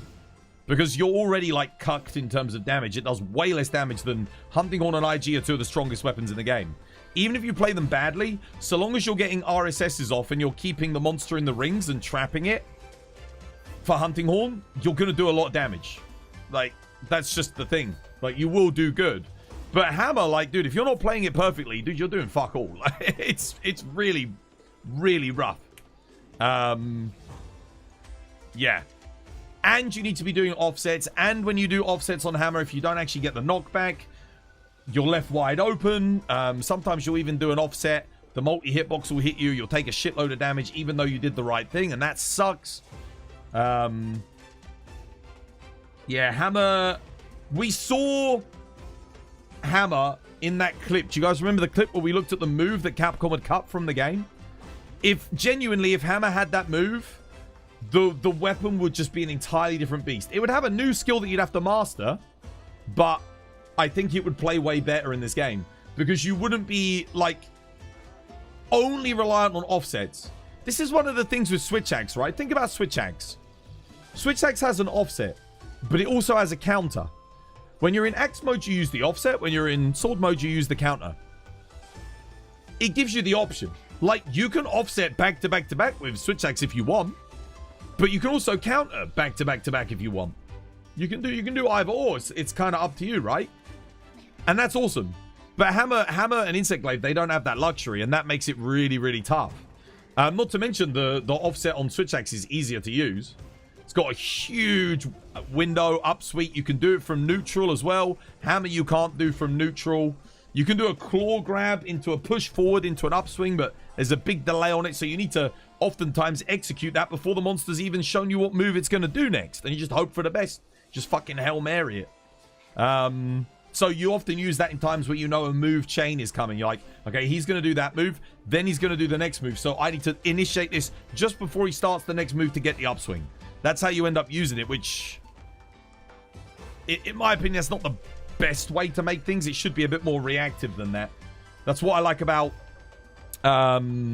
Switch Axe, is you have a reactive counter. Same with Longsword, you have a reactive counter. You see the attack coming, you press the button as the attack hits you, done. Same with Switch Axe, you press it just before the attack hits you, done. Hammer, you got to either prep it and wait, and then you can let go just before the attack hits you, which is your best option, by the way, is your triangle offset. By far, like, it's like your EI slash, but the problem is you can't hold it for very long. You can't hold it as long as I slash. If you could hold it as long as EI slash, I think it would be a little bit better.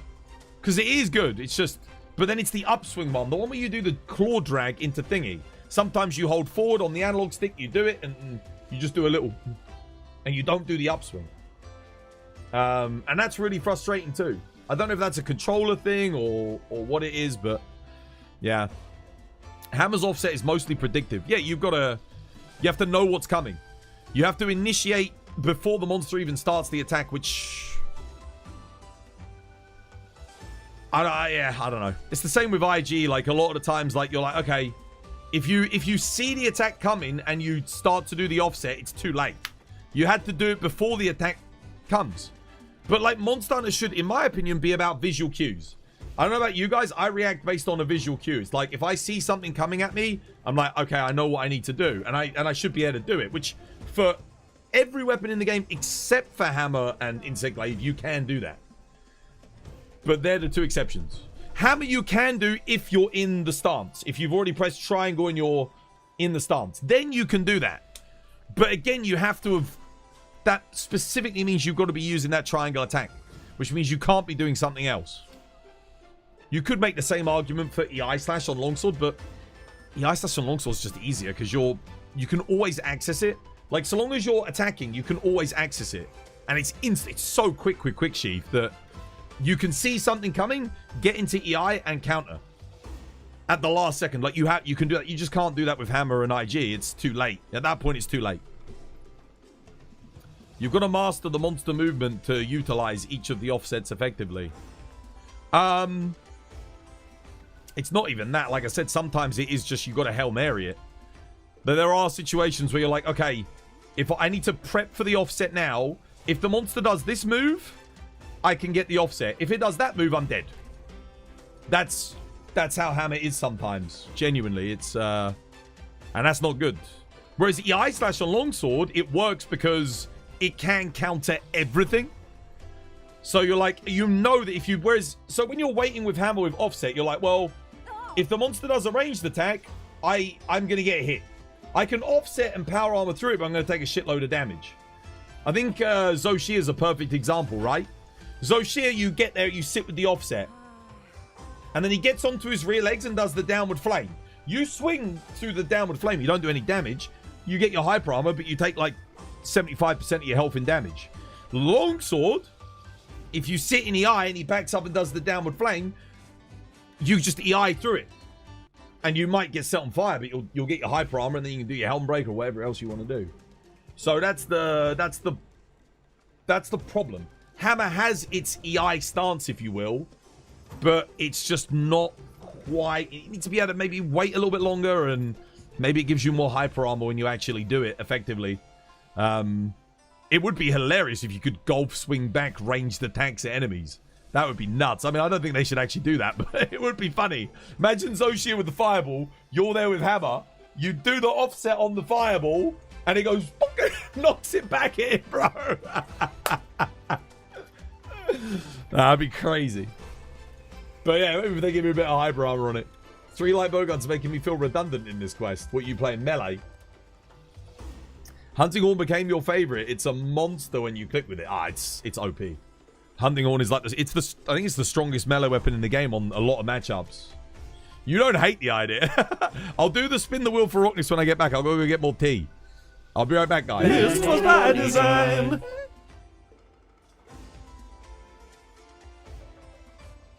To make a moment. Get ready to count down with me, chat. You ready? Yet another 10, 9, 8, 7, 6, 5, 4, 3, 2, 1. 24-hour. Done. Another one. Roll it on.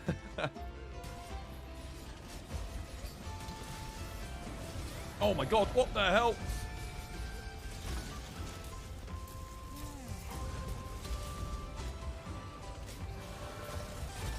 Oh Christ.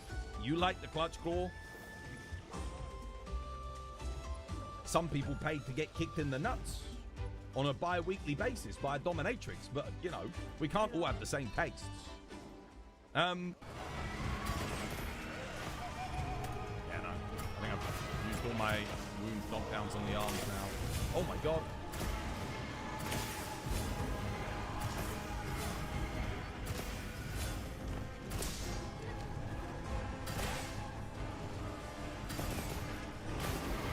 Oh, what the hell, bro?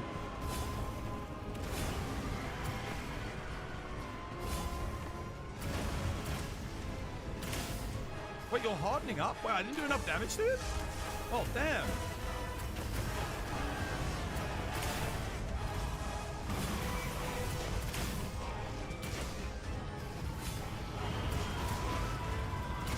Oh, that's a shame.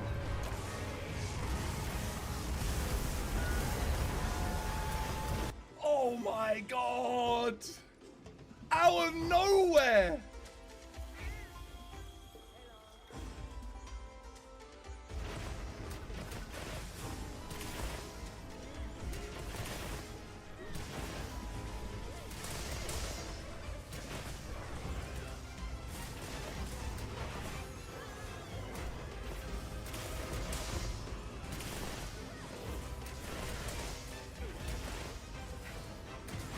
Shame I couldn't catch that raw there to refill my This was by design. Teas on the brew. Invincer, dude, thank you for the 43 months. Cheers, dude. Much appreciated. And Arslan, thank you for the follow as well. Cheers, guys. Cheers, me dears. Right, let's just spin the wheel for Rockness.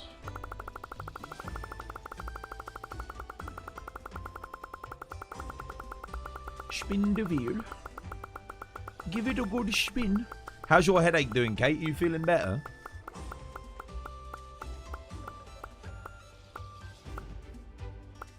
Pick a weapon.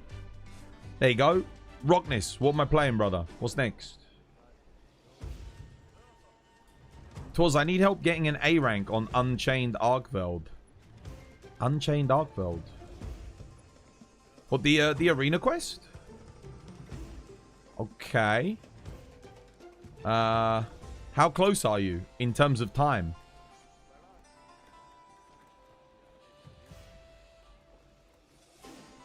Man, you guys are crashing a lot. Freaking Albao's crashing a lot. What hardware are you guys using? What's your GPUs? Is it like a GPU update or something that's maybe screwing with things? You haven't crashed since you removed your cosmetic mods. Yeah, the mods won't be up to date, guys. Gotta give, a lot of these mod creators won't have updated them yet, like properly. Yeah, you're on the 9070. Do you have any cosmetic mods? Because I know Albao's been having issues with them. You have to re-download Wilds, and Steam is stuck at 99%. Oh, dude, almost. Almost. Oh, guys, yeah, just a reminder. Dude. We've got it. It's on the Nexus. You can buy it now. The cosmetic pack, it's on there. Speaking of cosmetics, it's there. The link in chat. You can have a look. It's on sale on my Nexus. The gold edition is also on there too. So yeah, it's there. You can grab the code for your cosmetics now. You got the 9070 XT and no crash since this update. I don't know what you guys are using, or it might not be that then. Like I said, it could be mods. Could be the mods RE engine that's causing the crashes. You always, so whenever there was whenever World got an update, right? Like after the final update, there was a couple more things that they put out, like when the game was done. And wait, what weapon did Rockness say? Sorry, Rockness, I missed it. Every time I had to uninstall my world mods because we had, you know, like the Abbey Orugu, White Fatalis, Crimson Fatalis, Devil Gene Nergi, like all of those quests.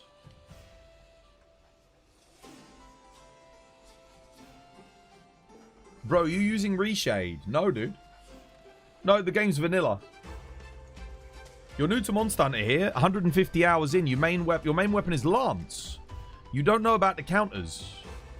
You don't know how to counter with Lance?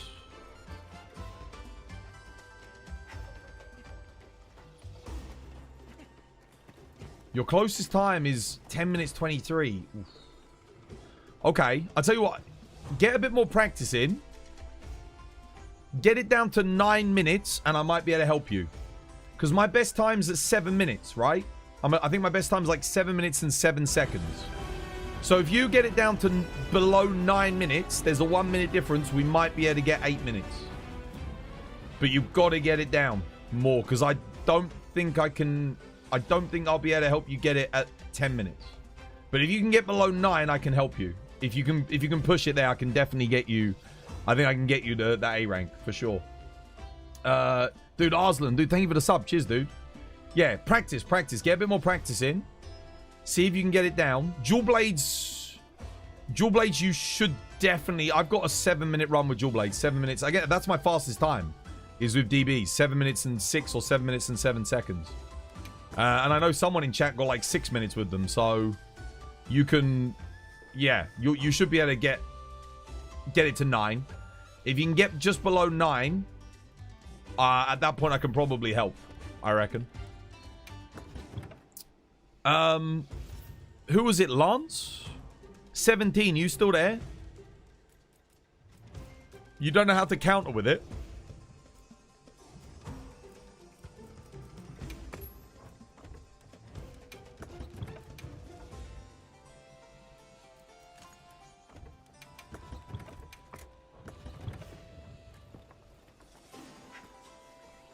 You know the power struggle. Okay, watch. I'll show you the way. This is how we counter with Lance. You've got 8 minutes 30 with the sword and shield. Okay. That's pretty close. Oh, you can get an A rank. You'll get that 30 seconds off. You just watch me do sword and shield and get 7 minutes, 17 seconds. And that wasn't even a great run. I made a lot of mistakes. So you got to play a bit more aggressive. You're probably playing a little bit too passive. Get some practice. Yeah. Get a bit more practice in. You don't have to get that A rank. You just got to get a bit closer. Because the thing is, you have to do 45% to my 55%. Does that make sense? Because if you're not that close, I can't help you shave off 2.5 minutes.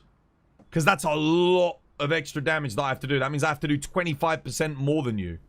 So I can't do that much more. Not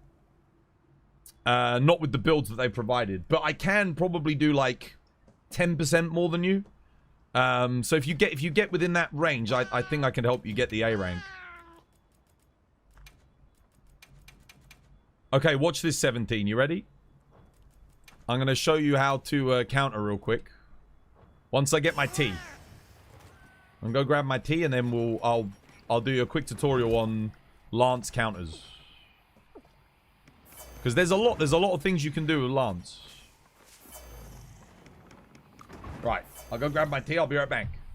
Pick a weapon, hammer. Okay, I'll play a hammer next.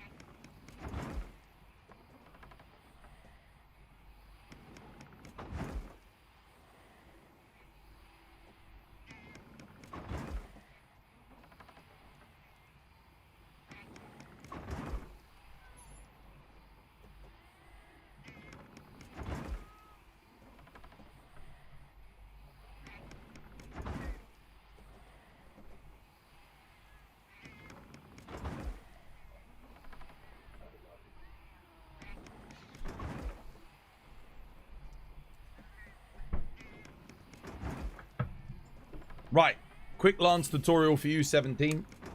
Hopefully you're still here. You ready? So, first priority on Lance is always bring the Corruption Mantle. It is the strongest mantle for Lance. Because it buffs all of your triangle attacks substantially. Your basic counter is just a perfect guard. So you wait till the last second and you block like this. It does do KO damage, so you can get knockouts with that. Okay, this is your core combo when you've got your Corruption Mantle on. Yeah? Just triangle. Simple. Lots of damage. See? Tons of damage. People underestimate Lance. Okay, so that's the first level you master. The second level you master is the Power Guard. Into the Grand Retribution Thrust. So we do like this. Grand Retribution. And then you press triangle. Yeah? That's the second level. Block X. You can also press forward and do triangle to come out of it like that. Okay? So we hold. Power Guard. Again, you can just press triangle to come back out quickly. The third level of counter is that. So you block, you hold circle. And then you attack as the thing hits you. It's like an EI slash for Lance. You just got to let go as it hits you. And you get a little parry with the lance, and then you get a jab. That's the final level of counter. Now, one other thing you can do is when you do this, if you do triangle circle, you go straight into a charge. But you notice you got enough time to do that and then get straight back into a power guard. It's very, very strong. Honestly, I feel like it could be a little bit more powerful, but it's R1X, yeah? And then if you press triangle circle, you go charge. If you press triangle, you get a quick leap. And then counter guard. You charge it up, and then you unleash like that. Okay, those are your things. And then obviously, at the very basic level, you got your perfect guard like so. Alright. The best thing to do is come here and just practice all the different guards. And then, of course, the other thing you have is a back hop. Which I didn't get there. But you do have a back hop. You can whoop, just get out of the way. That's your other option as a defensive. Now, that's another good point. When you don't have your corruption mantle, when the mantle's gone, this is your core combo. Triangle, triangle circle, triangle. Triangle, triangle circle, triangle. Or back, you can do this. Back triangle, lunge, triangle circle, triangle. Back triangle, lunge. This also gets you out of the way with a guard, which is really nice. Yeah, see? It's good. You can use that to activate offensive guard and advance. Oh yeah, you can also do a perfect guard and press triangle circle to do a regular retribution thrust. But yeah, look, notice how I can move with this. If I press R1 triangle in a direction, I can move in whatever direction I want. And then from there, if I press circle, I can advance and attack. Also helps keep you really mobile, yeah? What are the inputs for the back hop? What, that? Back triangle R1. Or you can just press X. So you do X neutral. Don't press anything, you just press X and you'll do a back hop. You can also guard whilst coming out of a charge. So if you're doing a charge, you can see, press guard immediately and get a cancel. There's a lot of stuff you can do with Lance. It's a very technical weapon. There's a lot of things to master. But this is that's the Grand Retribution. The more damage you take, the more damage you do on Grand Retribution as well. So if we put a heavy attack on there, you'll see.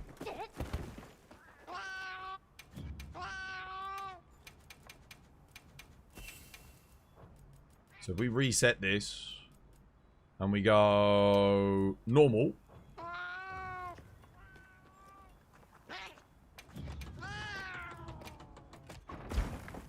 You'll notice that we now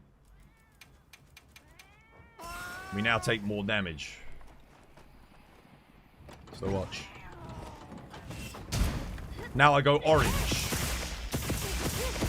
See how I hit more?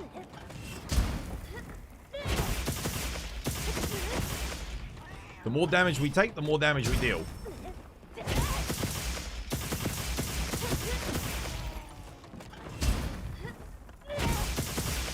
Now, if I do the final tier, I need guard up.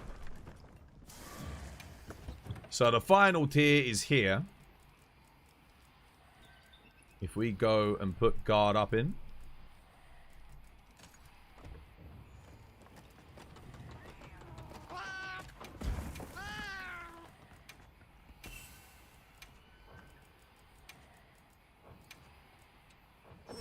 It says cannot guard, but we got guard up. So now, I get red. Notice how my damage went up substantially.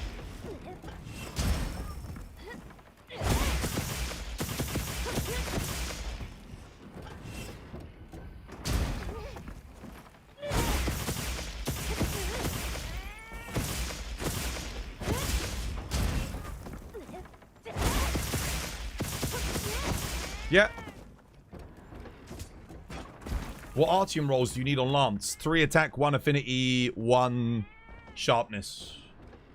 2 sharpness is also nice for Lance as well. 2 sharpness, 3 attack. Yeah. Hopefully that helps anyway, 17. I never thought you can do all of that on Lance. Dude, there's even more you can do than that. That's just some of the stuff that you can do. But Lance is, like I said, highly technical. There's a shitload of moves and combos for it.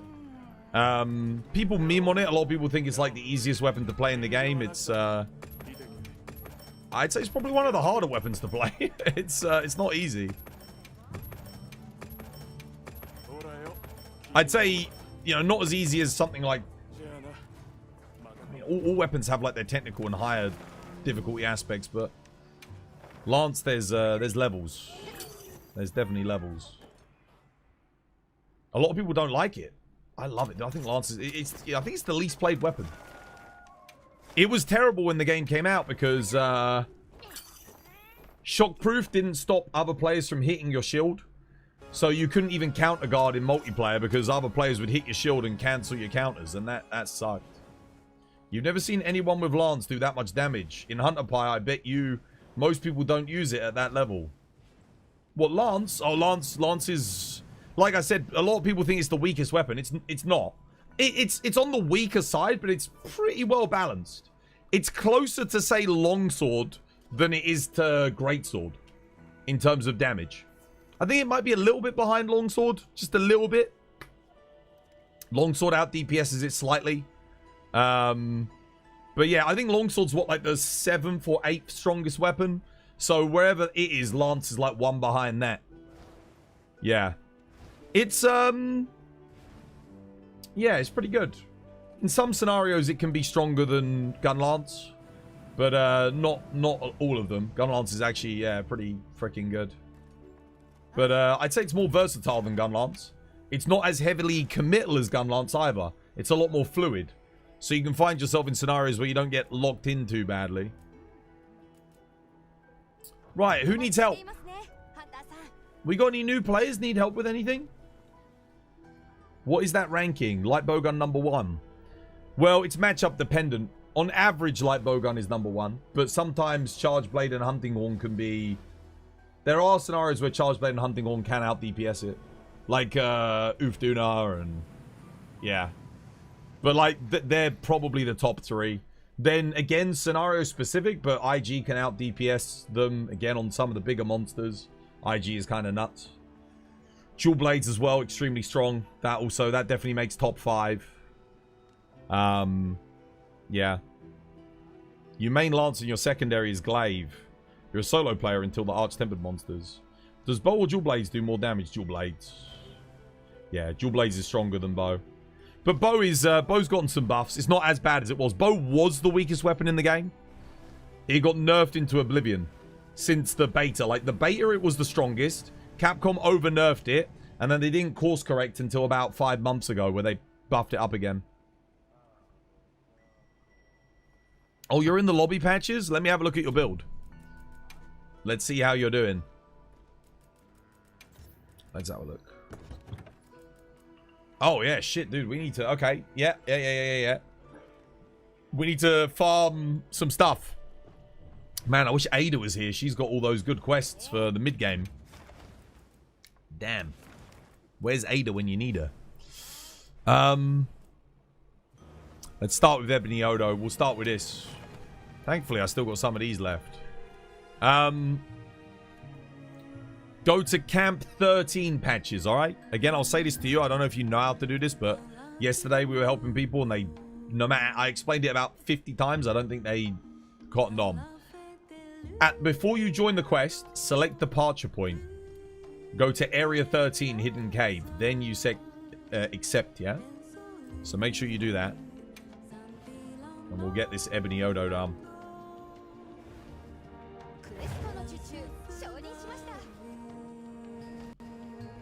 Yeah, come join me, Patches. Hammer. Hammer. Rockness picked hammer, right? I think. Oh, shit. I don't have a water hammer. Okay, I gotta quickly roll a water hammer. Real quick. I just gotta try and get something. Bear with me. Bear with me. I said to 1 of 1, he can't join anyway. 1 second, let me quickly get a water hammer. We're gonna need it for this grind anyway. And then I'll give you a hand, Patches. Guys, has anyone got, we need Folger Anjanef and Guardian Rathalos quests, guys. Check it, non-tempered. See if you've got any. Let me check hammer. Did I ever make a water hammer? No, I did not. Okay. Upgrade to Gogma Artian. I've definitely got one. If not, we'll have to make one quickly. What have I got? Oh, okay. Element. Is that it? Okay, shit. I need to make a water hammer. Right, we save. Hopefully I've got the materials to do this. Time to make a new weapon.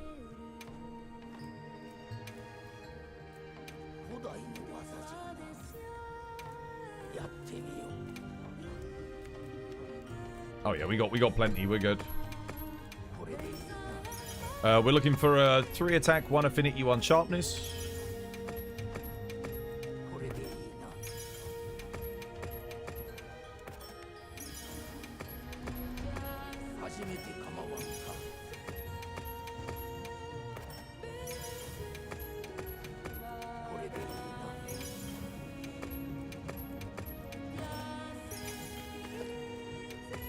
Didn't want to equip that as my main.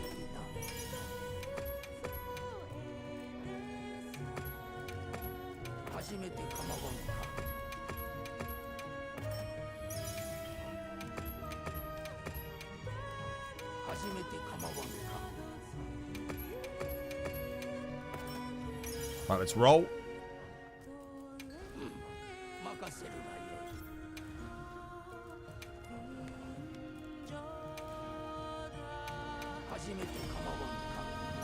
Come on. Nope.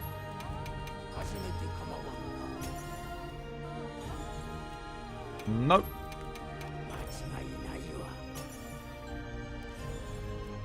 Nope.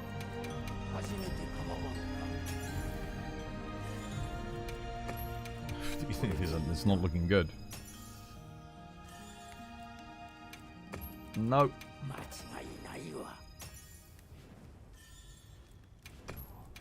These are terrible. I'm not even getting sharpness on any of these. Bloody hell. Nope.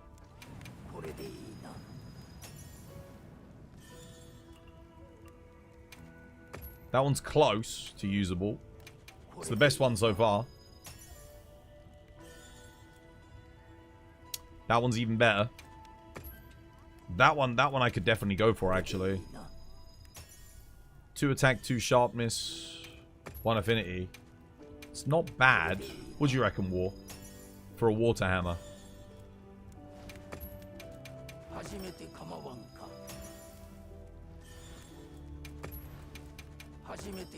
Actually, that if I upgrade that, I don't have to worry about a sharpness skill, actually.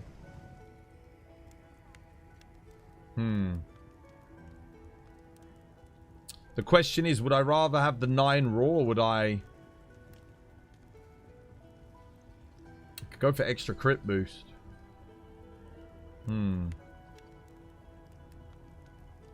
Maybe.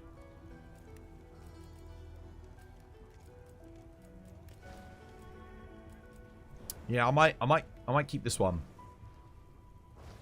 I might just do that. Let me just dismantle all the shit ones.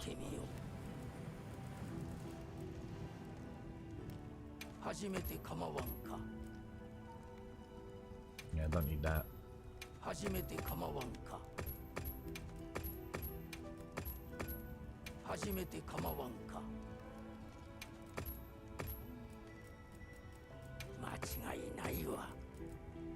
Yeah, that'll do for the time being. I think I'll just upgrade that one.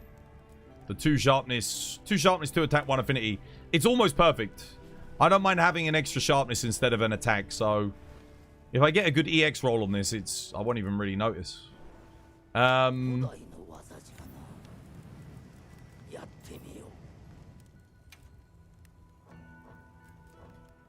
Upgrade to Gogma, hammer. Let's see. This one. Yep. We want attack focus.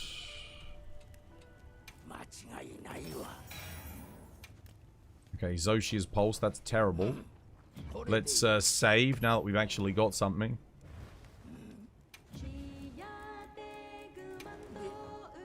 And the final stage, we reinforce it. Water. Let's see if we get some good EXs. Yeah, we'll keep the bonuses.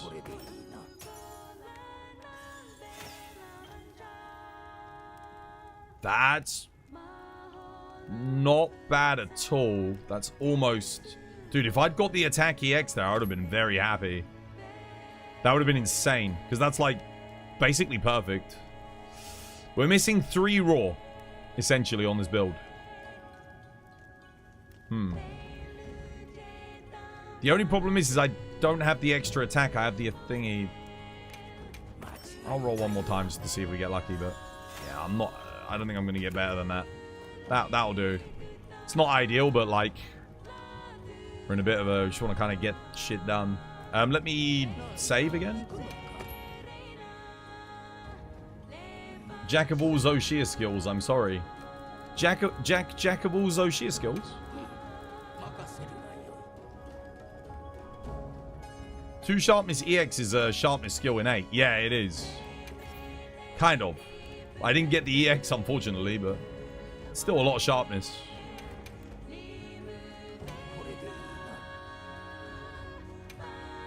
I'll roll this a few times. Just to see if I can get Gormagala on it. Or Folga. Okay. I mean, it's got Lord Soul. It's not awful.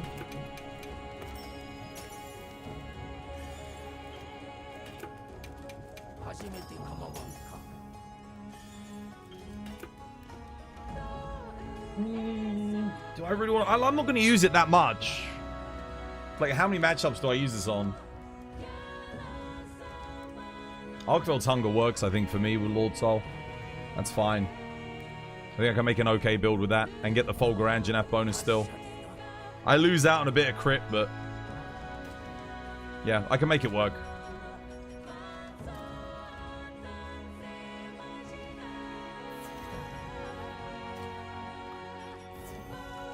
Yeah, I can make a build with this. It's not gonna be anything crazy, but so not this hammer. We want our new hammer. Where is it? There. Chuck another random hammer on here, I guess.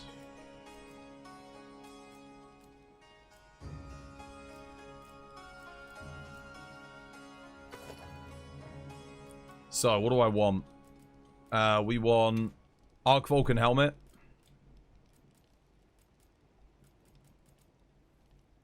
Yeah, Arc Vulcan helmet. We want Udra top. We want Folga. No. Gogma. Where are you? Gogma. Yeah, Gogma gauntlets. Folga waist, I think. Or do I want Folga legs? That's too large. What the Folga legs give? Oh, yeah, no. We want Folga waist, definitely. Yep. And then Gogma legs. Yeah.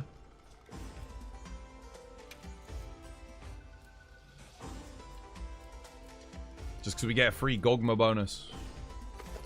Nice. Let's see what we need here. Work it out. We do not need sharpness. Yeah, I think I can take attack here. We want charge up attack. Let's find charge up attack. Yep. We want crit boost. And crit boost, I think. So we're just at max damage. Then in terms of skills, we're going to go Wex. We're going to go Agitator, Agitator, Agitator, and then we're going to take Burst. We are going to go with Max Might, Counter Strike, and yeah, I'll buff Peak. That's fine, seeing as we've got it. We got Shockproof, Protection, and I will take Stun Resist.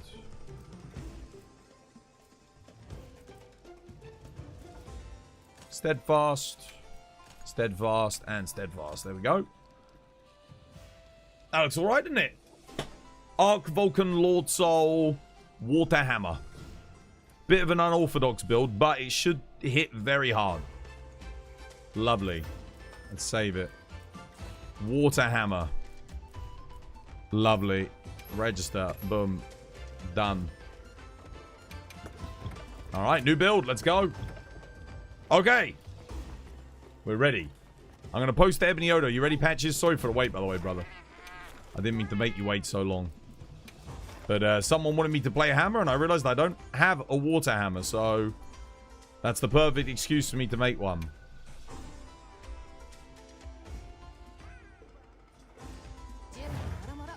I'm still at 1 of 1. I didn't change it. God damn it. Sorry, 1 second. There we go. Right. Last try. Here we go.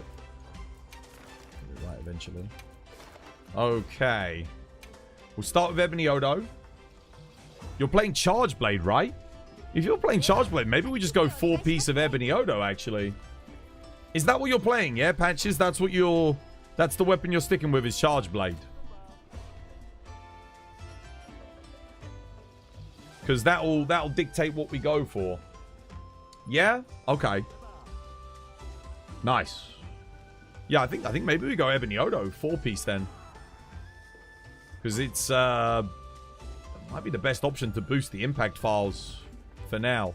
I don't think getting like a couple of levels of weakness exploit is going to have that big of an impact. Yeah.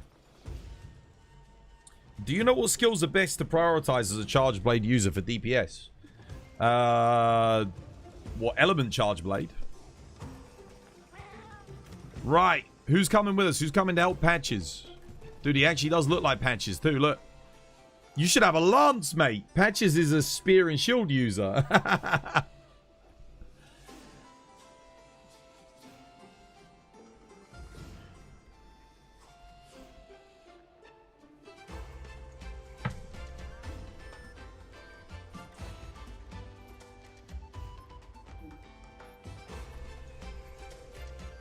Anyone gonna come help? Anyone?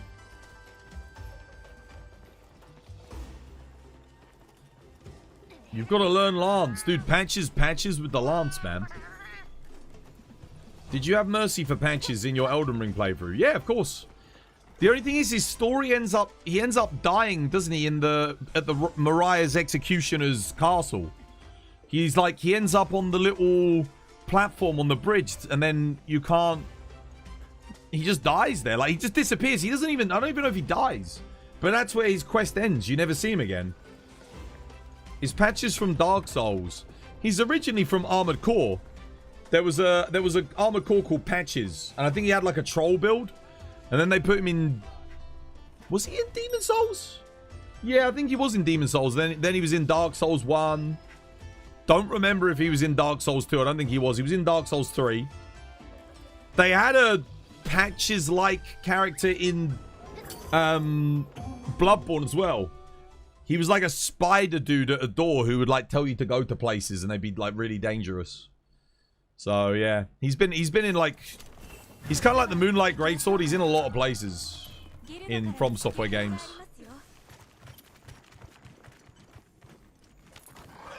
Yeah, doing good, Platypus. How you doing? Hope you're having yourself a lovely jubbly one.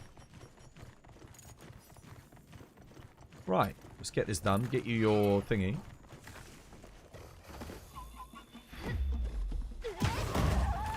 Hey, did you pick the right thingy?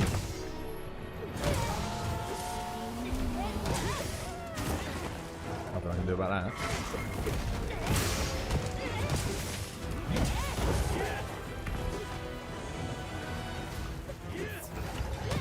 Should have put Dragon Blight in, shouldn't I?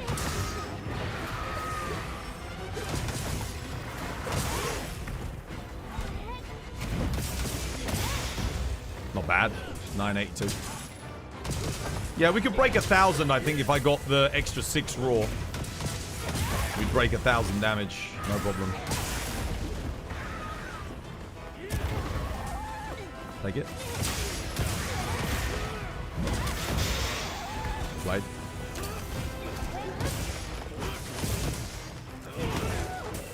It's funny because this Falca player joined us, but they're traveling down from the camp at the top of the map for some reason.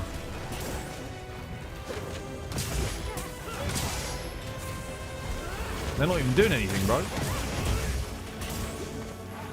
Guys, you've got to make sure you pick the right camps when you're joining the old quests. Especially on maps like Wyveria, where it takes, you know, a long, long time to get down otherwise.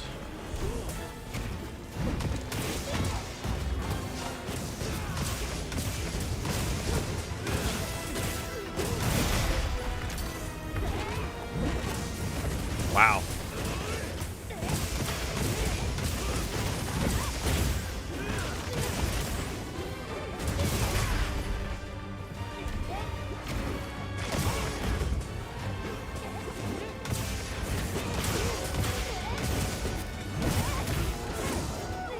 I just realized we've all got KO potential weapons here. That's cool.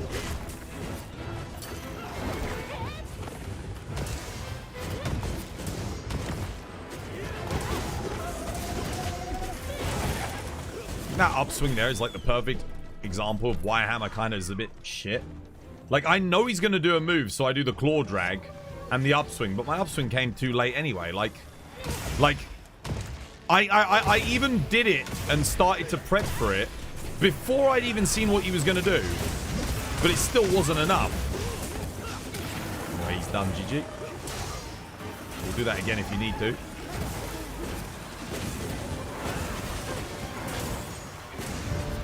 All right, nice.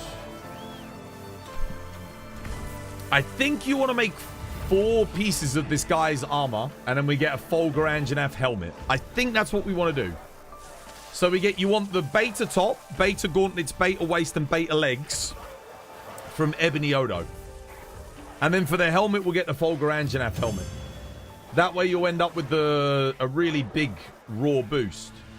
Which camp is best for this one? Well, it's going to... He spawns in a lot of places, but on this particular quest, it's Camp 13. Is that like the reason he became a popular NPC, Patches? Yeah.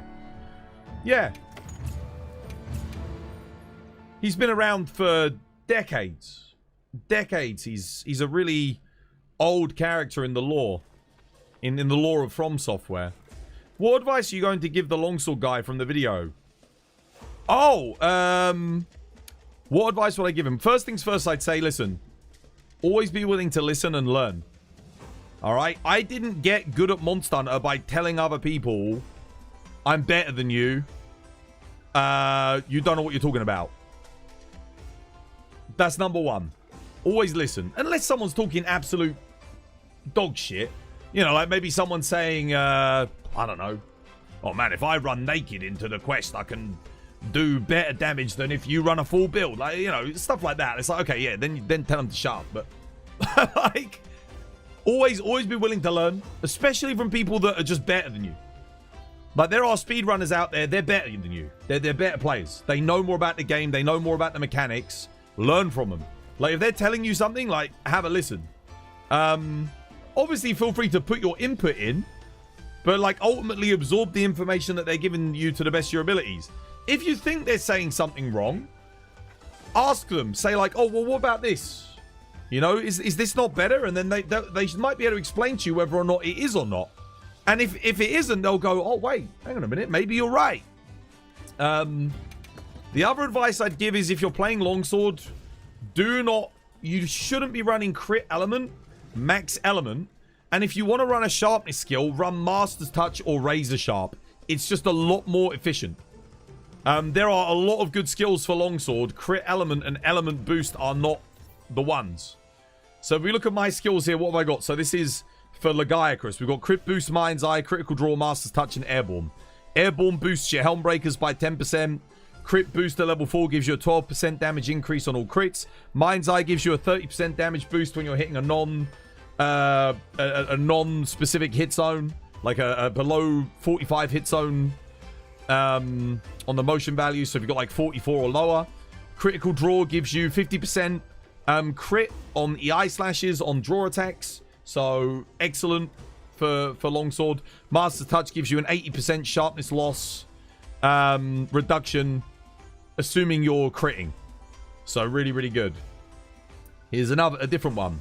Attack head. So we've got some attack boost 4, crit boost, critical draw, master touch, airborne. You get the idea. So if you're going to play longsword, make sure, again, I am element matching. So if something's weak to fire, I bring fire element. Something weak to ice, I bring ice element. Something weak to thunder, I bring thunder element. That's okay. There's nothing wrong with that. But I'm not using all of my skills to boost element. Like, I don't have burst level 5. I've got agitator. I've got Wex. I've got maximum might. I've got resentment. I've got critical draw. I'm getting my crit up. 1 level of burst is all you need on longsword. You get your plus 30 raw. You get your plus 8 raw. Your plus 30 element.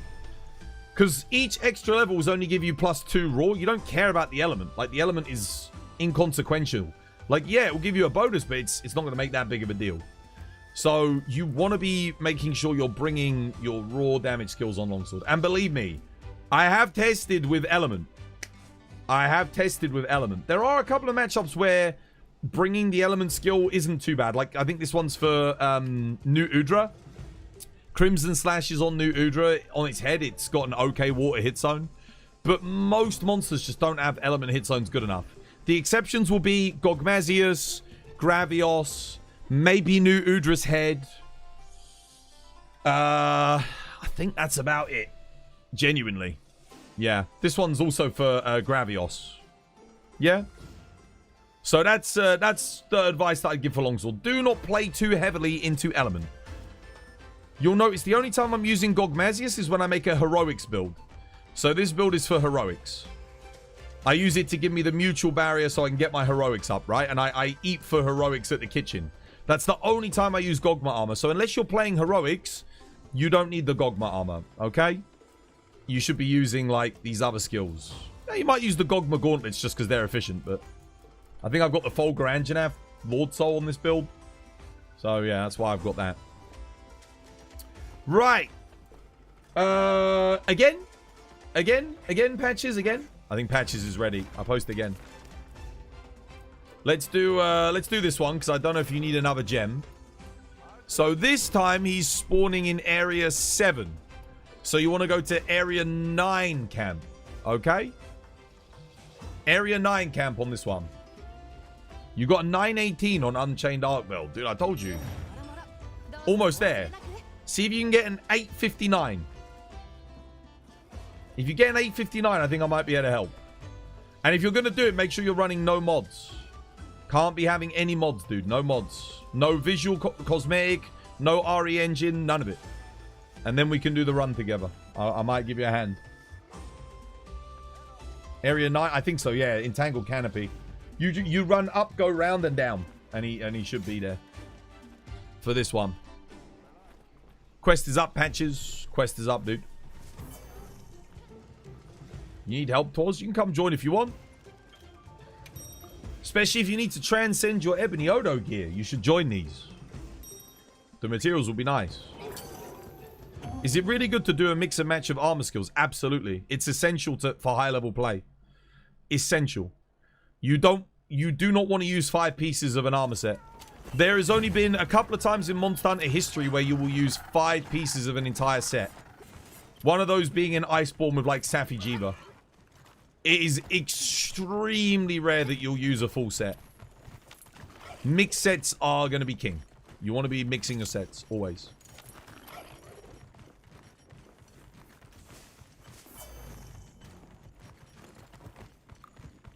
Everyone here?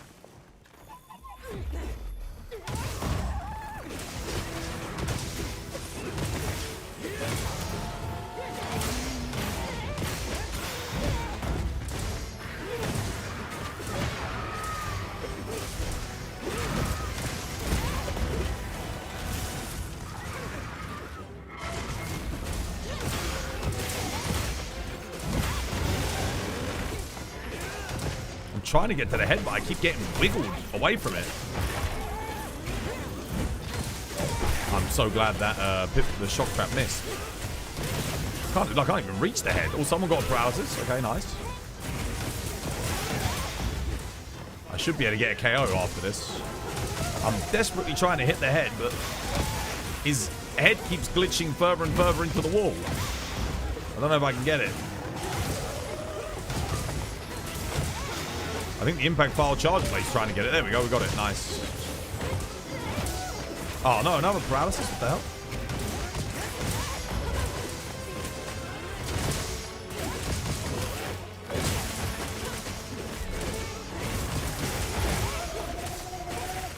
He's dumb. GG. Trapping. Trapping, capping. GG. Or Blade.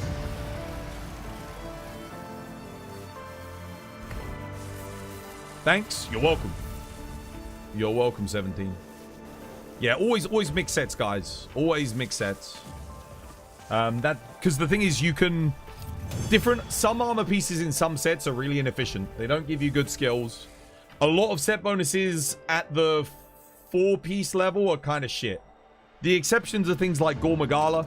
Gore Magala 4-piece is kind of cool, but even then, we only wear 1 piece of Gore with the Gore set bonus on the weapon, just because the armor pieces themselves are bad, but the set bonus is like really good. Even in Iceborne, most Fatalis sets use Volcana Gamma. Absolutely, 100%. You'll never use the 5-piece Fatalis, and even the Volcana Gamma still uses 1 piece of Fatalis. Yeah, like you're exactly.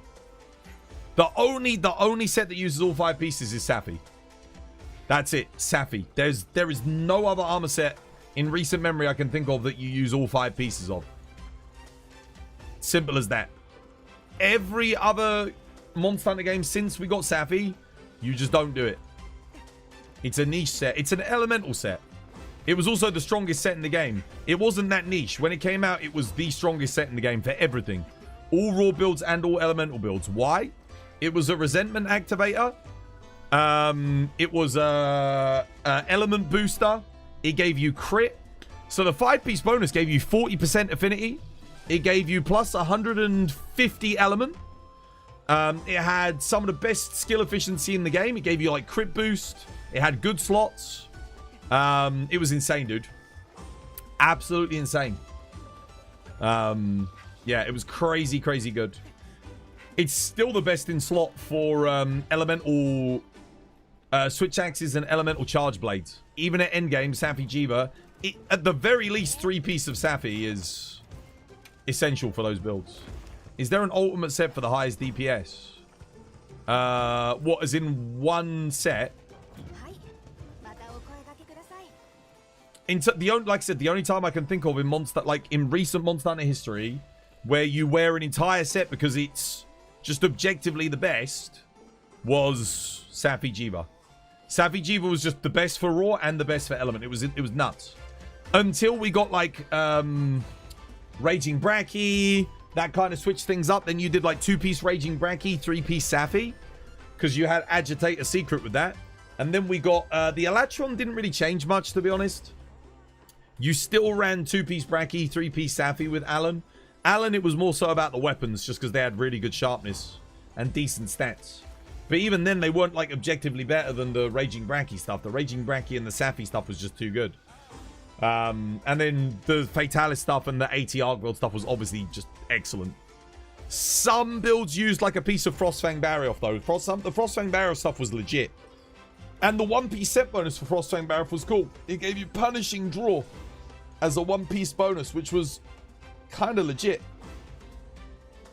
Yeah, it was good. Do the higher tier weapons tend to be obsolete when the DLC comes? They should be. If the game's balanced correctly, then yes. Yeah, we'll see. I mean, not always. Sunbreak managed to avoid doing it. They added new weapons with the DLC, but yeah. Okay. Yeah, let's do Pancake's quest. I don't know if you actually need... Oh, no, we can't do that. Let's do another one. I got, like, a couple more. Patches, how many pieces have you crafted, brother? Camp 9 again. How many parts can you make? But remember, beta. Make sure you make the beta parts. You like the Frostfang for the greatsword? Yeah, it was good. It was good for greatsword. The build ran it. You ran 4-piece Velkhana, 80 Velkhana, 1-piece Frostfang. That's what you did. For a lot of setups. Unless you were doing like Fatalis where you couldn't KO it. So you just, like, any monster you weren't really going to get the KO on, you didn't bother. You just need a tail to craft the beta waste, and then we can move on to Folga. Okay, nice. You need a tail. Okay, I'm going to have to switch off of Hammer for a second. I'll come back to it. I'll bring a great sword. I'll get the tail chop for you guys.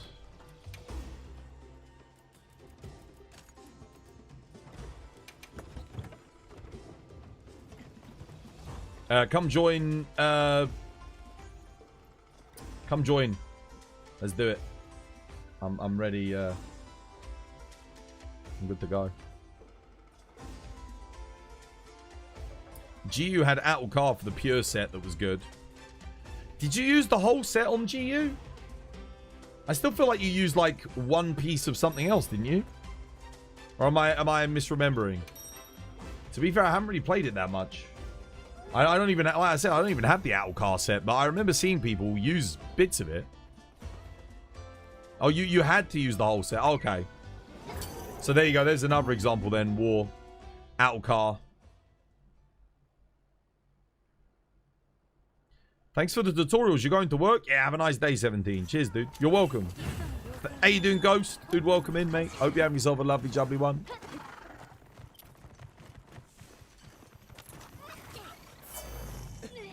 I'll give everyone the old demon powder, because I don't think everyone uses it, but it's a really nice damage boost. Always bring demon powders, guys. It's worth bringing.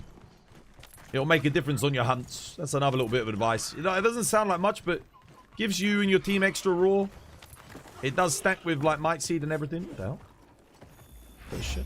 It would not let me sneak attack the bastard for some reason.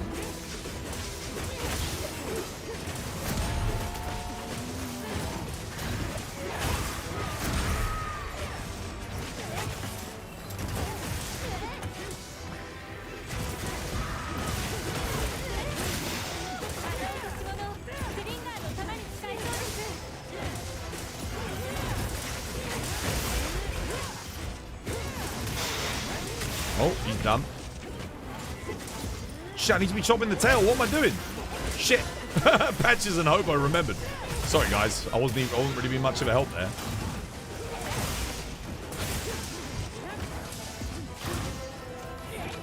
I got it.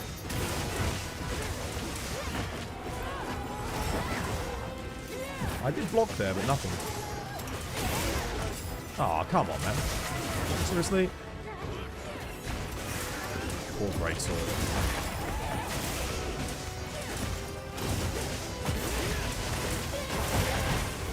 Dude.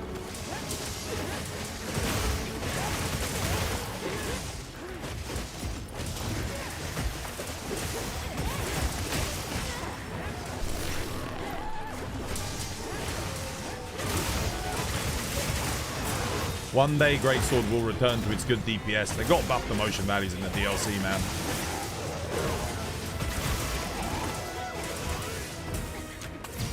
Oh, fuck. Don't forget to carve the tail, lad. Don't forget to carve the tail. Don't forget... Patches, the tail, brother. The tail. Good job I fucking reminded you. What would you do without me? You miss World's Guard sound effects? Come, quick. Yeah, Why you standing I mean, there? the sound effects in Morning Stop General fondling are your nuts. amazing. Come. Just capture him, guys. He's done. Trap him. Hobo, capture him, brother. He's done, brother. You put the trap down, lad. Look. There's a skull.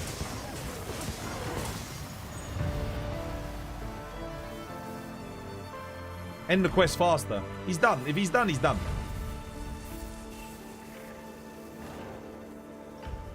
You forgot your trap. Oh, okay. Always bring traps. Always restock.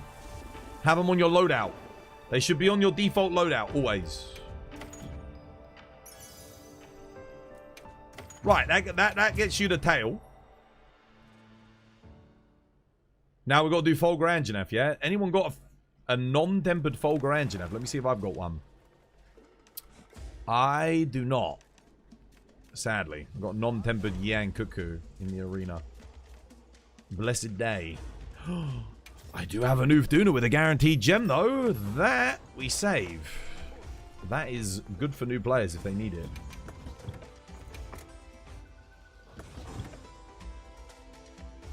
You have a non-tempered? You have a non-tempered with a gem. You've got one?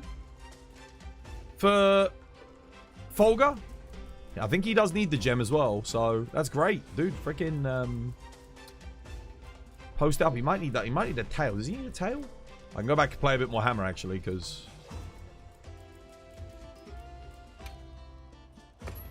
Wait, do I have... Yeah, I got Leviathan's Fury Lord Songs. You've only got one use of it. Hopefully he only needs one. Post it up, Hobo. Let's go. Ghost, thank you for the follow on TikTok. Cheers, dude. There we go. Nice. What camp are we going to? Oh, you're missing Camp 13, brother. Make sure you get Camp 13. Down the bottom. The hidden cave. You actually got this camp, though. I should get that 8 cave. The rubble cave. I should get this one. I might switch my one up top for it. The one, yeah. I think I'm going to get that one. Yeah, you're missing Camp 13. The one right at the bottom of the map.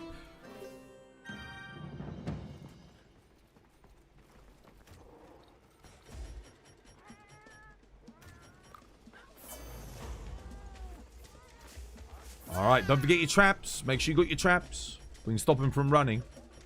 If everyone has got flashes and traps and lures. I think it's the most common camp that people don't have is Camp 13. A lot of people don't even know it exists. There's a camp at the bottom of Wyveria? There is. Yeah. Right next to the... Right outside the last 2 zones. It's there.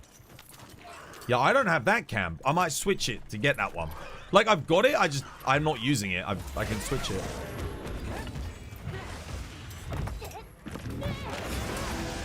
I didn't get my offset. That's weird.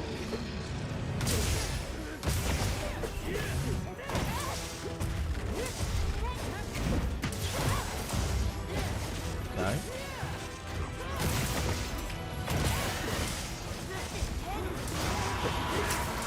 Yeah, I was going for the offset there, the upswing.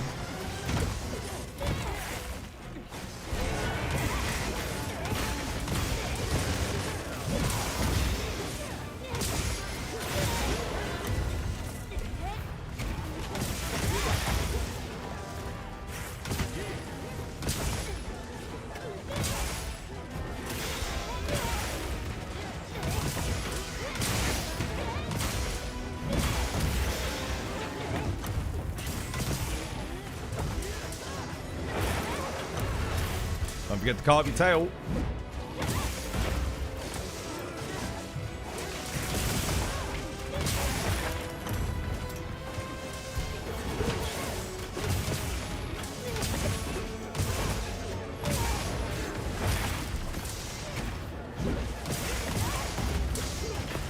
You can call me Bonkatron.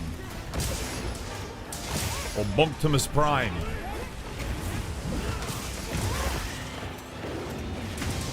Flash him. Don't let him run. Do not let him run under any circumstances.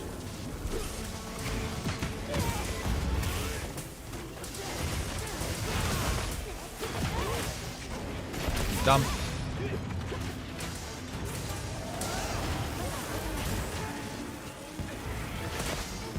Alright, carve the tail. Lovely, well played. Remember, if you eat for... A good tip I can give you. If you eat for the Azus platter, you get Carver. That has a 50% chance to give you, I think it's an extra carve. And it stacks as well, up to 3, I think. I don't know if you can get more than 3. But, like, if you get 1 card, you can get, like, 3 cards from one source. It's pretty good. Definitely good for tails and breaking off bits.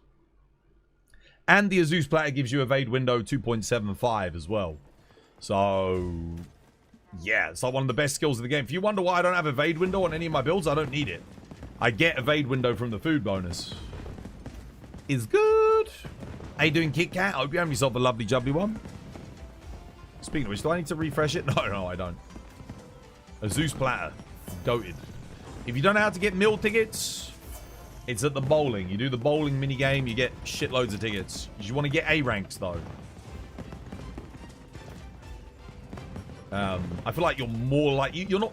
Like, you'll get them on B ranks, but I think you're more likely to get more because you get more rewards, so, yeah.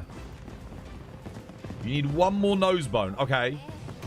That's alright. We need to break his head, then. I think just a regular Folger Anjanath should be good. I don't think we need anything special. We can do this one, though, because my one gives some decorations. Sure, we'll do this. He's right at the bottom, guys. Here you go, camp 13. Oh, yeah, I wanted to switch out my camp, didn't I? 1 second. Before we go in, let me just go get that camp, I think.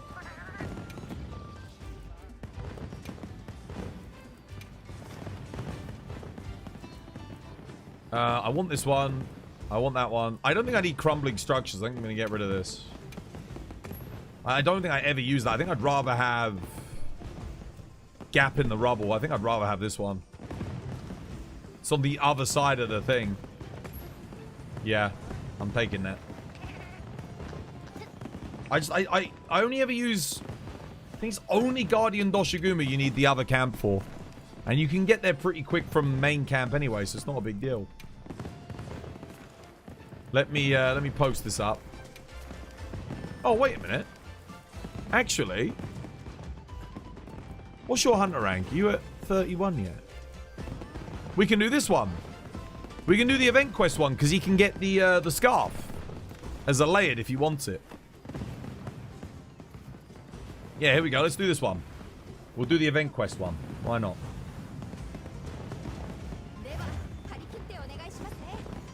That way you get your event quest daily done as well. Andre, dude, thank you for the share on TikTok. Cheers, dude.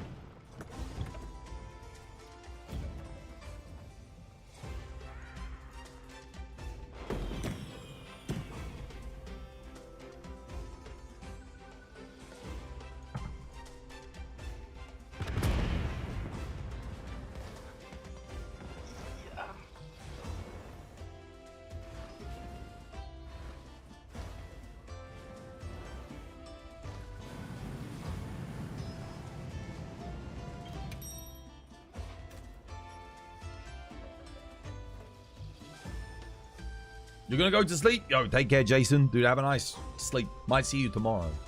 If not, have a nice weekend. I can't wait for Gamescom, man. Dude, we're... 19 days, guys. 19 days to Gamescom. 19 days, dude. Oh, it's like Game of Christmas. We get to see some Ascendance. And you know once they do the big Ascendance trailer, they are just gonna splurge. All the details, everything. We're going to start seeing weapon moves. We're going to start seeing new monster reveals.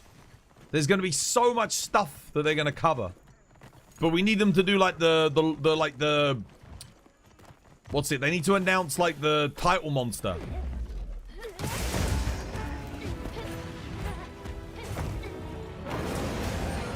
Damn, man. What a bastard. I can't.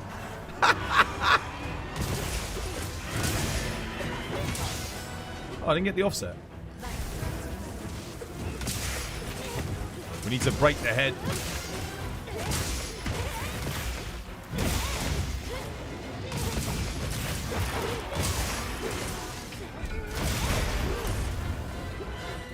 I got the offset and the KO.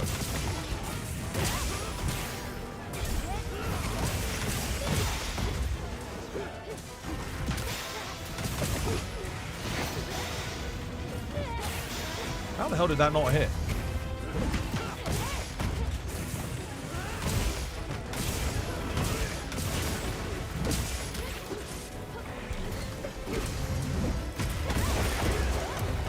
Wow. Okay, yeah. Don't forget to carve your tail.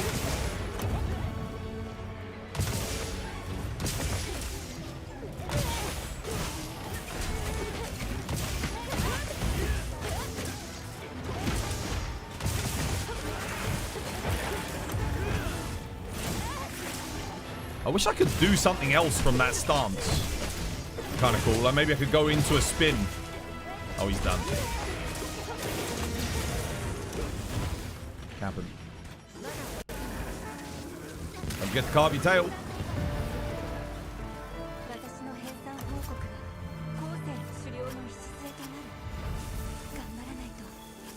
They're not even doing Twitter posts yet. They will do if they show something at Gamescom. Like 100%.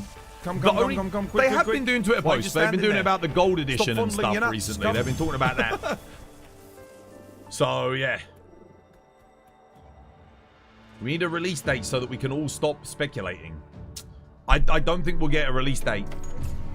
I don't think we'll get a release date at Gamescom. I think, yeah. We didn't get a release date for Wilds until the demo. Then we got the actual date, was the demo. So I think it'll be the same here. We will get the date either just before or on the demo. What type of flagship are you hoping for? Dude, an Elder Dragon. A new Elder. Malzeno, absolute peak. Nergigante, absolute peak. Elder. We had no Elders in this game until GOG. None. A new Elder would be sick. It would be awesome. Another new one. I don't know what they do, but it's Monster Hunter Wilds. So if they did do an Elder flagship, the thing has to be fucking monstrous. It has to be devastating. It has to be scary. It has to be something like, look at the very harsh design language of monsters like Arkveld, Raid Owl, Ufduna, Jindahad. They're all very monstrous. You know how some monsters are elegant and they look almost, you know, ethereal, like Mitsune or Glavenus. They look sort of tailored and crafted and regal almost. Nah.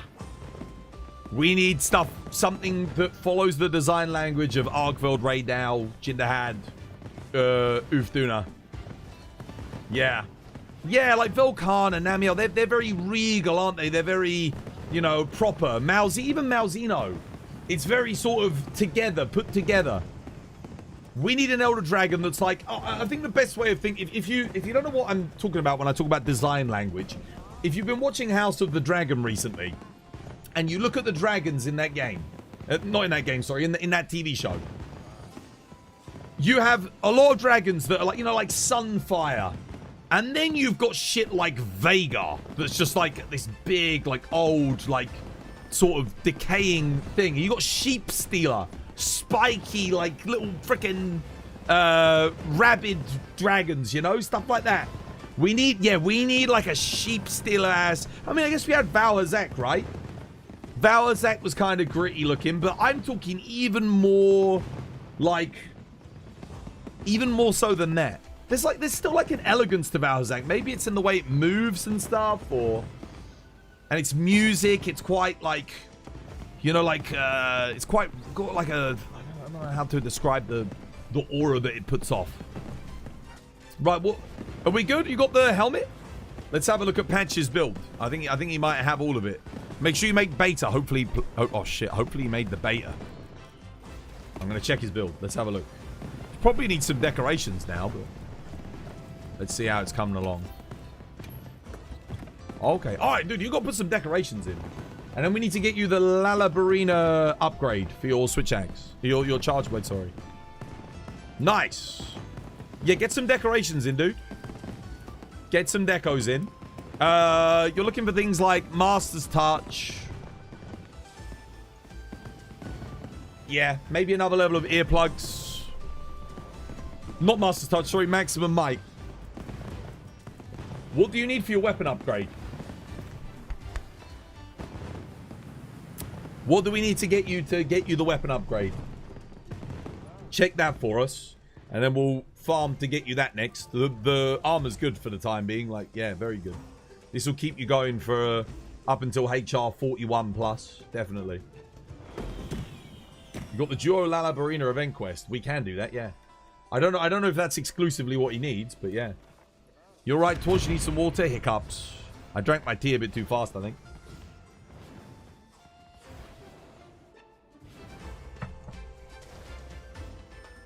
Something like John Carpenter's The Thing, but as a dragon. Yeah. Maybe not quite that far, but... It's got to look like something that could take on Arkveld, put it that way. Arkveld at the moment is currently like the... He's the Devil Joe of this game. Do you take sugar with your tea? No. No. Definitely not. Do you think we'll get another trailer of the showcase? That's what I'm hoping for. Yeah, I'm betting on it. I'm betting on it, dude. Like I said, all chips on Gamescom for me. I really hope so. Dragon's Dogma 2 DLC is going to get the spotlight at Gamescom, which you're more excited for in the short term. I don't care about Dragon's Dogma 2. That game dropped the ball as far as I'm concerned. I think Dragon's Dogma 2, for me, is what Wilds is to a lot of other people. Except, look at all the steps and things that they added to Wilds to fix the game. What the fuck did they add and do to Dragon's Dogma 2 to make it a better experience? Did they add more enemies? Did they build upon the endgame systems? Did they improve them? Did they add more gear and loot and things? No, they didn't do anything. All they did was just do like some freaking performance patches, and that was it. They didn't add any new content. They didn't add new quests. They didn't do anything to try and improve that game, which sucks. It's like, why not? What happened to Dragon's Dogma, man? Like, I feel like they just... Yeah, it's great that they're doing DLC now, but like, does kind of feel like they abandoned it a little bit for a while. Yeah, that's what I'm talking about. Monster Hunter, they never abandoned it. Like, they kept going. They really genuinely tried to bring it back. And I think they did. There's a couple of things in this game I don't like, but they definitely brought it back. Yeah. Wild's come such a long... It really has. For me, the biggest thing outside of, like, having some end game is the improvements to the weapons and the combat. They're very minute, but if you play weapons at a high level, if you're playing them, like, really, really well, it makes such a big difference, dude. It really does. It's been awesome. Do you think we'll get an Elder Dragon version of Arkveld? I think we'll probably get, like, a different version of Arkveld. Yeah. Maybe not an Elder Dragon version of him, but I don't know. Yeah, I don't think that's part of his evolutionary line. But, hey, maybe I'll be wrong. I don't know. Who knows what Capcom has planned. Let's have a look. I think he's probably put some decorations in. We'll have a gander and see how Patches is looking. Oh, he had some good stuff. Counter, counter, counter. Mighty. Oh, dude, yeah, nice. Nice. Yeah, that looks great. Yeah, what do you need to get your Lalabarina weapon upgraded, dude? What do you need? What materials are you missing for the next tier of this? Sorry if you already said and I missed it. I apologize. Dragon's Dogma 2 Direct left after it was released. So that... Yeah, no, he did leave. But I think he had to because he was the one that was like, we're not doing co-op again. We're not doing quick travel. We're not doing this. All of the shit that I hate about that game were decisions that he actively made to make the game worse. Because he wanted it to be like a specific experience. But like, Dragon's Dogma 1 is an objectively better game. Sure, there might be a couple of combat improvements in Dragon's Dogma 2, but that's like saying there was a couple of combat improvements between Monster Hunter Tri and 2G. 2G is the better game between Tri and 2G.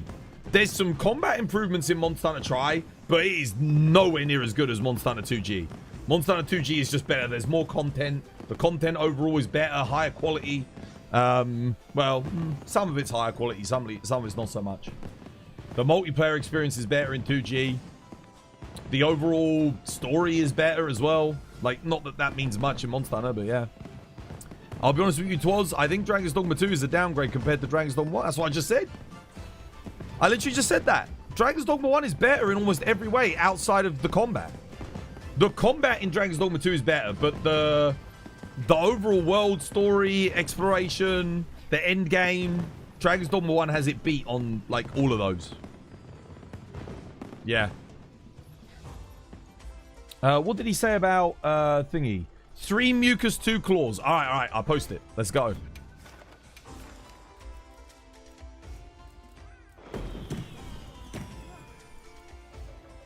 Three mucus, 2 claws. That's definitely the Lalab Arena event then. Nah, Dragon's Dogma 1 combat was way better. You think?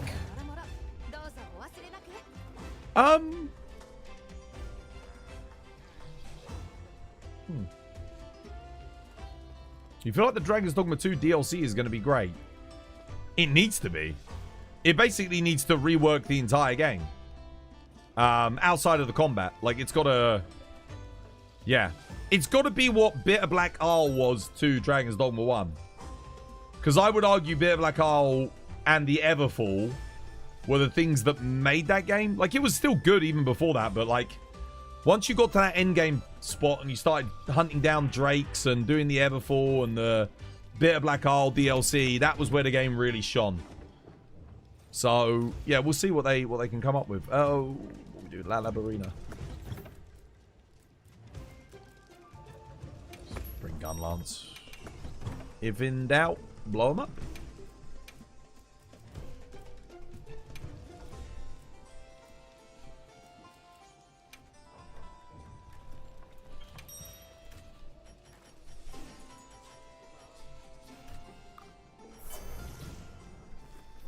What's your favorite old gen Monster Hunter? 2G. 2G, man. Second gen, Monster Hunter Freedom 2 and Monster Hunter Freedom 2G. Easily, no contest. 4U second. 4U second. Then Portable third. Slash 3U. I don't like the underwater combat in 3U though. And then it would be like Monster Hunter Freedom 1. Monster Hunter. I mean, Frontier also kind of... Yeah. Frontier is freaking amazing.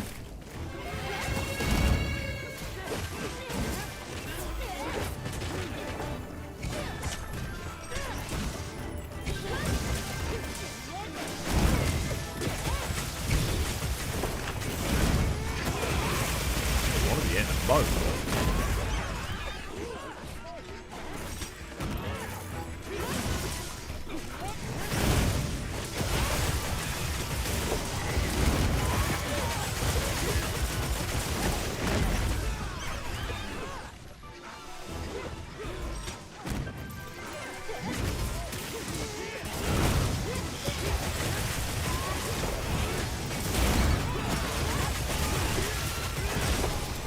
Does he have Carver?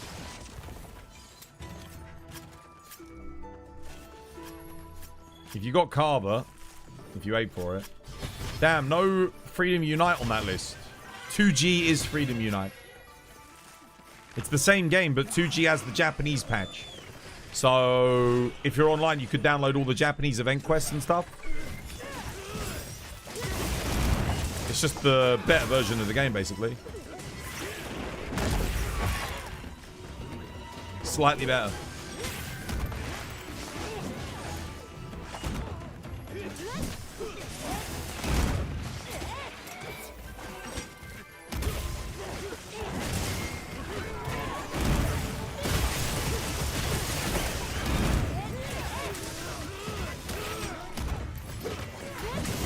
Personally views Portable third. Portable third's combat improvements were nice, but I wouldn't take it over, I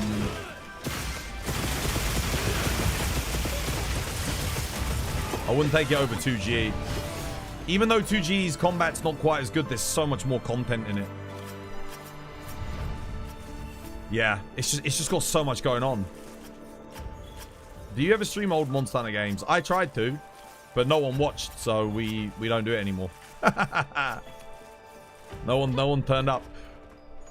Like, a lot of Monster Hunter content creators and streamers have found out. Like, if you stream old gen Monster Hunter, it's very hard to get viewers. Yeah. So I just don't bother.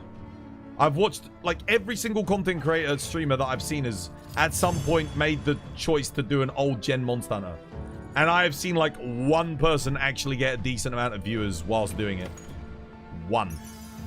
Everyone else I see gets like a viewership drop off compared to like streaming Wild's World or maybe not Sunbreak, but yeah. Certainly Wild's or World. I mean, dude, if you said to me, hey, Twas, we can guarantee you like $100 a day and, you know, 100 plus viewers if you stream Monster Hunter Freedom Unite, I would, dude, absolutely, I'd stream it. But it's not going to happen. It's a pipe dream. Was that enough? Do we need to do it again? To get your weapon upgrade? What are your thoughts on the take that Monster Hunter has lost its soul? Absolute fucking bullshit.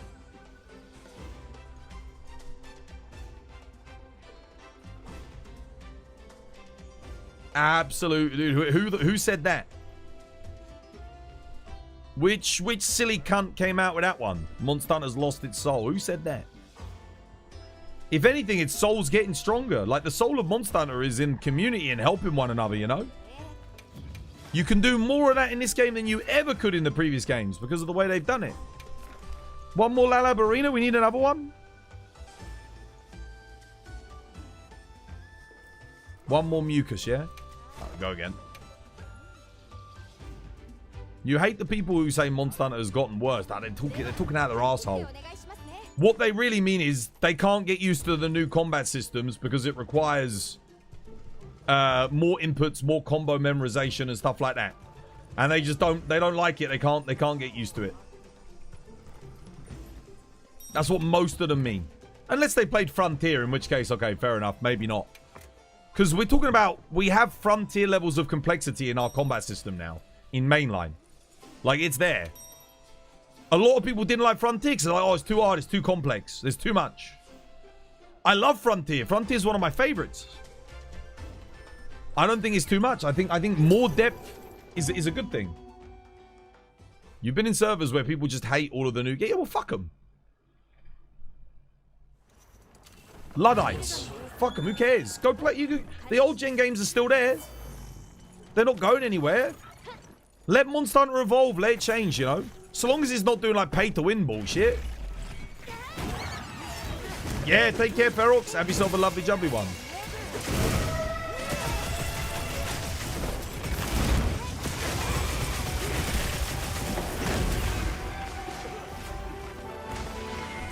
Monster Hunter's lost its soul? Abso-fucking-lutely not.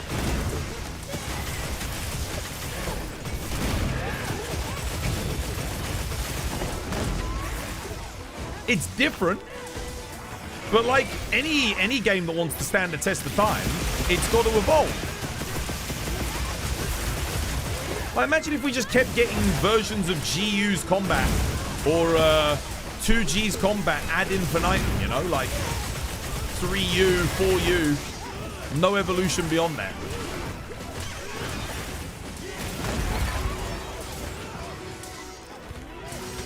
Oh man, dude, you gotta update, you gotta improve.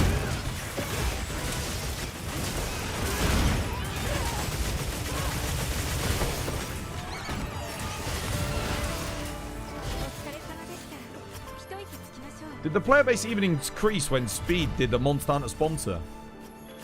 He did? When?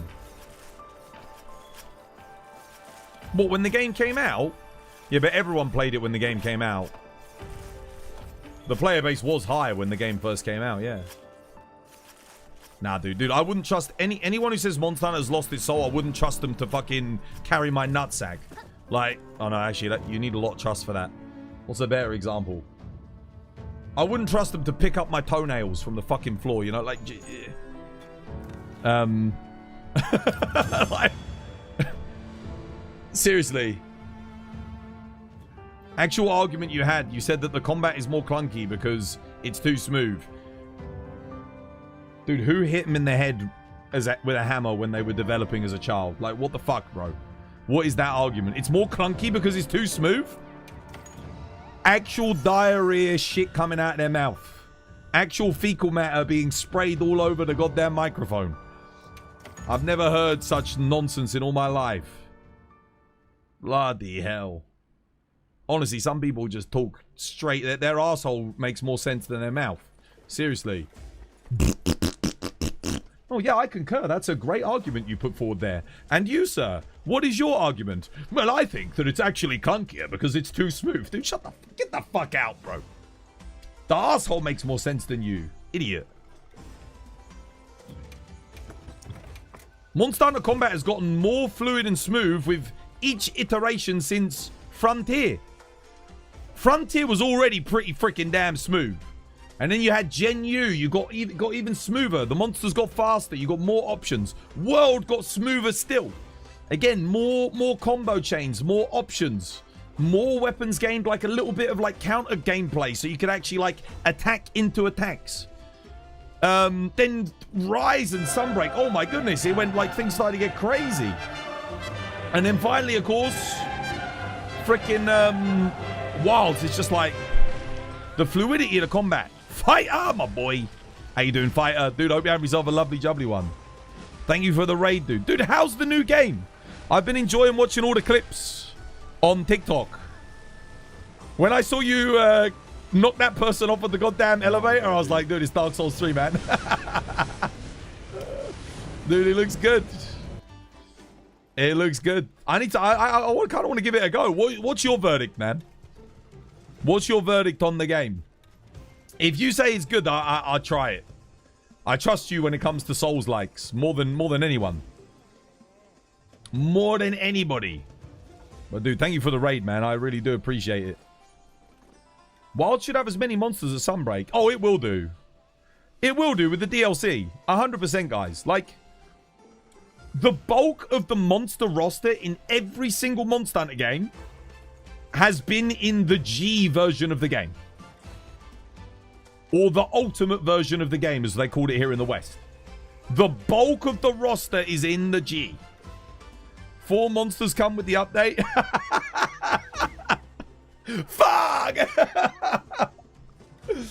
No, don't say that, bro. Don't curse us, man. Come on, man. We gotta be real. There's gonna look, watch. There's gonna be 34 monsters, I reckon, in the DLC. That's my bet. Write it down. 'Twas said 34. I think there'll be 34, including like variants and subspecies, and yeah. I think that's what it's going to be. I think we're going to get 34 new monsters. That's my bet.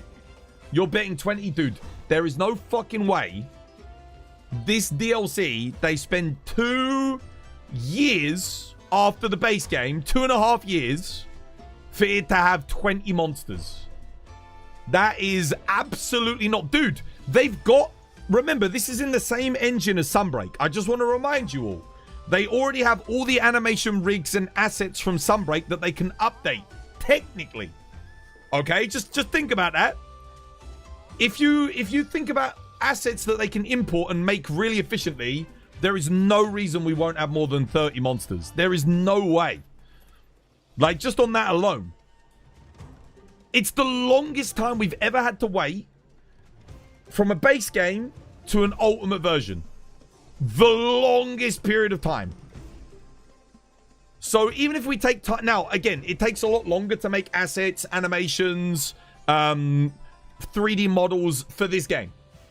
Even probably audio, sound design, and that. It's going to take... Because there's more depth in this game than there is in almost any other Monster Hunter game. And all Monster Hunter games are pretty deep, right? This one's got a lot of depth to it in terms of its technical aspects, right? It's particle effects, animations, 3D models, monster behaviors, monster AI, monster movesets. It's vast. Like, every monster has a lot of attention to detail, interactions with the environment. They've all got it going on. Now, other Monster Hunter games did have that, certainly in World, but even in this game, I think it outdoes Worlds in terms of like the technical elements that are at play here. So with all of that bearing in mind, obviously it takes longer to develop things for this game, but they have a lot of the assets already available. They have a lot of stuff that they can use to help expedite the process of development for certain things. A lot of animations and movesets that they can alter and modify in order to work for different monsters, so they don't have to start from zero. It's always harder to start from zero than it is to take something that's existing and modify it. Just that's a reason why the game industry does so many fucking remasters these days, because they've already got the template for design. That's the other thing. When you make something completely new, you've got to start from the base on design. New moves. How does it behave? What does it do? How does it interact with things? From zero. If you already have all of that knowledge, then implementing it is a lot faster. Because you're like, you know what the baseline is. You've already got reference for the move sets and the way something should look, the textures. So again, it's like you can implement that kind of stuff and update it. So yeah, I think... I'm telling you, I don't want to hype you up too much, but expect this DLC to be big. I think it's going to be at least as big as Iceborne was. At least as big. And Iceborne had like 30 monsters. So, yeah, that was before we got all the updates as well. Then we ended up getting like, I think, 36 monsters. Something ridiculous like that. Off rip, these monsters are effect. Zenoga, Teostra, Naga, Kuga, Nergigante, Namiel, Valstrax. You reckon all of those guaranteed? I think Zenoga, yeah. Yeah, I think Nergigante is a safe bet. I think Valstrax as well, definitely. Naga Kuga. Yeah, I can see it, especially in the Scarlet Forest. Shigaru Magala, I reckon, as well. I think Gossarag. I think they'll do Gossarag for the Ice Shard Cliffs. Because we have no monsters from Rise or Sunbreak. None. Zero. We have none of them. So I think Gossarag will make the cut, because he works. In the Ice Shard Cliff, Gossarag works. I think he definitely works. You're ready for Ascendance? I think the series just needs a whole slew of new monsters. Yeah. I'm only nervous about the boost bracer. I'm not nervous about anything else. And Endgame. I'm a bit nervous about Endgame, because if they do freaking Gogma Artians again... It's kind of boring. Like, I'm not that big on Gogma Artians. I'd rather have, like, monster weapons and shit. Just be good. Make the grind about the monster weapons, you know? If you have to make it so I need to farm 50 monsters to get a weapon, then make it so I have to farm 50 monsters. I don't care. Make it old gen style, man. Yeah, I like that. I'm all over that. I'm here for it. Tetranodon in the Scarlet Forest? The thing is Tetranodon a master rank monster with impact? You got to think about, like, the monsters they're going to bring back have to be fights that are just, like, unarguably a master rank fight. Anything they want to do that's early master rank, they'll do Bambro and Zamtrios. Not Zamtrios. Beartodus. They'll come up with new monsters for the early master rank that people have no preconceived notions about, so they won't mind if they're a little bit easier. I think that's what they'll do. What's the worry with the boost bracer? That it becomes something that we absolutely have to use in order to maximize our DPS, like the Clutch Claw and like the Wire Bugs. So we end up having some arbitrary cooldown ability that we have to use in order to be ultimately effective in combat, and we no longer can just enjoy the base mechanics anymore. Velkhana's really good. Yeah, no, Velkhana's great. I don't know if it comes this time. I'm not sure if she makes it, because she was in Sunbreak and Iceborne. So, we'll see. Like the Clutch Claw, dude. That's my fear. I don't want us to end up with something like the Clutch Claw. Right, Patches. What are we doing next, lad? What do you fancy?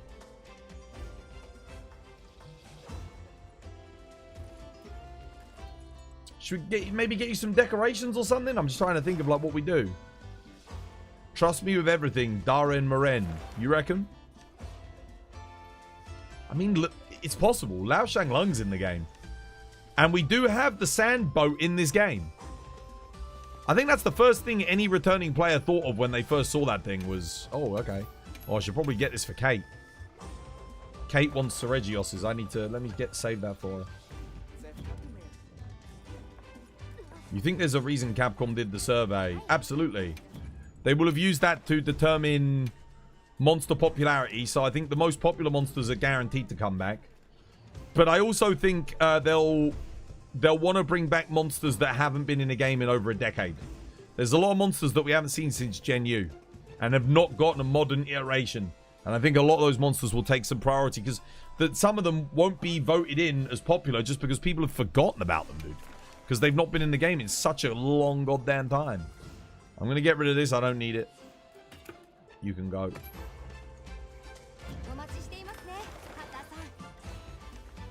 No! You're kidding. In that short space of time, the quest disappeared.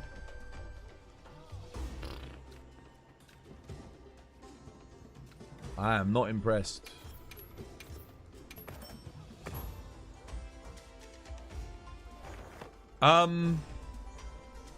Yeah, what we saying, Patches? Let's see what's actually. You've got the upgrades. You're down to do some decos. Okay, decos. All right, yeah.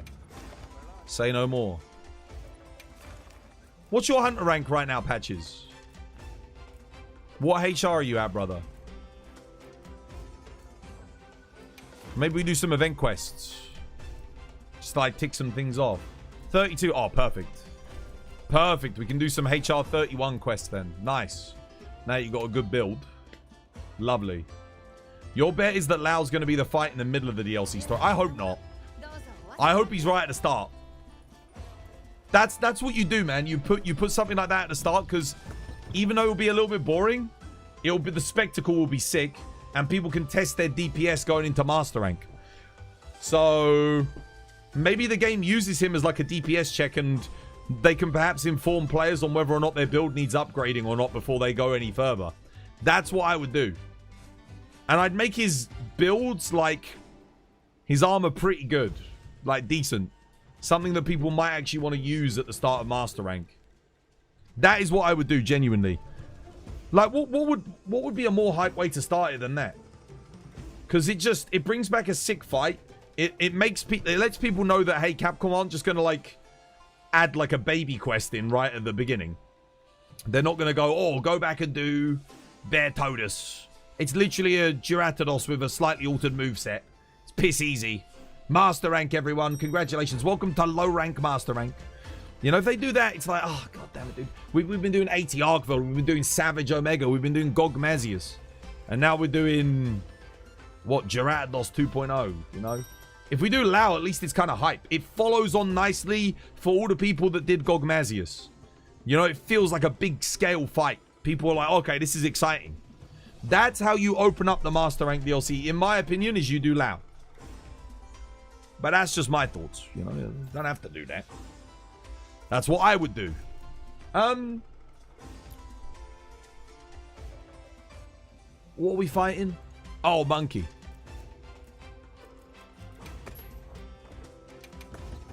Sorry, I forgot what we were doing. My bad.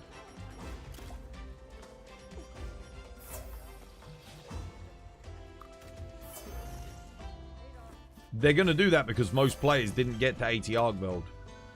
I hope so. As a designer, that's my thought process. You allow people to enter Master Rank to do Lao at the start, but Lao acts as a DPS check. He's not a particularly hard fight, but if you're not doing enough damage to him, they won't let you progress into Master Rank. That is what I would do. That way you don't end up with a bunch of, like, noobs coming into Master Rank who only have... They haven't even farmed, like, Gormagala gear, for example.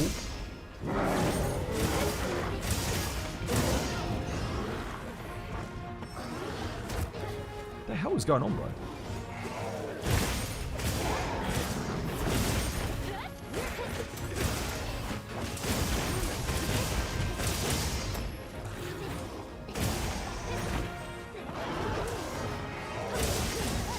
Try and go for the front, guys.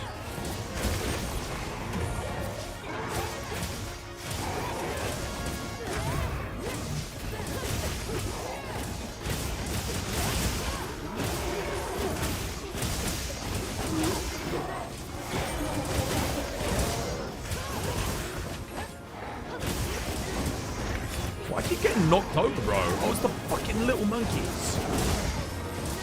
They... Enough of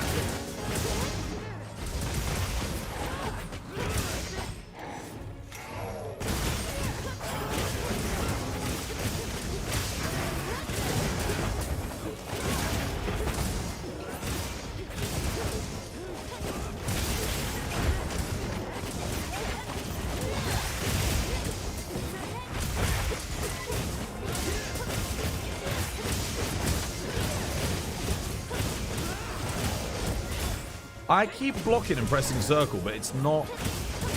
My attacks just feel kind of unresponsive today, a little bit slow. Sometimes. I'm pressing R1 circle and I'm just getting knocked down, but my character doesn't do anything. She's just sort of... Oh, okay. Yeah, that works. Yeah, we'll do this a little bit. Master Rank Blangonga is going to be a great fight. Yeah, I do like Blangonga. It's good fun. I think I need to put flinch free in my build. 1 level. Because I keep getting flinched by like the tiniest little attacks. I got shockproof, so players aren't hitting me, but I think I'm going to put flinch free in. Because that whole quest I'm like blocking and then a little monkey hits me in the back and I'm getting knocked on my ass. I can fit it in, which is good. No more knockbacks from small attacks. Anomaly system versus tempered. What do you prefer? Tempered. Every single day of the week, tempered. Anomaly monsters not only look ugly because they look like a swollen red testicle that's got like fucking been beaten up a bit too much, but the fact that you got like gated out of playing with people every 20 anomaly ranks was just dog shit. And then the random augmentation system was horrendous. Absolutely awful. I like the idea of an extended difficulty that goes up to 300 levels at endgame. I think that's kind of cool. But how they implemented it was horrendous, dude. It was... Oh, God. The monsters looked ugly. Tempered monsters don't look ugly. I don't mind the tempered wound, like, visual. I think it looks kind of cool. It's not as obtrusive as a big glowing red testicle monster. Like, fuck that. Nah. Dude, the anomaly system genuinely annoyed me. When you look at how good things were, like Lucent Naga, Cougar, and stuff like that, it was like, dude, why did we even need this? Like, they could have just made tempered monsters in that game and it would have been fine, I think. Yeah. The anomaly system on paper could have been good. If you take out the random augmentations, if you get rid of the big glowing red bullshit, and then you stop the whole, like, every 20 levels you get locked out and you can't play with people. So you have 300 anomaly ranks and just let people use their own judgment as to whether or not they join a quest or not. So it's like, oh, look, there's an AR 300 quest. I'm an AR... Make it so that AR lets you unlock the quests, but then if you're a lower level, you can just join any of them. Like, maybe your AR 150, you can still join an AR 300 quest. But you have to use your own self-determination as to whether or not you think that's a good idea. That would have been so much better. So much better. And then the rewards for it could have been maybe fixed augmentations. So you upgrade an armor piece and you get an extra skill on it, but it's fixed. It's balanced. It's something that Capcom's actually thought about and considered. So, like, maybe a piece of Velkhana armor gives you an extra level of Frostcraft, you know? Makes it a little bit more efficient. I didn't... Okay, there's definitely something going wrong with my controller. 100%. I'm not even holding R1 and my character's standing there blocking. I wasn't even pressing the button and it was just... I pressed it and, like... It was, like, locked on to doing it for some reason. Weird.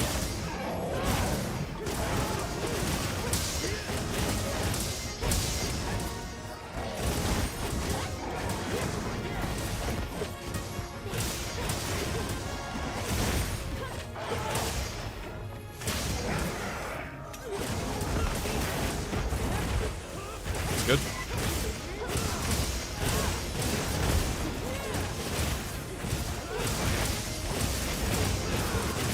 Even my R1 button's getting a bit, like, locked in.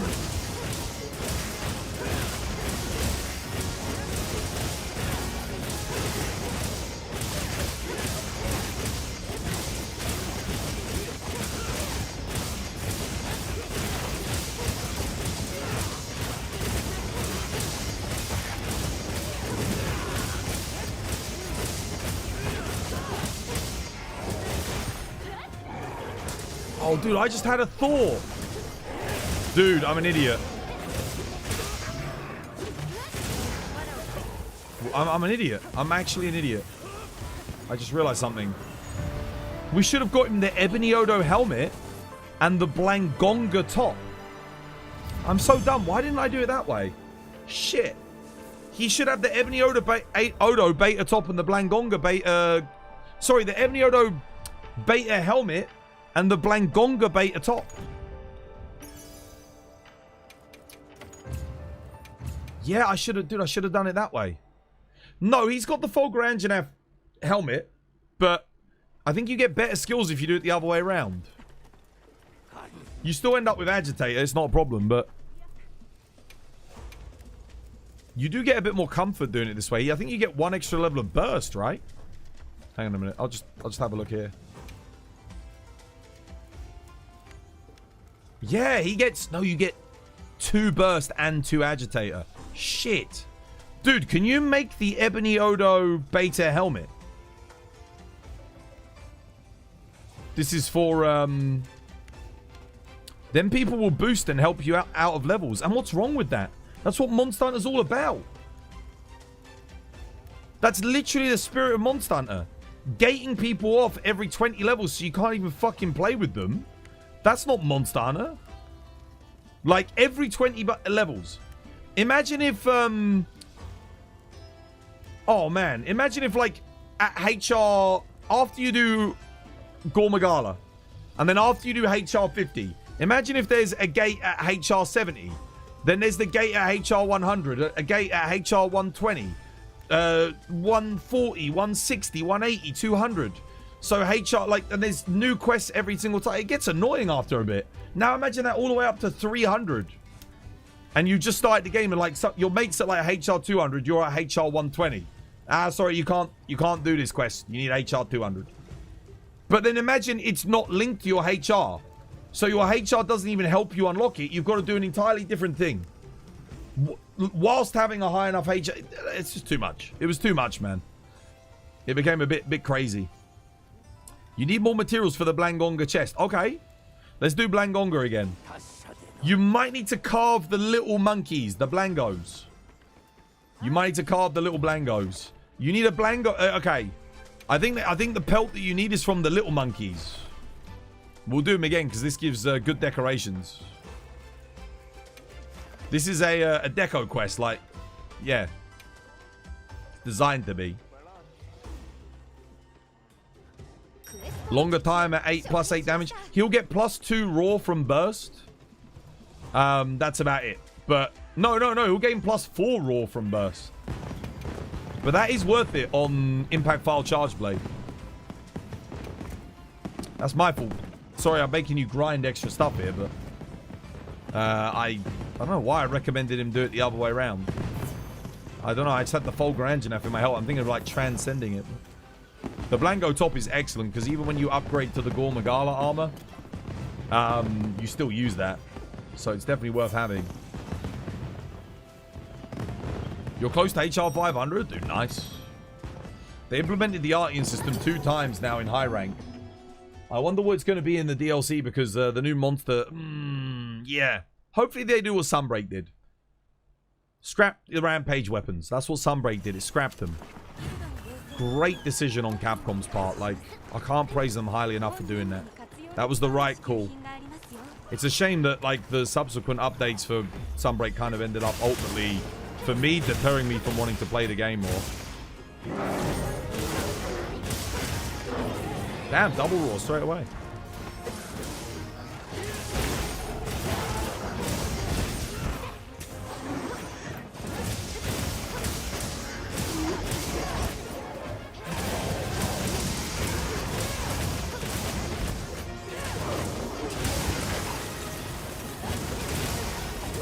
Oh, okay. Oh, Jinda had bonus going up.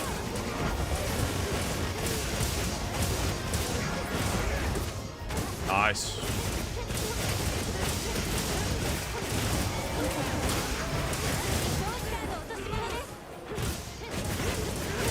It did it again. I pressed R1. I think my R1 button's getting stuck. Shit. I pressed it and it, like, my character just, like, walked forward whilst holding shield. I wasn't holding the button down.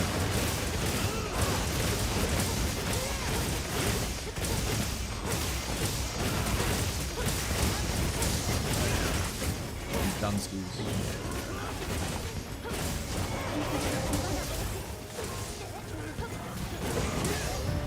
Nice. Don't forget to guard the small monk. Oh shit, I skipped. Hang on a minute. Maybe there's like something stuck in there or something. I'm gonna get a little bit of like wire and try, see if I can, you know, rub it around the. Oh yeah, okay. Yeah, it is getting caught on like. Dude, how the fuck am I meant to clean? I think like pressurized air can or something. I think it's literally just the fact that I'm using this like 8 hours a day plus all the shit and crap, you know, skin, whatever. It's just like getting caught in there. It's getting stuck on the goddamn button. There we go. I'm cleaning it out. I just need to pressurize. Let me get some pressurized air quickly. I'll like blast it in there. That'll do the job. Put some electronic. Put this. Get that in there.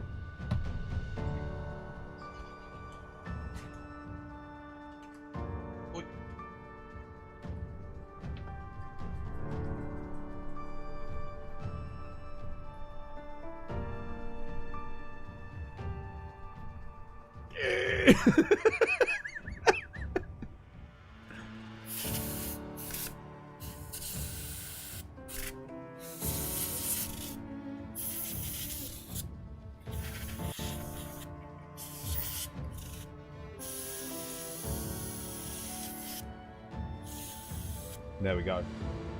All right. That ought to do it.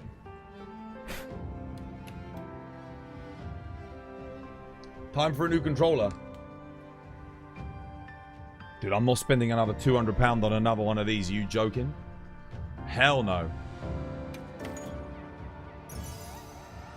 Dude, you actually get really good decorations from this for the level. Wait, this must be the best decoration quest at HR31. Beating the old can, I see.